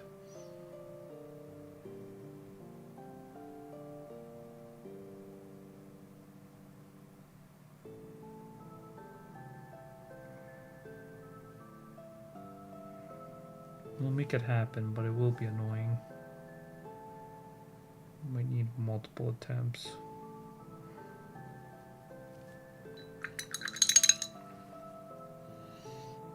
Okay.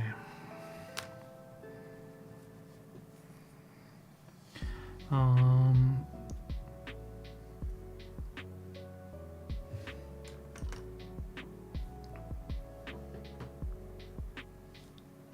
think I just need to like white this out for the most part.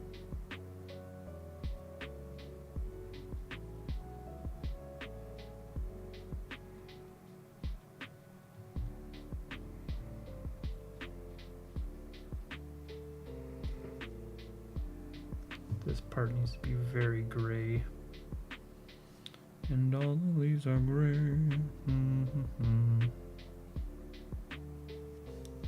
We'll be California dreaming on such a summer's day.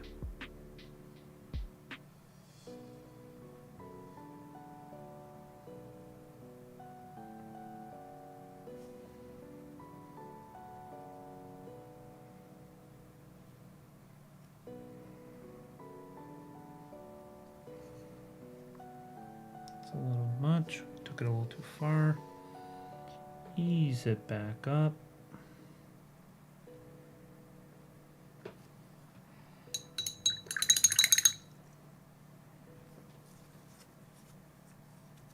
Pull out a dark in there. Almost happy with that.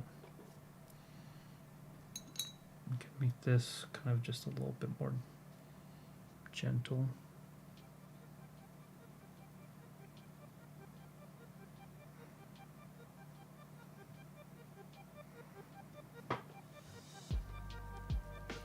Four to 5 decks, which are they? What have you decided, my friend?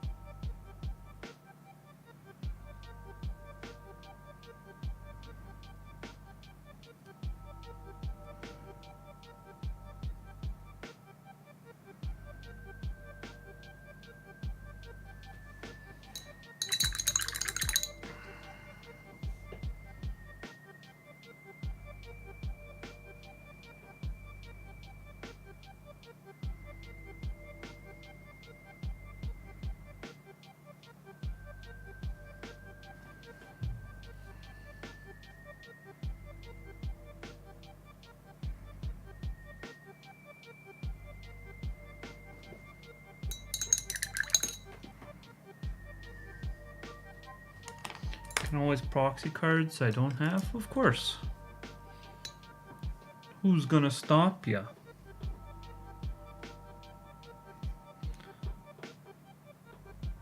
That's my philosophy on proxying cards. Who's gonna stop me? If the answer is the tournament organizer, well then I guess I'm stopped. If the answer is my play group, well I guess I've been stopped. But if nobody's gonna stop me, I'm gonna do it.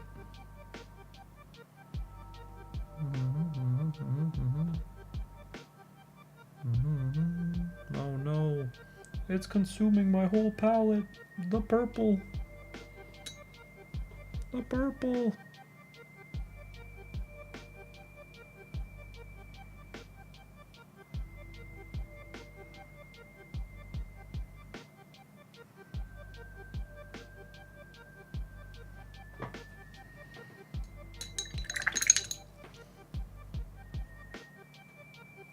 President of the club? Dang, you're unstoppable then. Frankly. Nobody can stop you. Rainbow? What are you playing? Rainbow Siege 6? Good luck. Good luck with that one. Painting into the original card because I need to...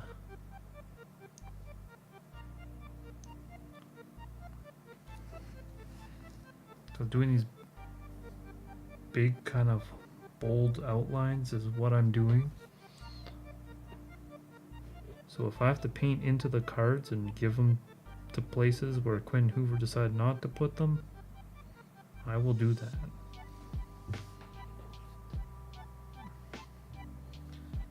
Because I don't have his insight of why some had it and exactly how it faded away for other parts. What I can do is I can do a slightly chiller line session here where it's obviously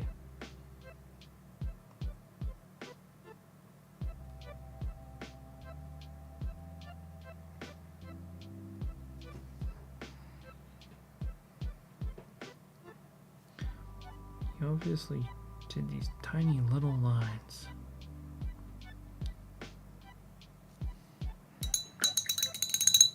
Okay. Time for another big bold outline.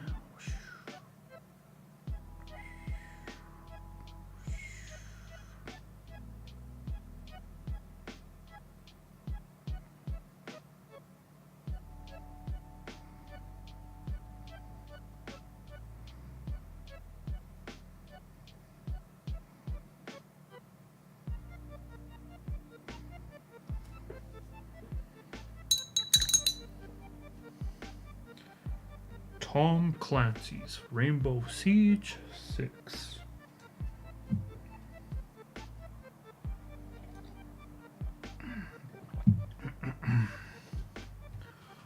Brought to you by, what is it, Activision? EA Sports. It's in the game. The irony of saying it's in the game when most games you have to download the whole frickin' thing. There's actually nothing in the box.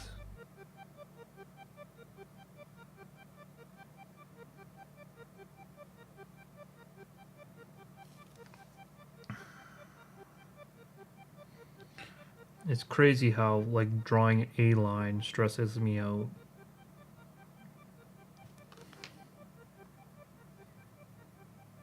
It's like that Team Fortress meme where it's like, I am scared of no man.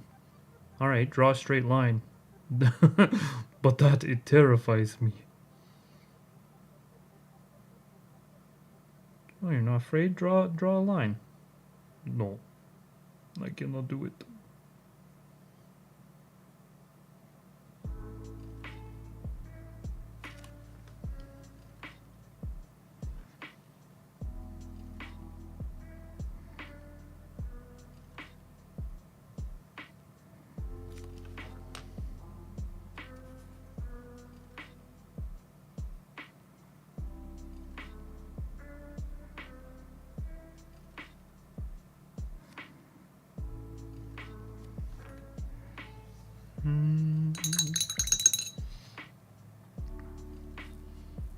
Okay, now I have to draw a series of curved lines.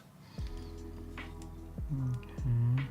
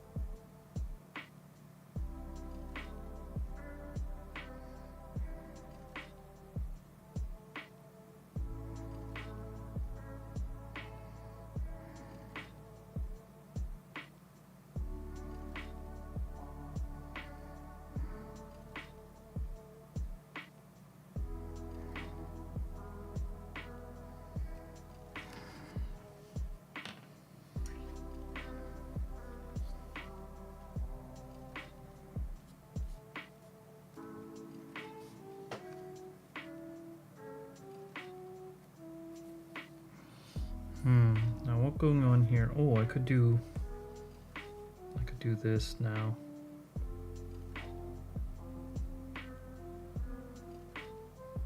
I feel like this is something that our pool might have did on this one. If you made it bigger.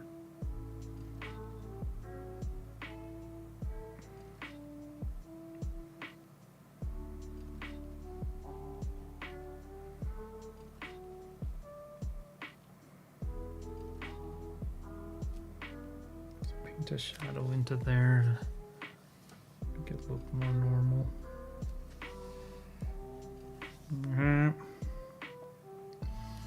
We soldier on, bravely, painting our silly little lines.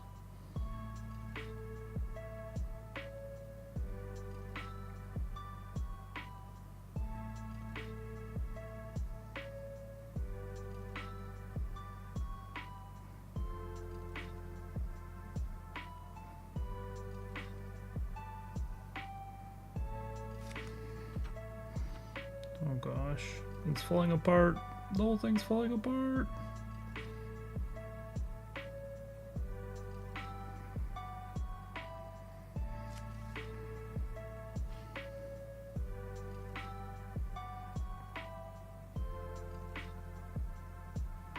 That's all right, we can fix it. Just like that. Just add some random shadow. Suspiciously right on the border. Right on the edge where the card transitions. Pool or Hoover? I don't know. I think I'm losing my mind. Did I say Hoover? Pool? It's Hoover, damn it. Hoover. Ding, ding. I think I'm cracking under pressure, frankly. The pressure of drawing a straight or even a curved or any line.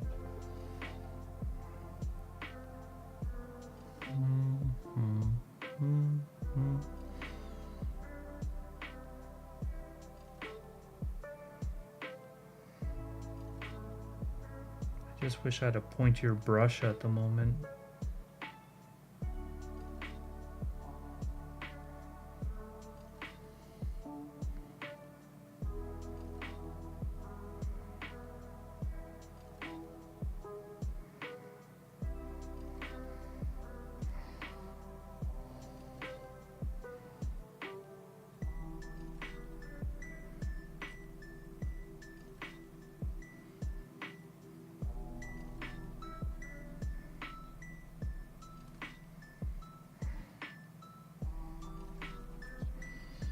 I very much so wish I had a pointier brush at the moment.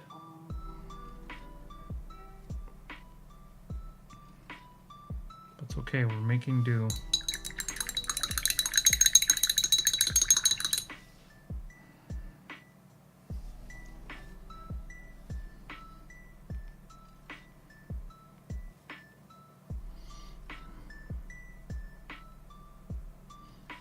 Poor craftsman who claims his tools. aka me. I am the poor craftsman in this analogy.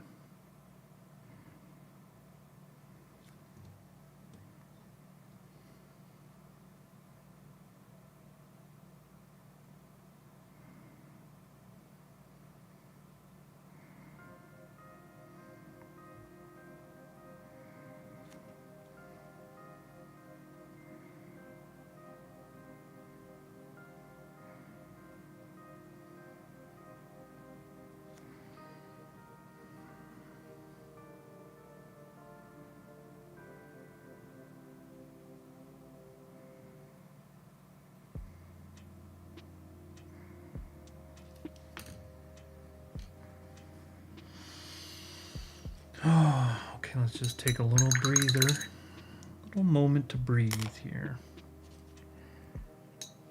It's all coming together now. For good or ill.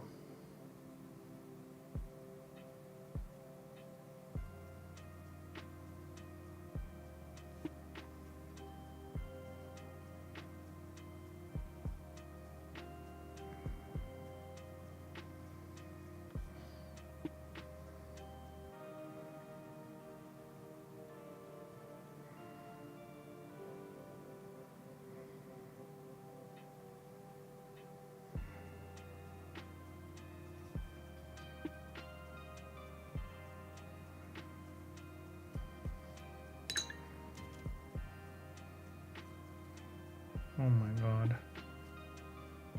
Oh my god. Subtlety out the window. Get that off there, all of it.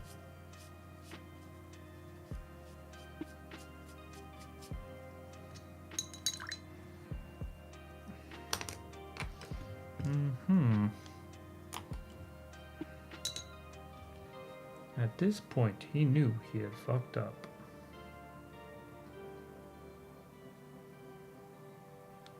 There we go.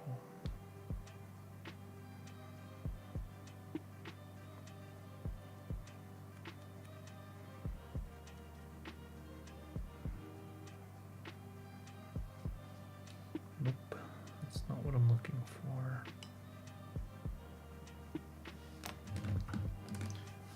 I need more red. I need more magenta.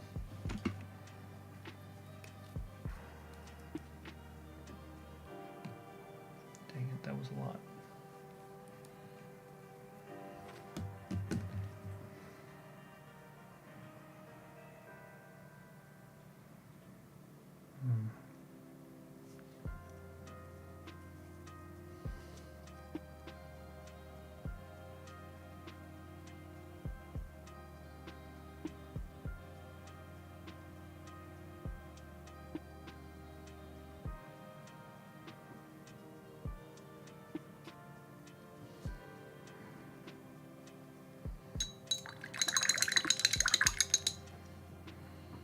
Sheesh.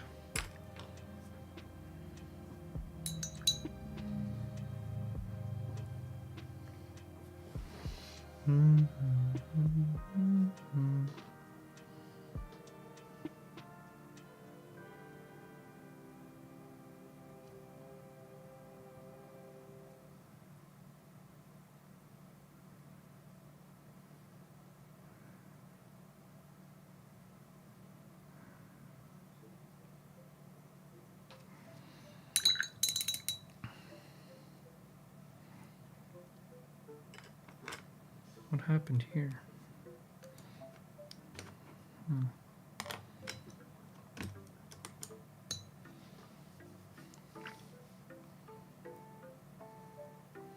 Okay, back to making the lines.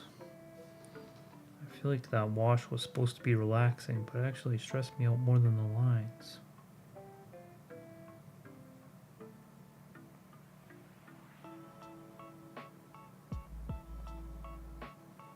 Oh baby, we're off to a great start here.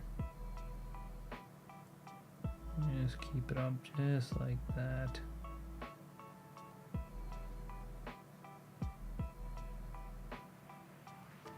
So that was great.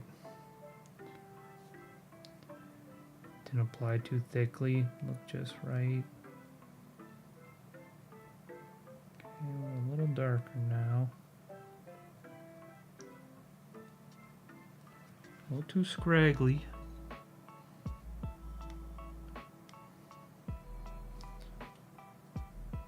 Can you just be normal, paint? Just be normal. Thank you.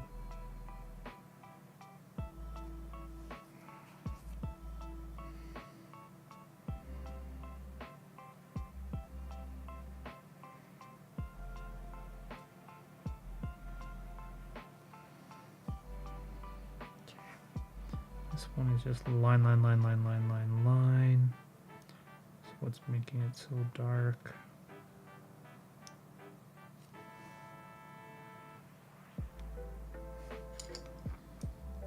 Adjust my angle.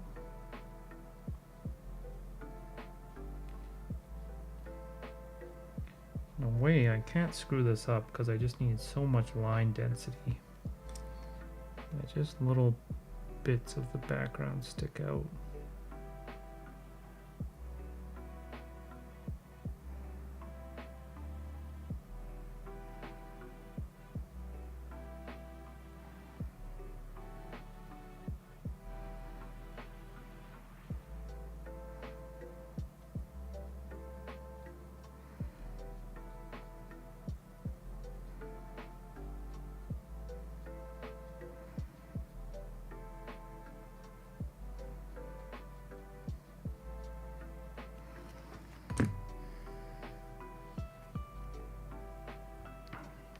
Actually need more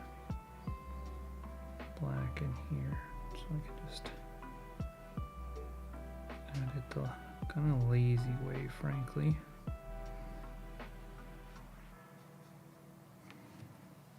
There we go. That's a bunch of lines.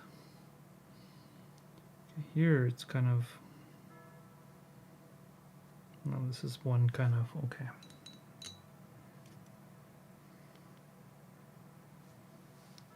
Now let's give it its nice big outline here.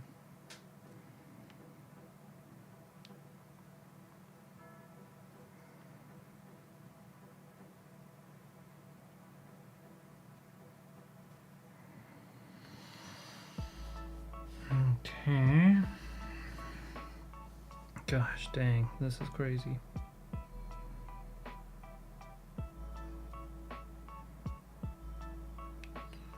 No, it seems like I'm being extra, but this is just how it feels right now.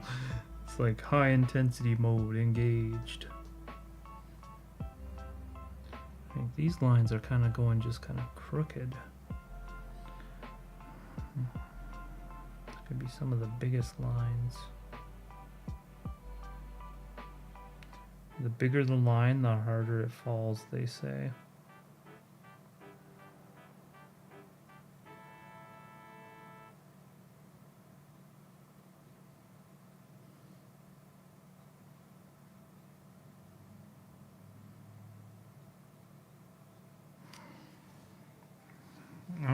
All right.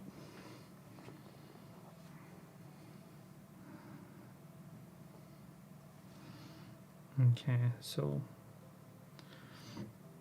at this point, the fabric starts to kind of get a different shape here, so the lines are going to have to switch up.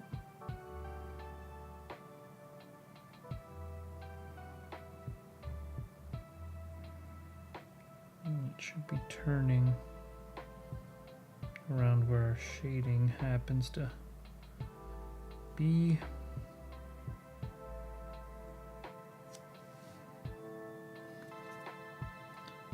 Let's try brush in here.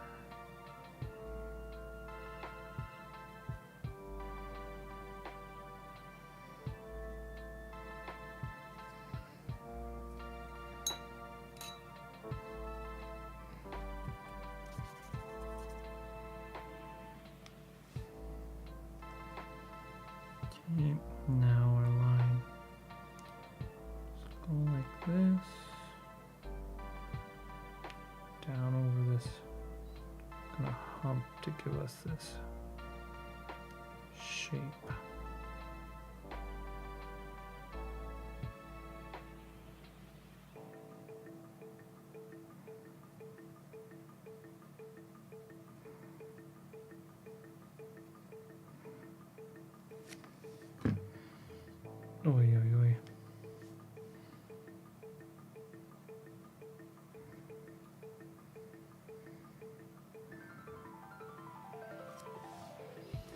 All right, that's kind of done there. Excellent.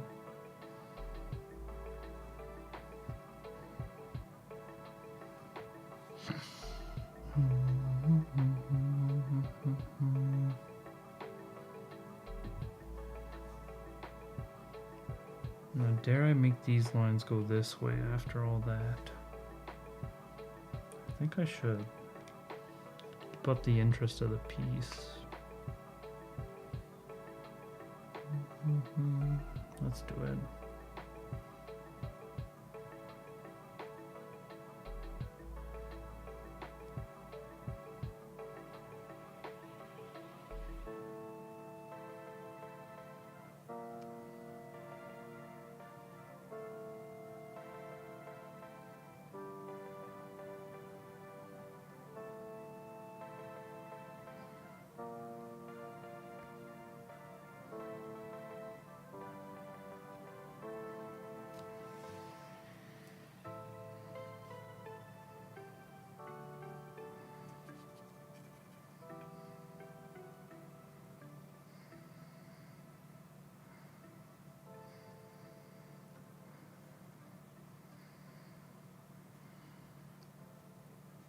I like this whole, you know, if you're not sure about a part, just put a bunch of black on it.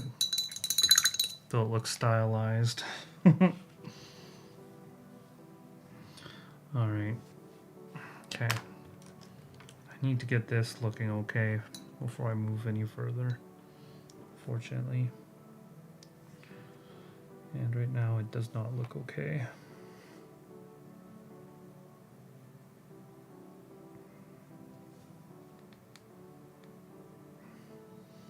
But we are very close.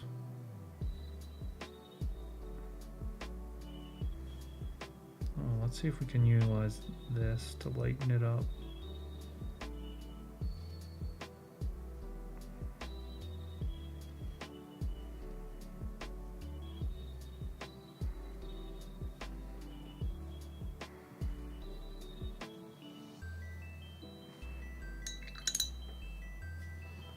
And let's just take a little off the top.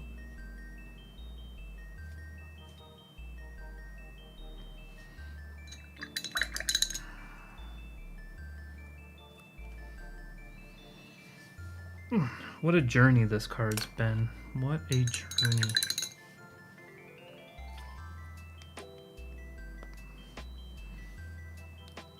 Let's just rebold some of our edges here. Make sure they're nice and sharp, not kind of fuzzy. And this one, I think I can just add a bunch of lines till it's kind of faded.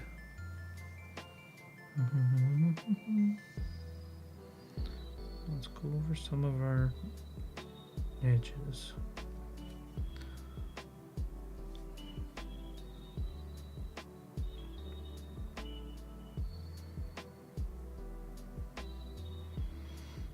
I'm starting to feel really glad. I feel like I've, you know, done a decent job at this. There's some really like touch and go spots, but and I will say this like transformed the whole card. And I'm not saying that as like a positive thing. I'm saying it transformed the whole card. But I think it's like him to Tourach. Such an iconic card that it's perfectly normal to look at this and be like, I just want to see the iconic card that I'm familiar with. I think this is an excellent example of sometimes like something new and different just looks so kind of like foreign to us that we like long for what we know. I feel like I did a good job on this, but it's changed, like especially a card that's like so iconically like old. I don't mean iconically old, but I mean like a card that has been so iconically good for such a long time. We know it in its like kind of classic form. This card isn't like a card that gets a lot of current play. so it's not like reprinted very often, so we're just very familiar with its kind of like classic look, right? Forgot to add a little zhuzh up to this cloak hump I added.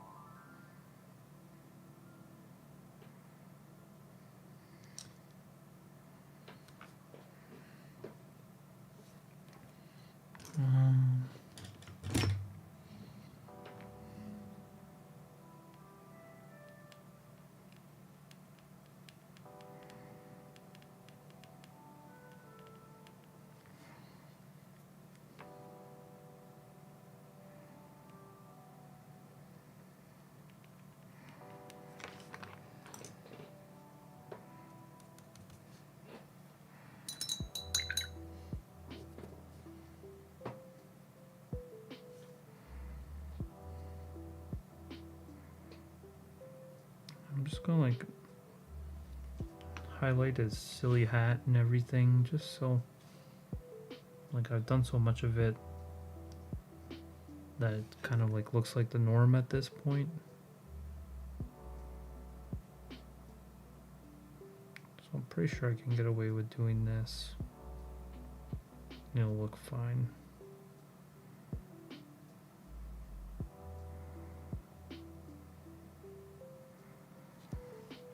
Just like that, right? Especially with this, it's kind of like a lot. Just darken that kind of weird ruffle up a little bit. Like I said, I like this. Something's looking weird, just put a lot of black on it so it looks stylized. And say you did it on purpose. We're learning from the greats here.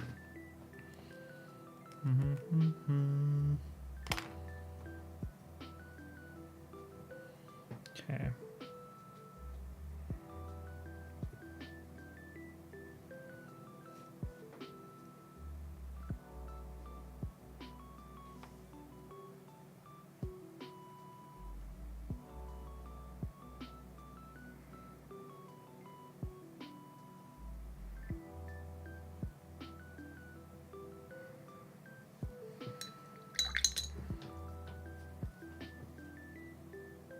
Please don't stay this pooled. Disperse. Halt. Disperse.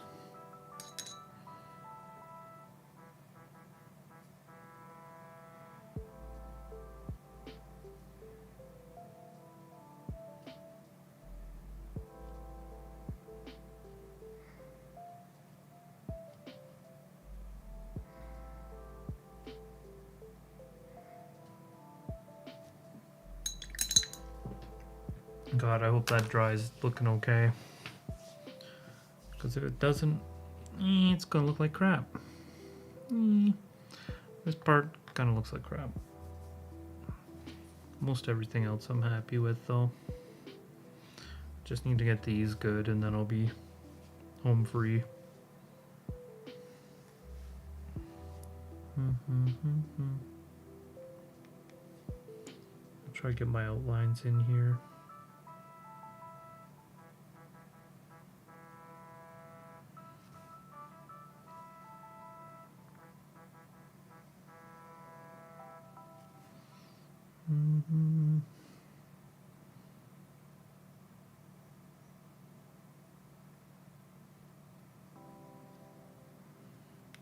Just add like a big kind of shadow there. I think I can get away with that just fine.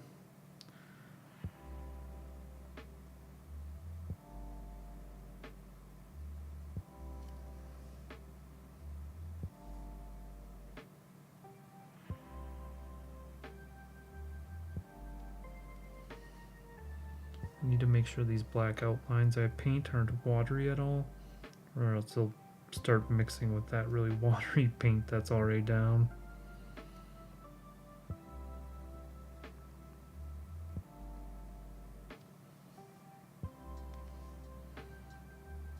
but I really kind of don't feel like waiting for these to dry super much. I'm kind of just over them at this point. But yeah, I kind of just have to wait for this to dry, so I think I might just go to break mode for a minute. There's just a couple people in the chat. I more or less, you know, if I wasn't so close to finishing, I'd probably just call it here. But I'd like to have a stream VOD where I actually finish the entire card in one sitting. So I'm going to go on a quick break, let this dry. I have nowhere else to kind of run to, really. Most everything else I'm quite happy with. So it just comes down to letting this dry. Maybe tinkering a little bit more. I won't do it wet anymore, I'll do it dry over in this corner. And then putting in my last lines, and boom, that'll be him to Tourach. So we're almost done. I do gotta find where I put my little break note. I think I already threw it out, unfortunately. Yeah, where did I put it? Where? Oh, here we are. Okay, I'm gonna err on the side of not putting it near my wet paint.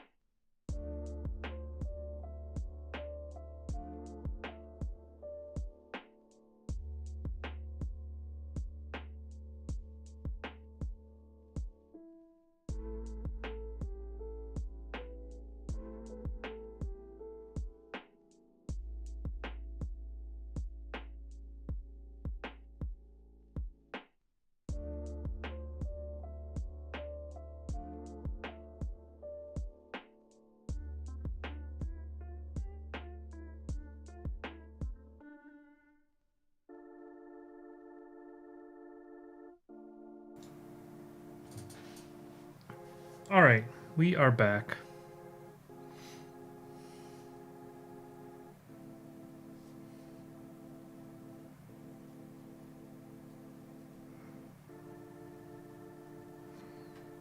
Okay. I think I'm decently happy with how that shading has handled itself in there.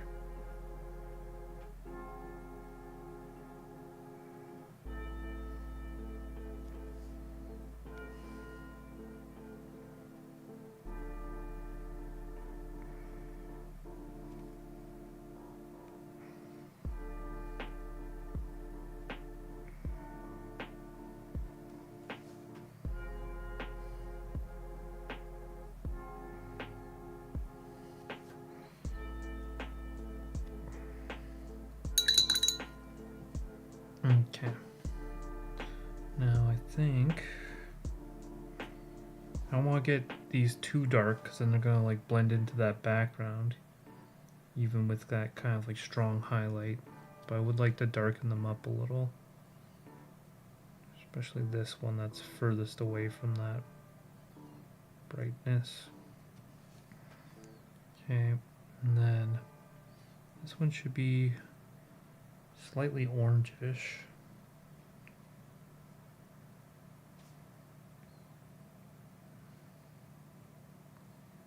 This is our slightly orangish one. Don't ask why, it just is. My paints are so watery. My palette has no space.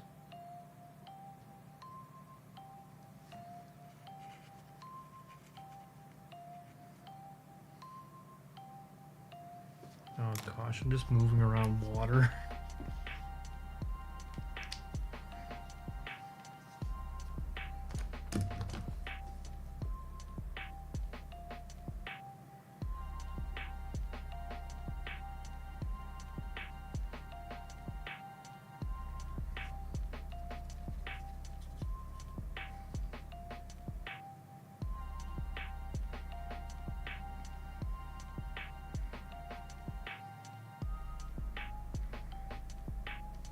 Okay. And it goes further away from our light source, and it's curving down in a way, so we'll darken these ones up too.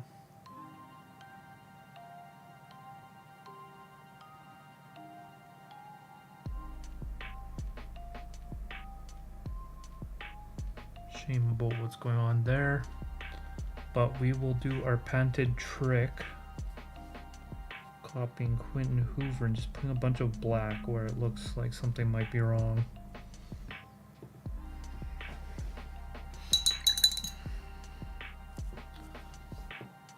Okay, big line time. If I'm dying, I'm lying. If I'm lying and I'm dying.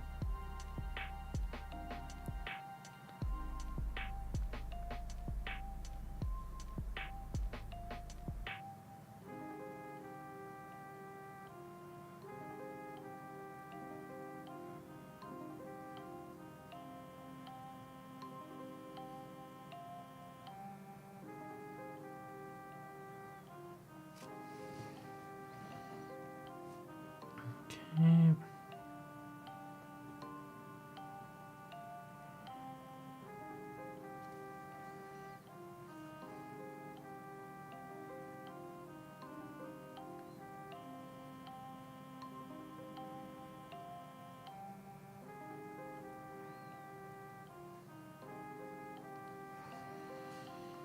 Okay, one down. And slap a real thick, juicy outline on there. There can be no doubt we did this on purpose. Everything we do is on purpose. What do you mean? Don't worry about it.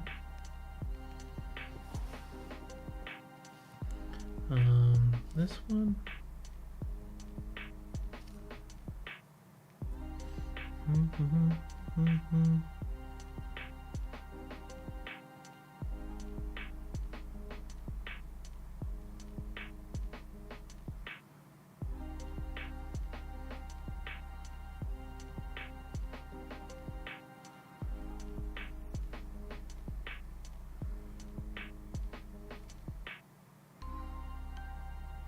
Big thick outline on there.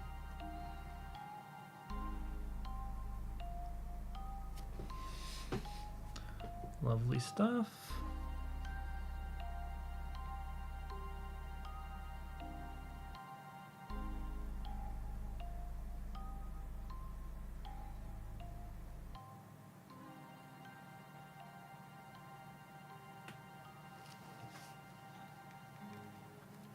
So we're just going to do a lot of lines to make it kind of like dark.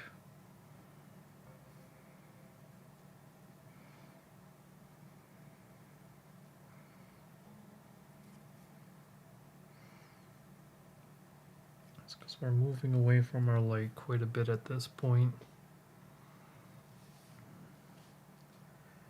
This one's already got a big juicy outline. We'll go back over it there.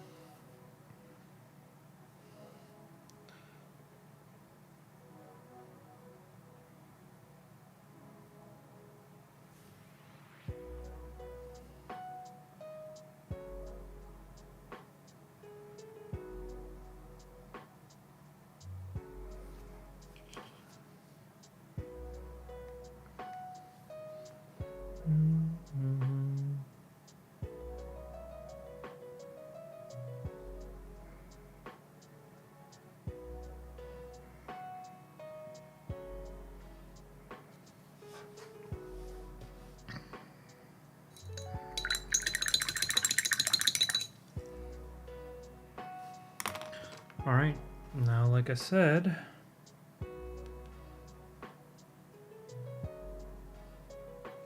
I'll have to put this in more carefully with a dry ass brush.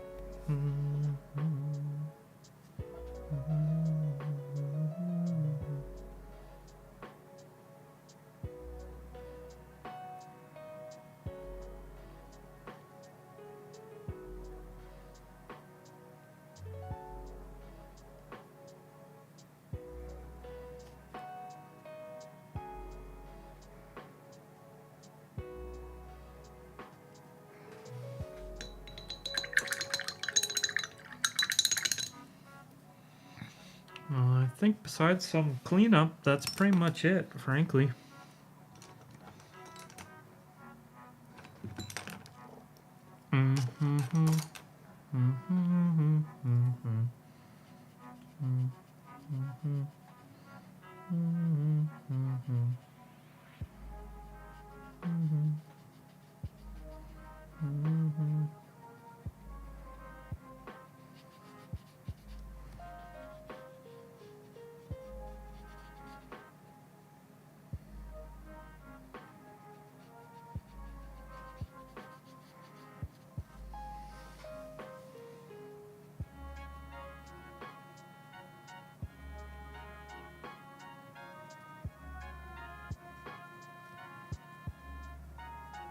I'm just going to clean up my little text box here.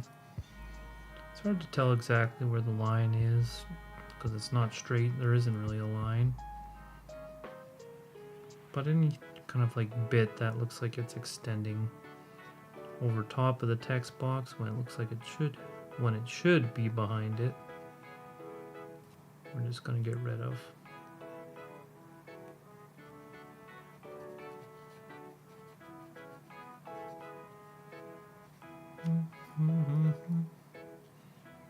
This little nub here down at the bottom.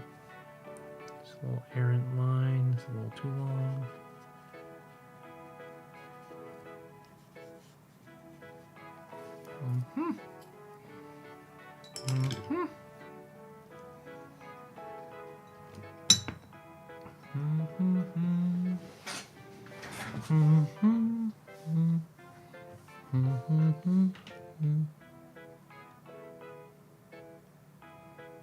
going to once over my letters. I don't know if my head is on stream. If it is, it is. It's been a long day.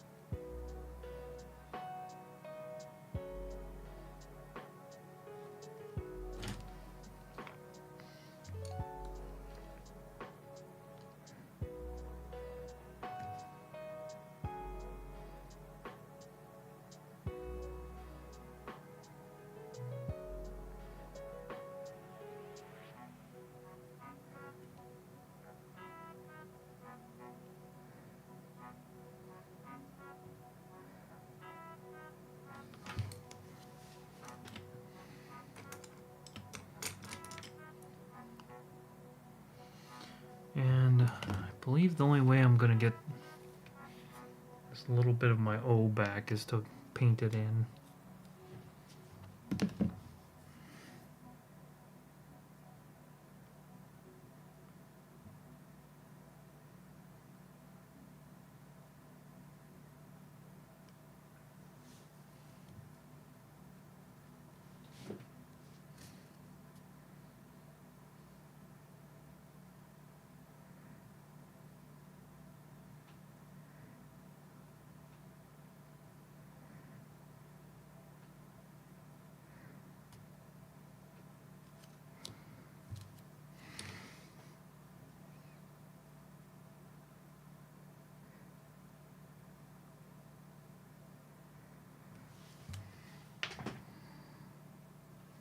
Okay.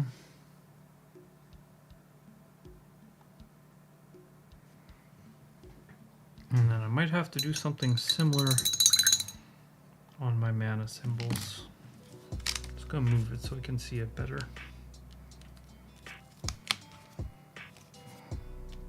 More or less.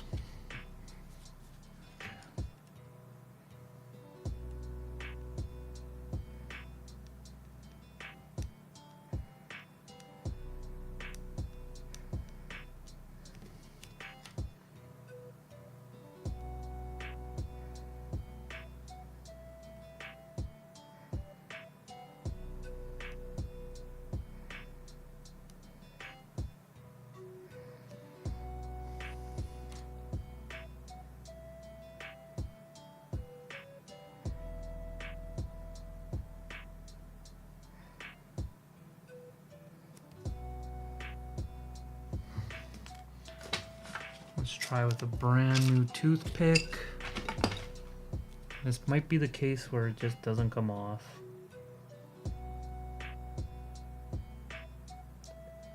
For some reason, like a nice kind of more glossy outside layer.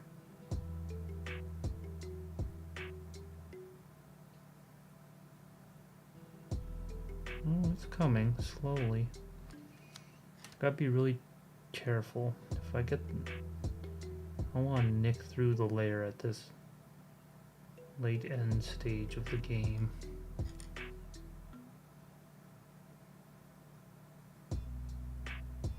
Okay. Slowly it's coming.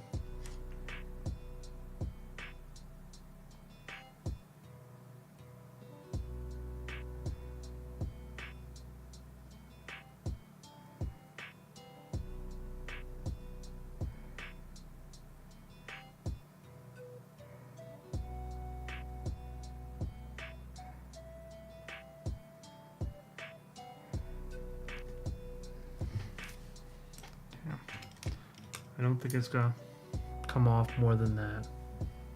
So I think I'm gonna have to go into backup mode here. Just kind of paint it on.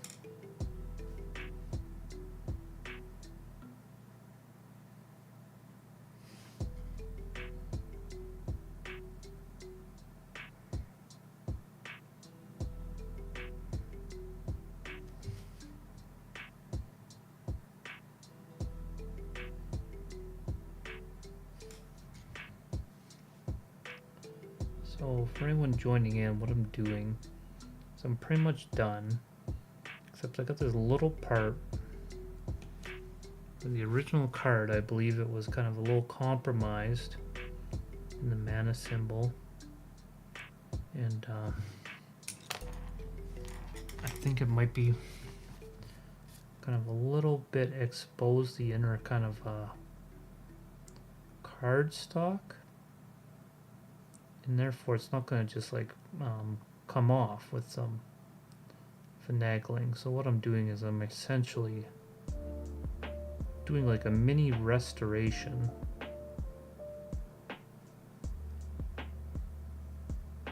where that kind of issue is apparent.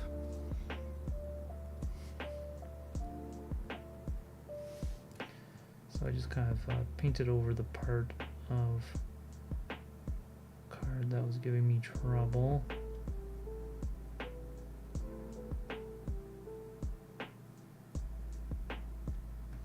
I'm gonna get our skull back on there.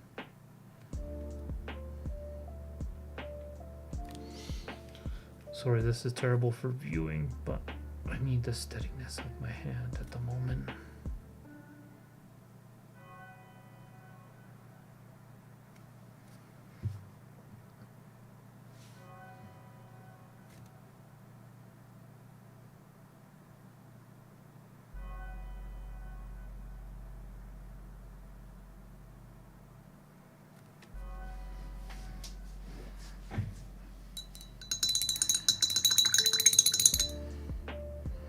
Alright, I think I'm gonna call it there.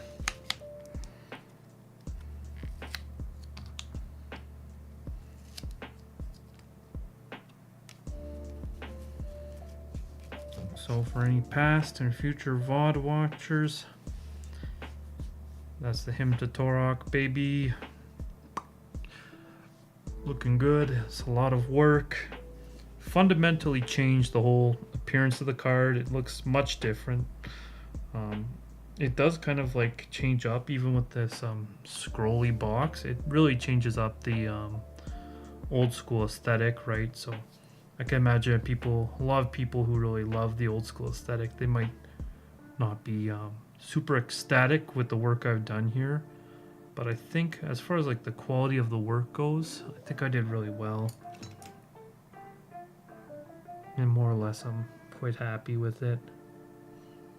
I think what I can do is maybe just try to thin out this line here. It's really sticking out at me.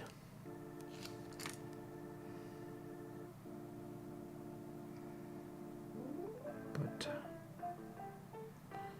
might be one of those situations where it's easier said than done.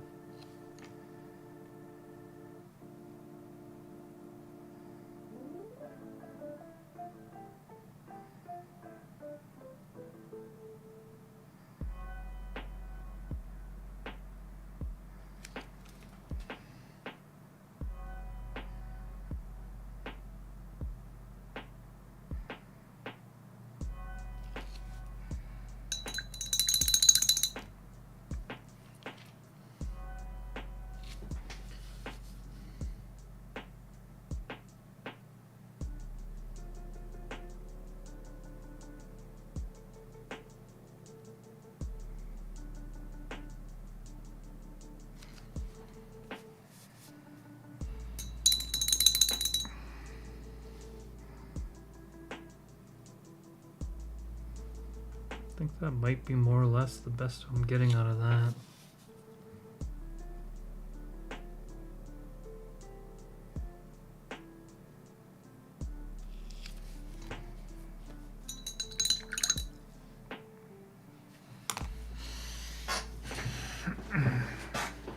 Alright, so for VOD watchers, I'm just gonna switch this over to the other side. I have a nice neutral. Oh, the other side is painted too.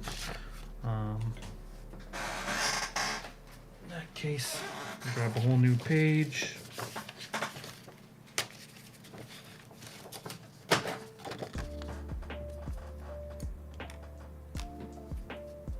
And we'll just set the card there. That's it, ladies and gentlemen.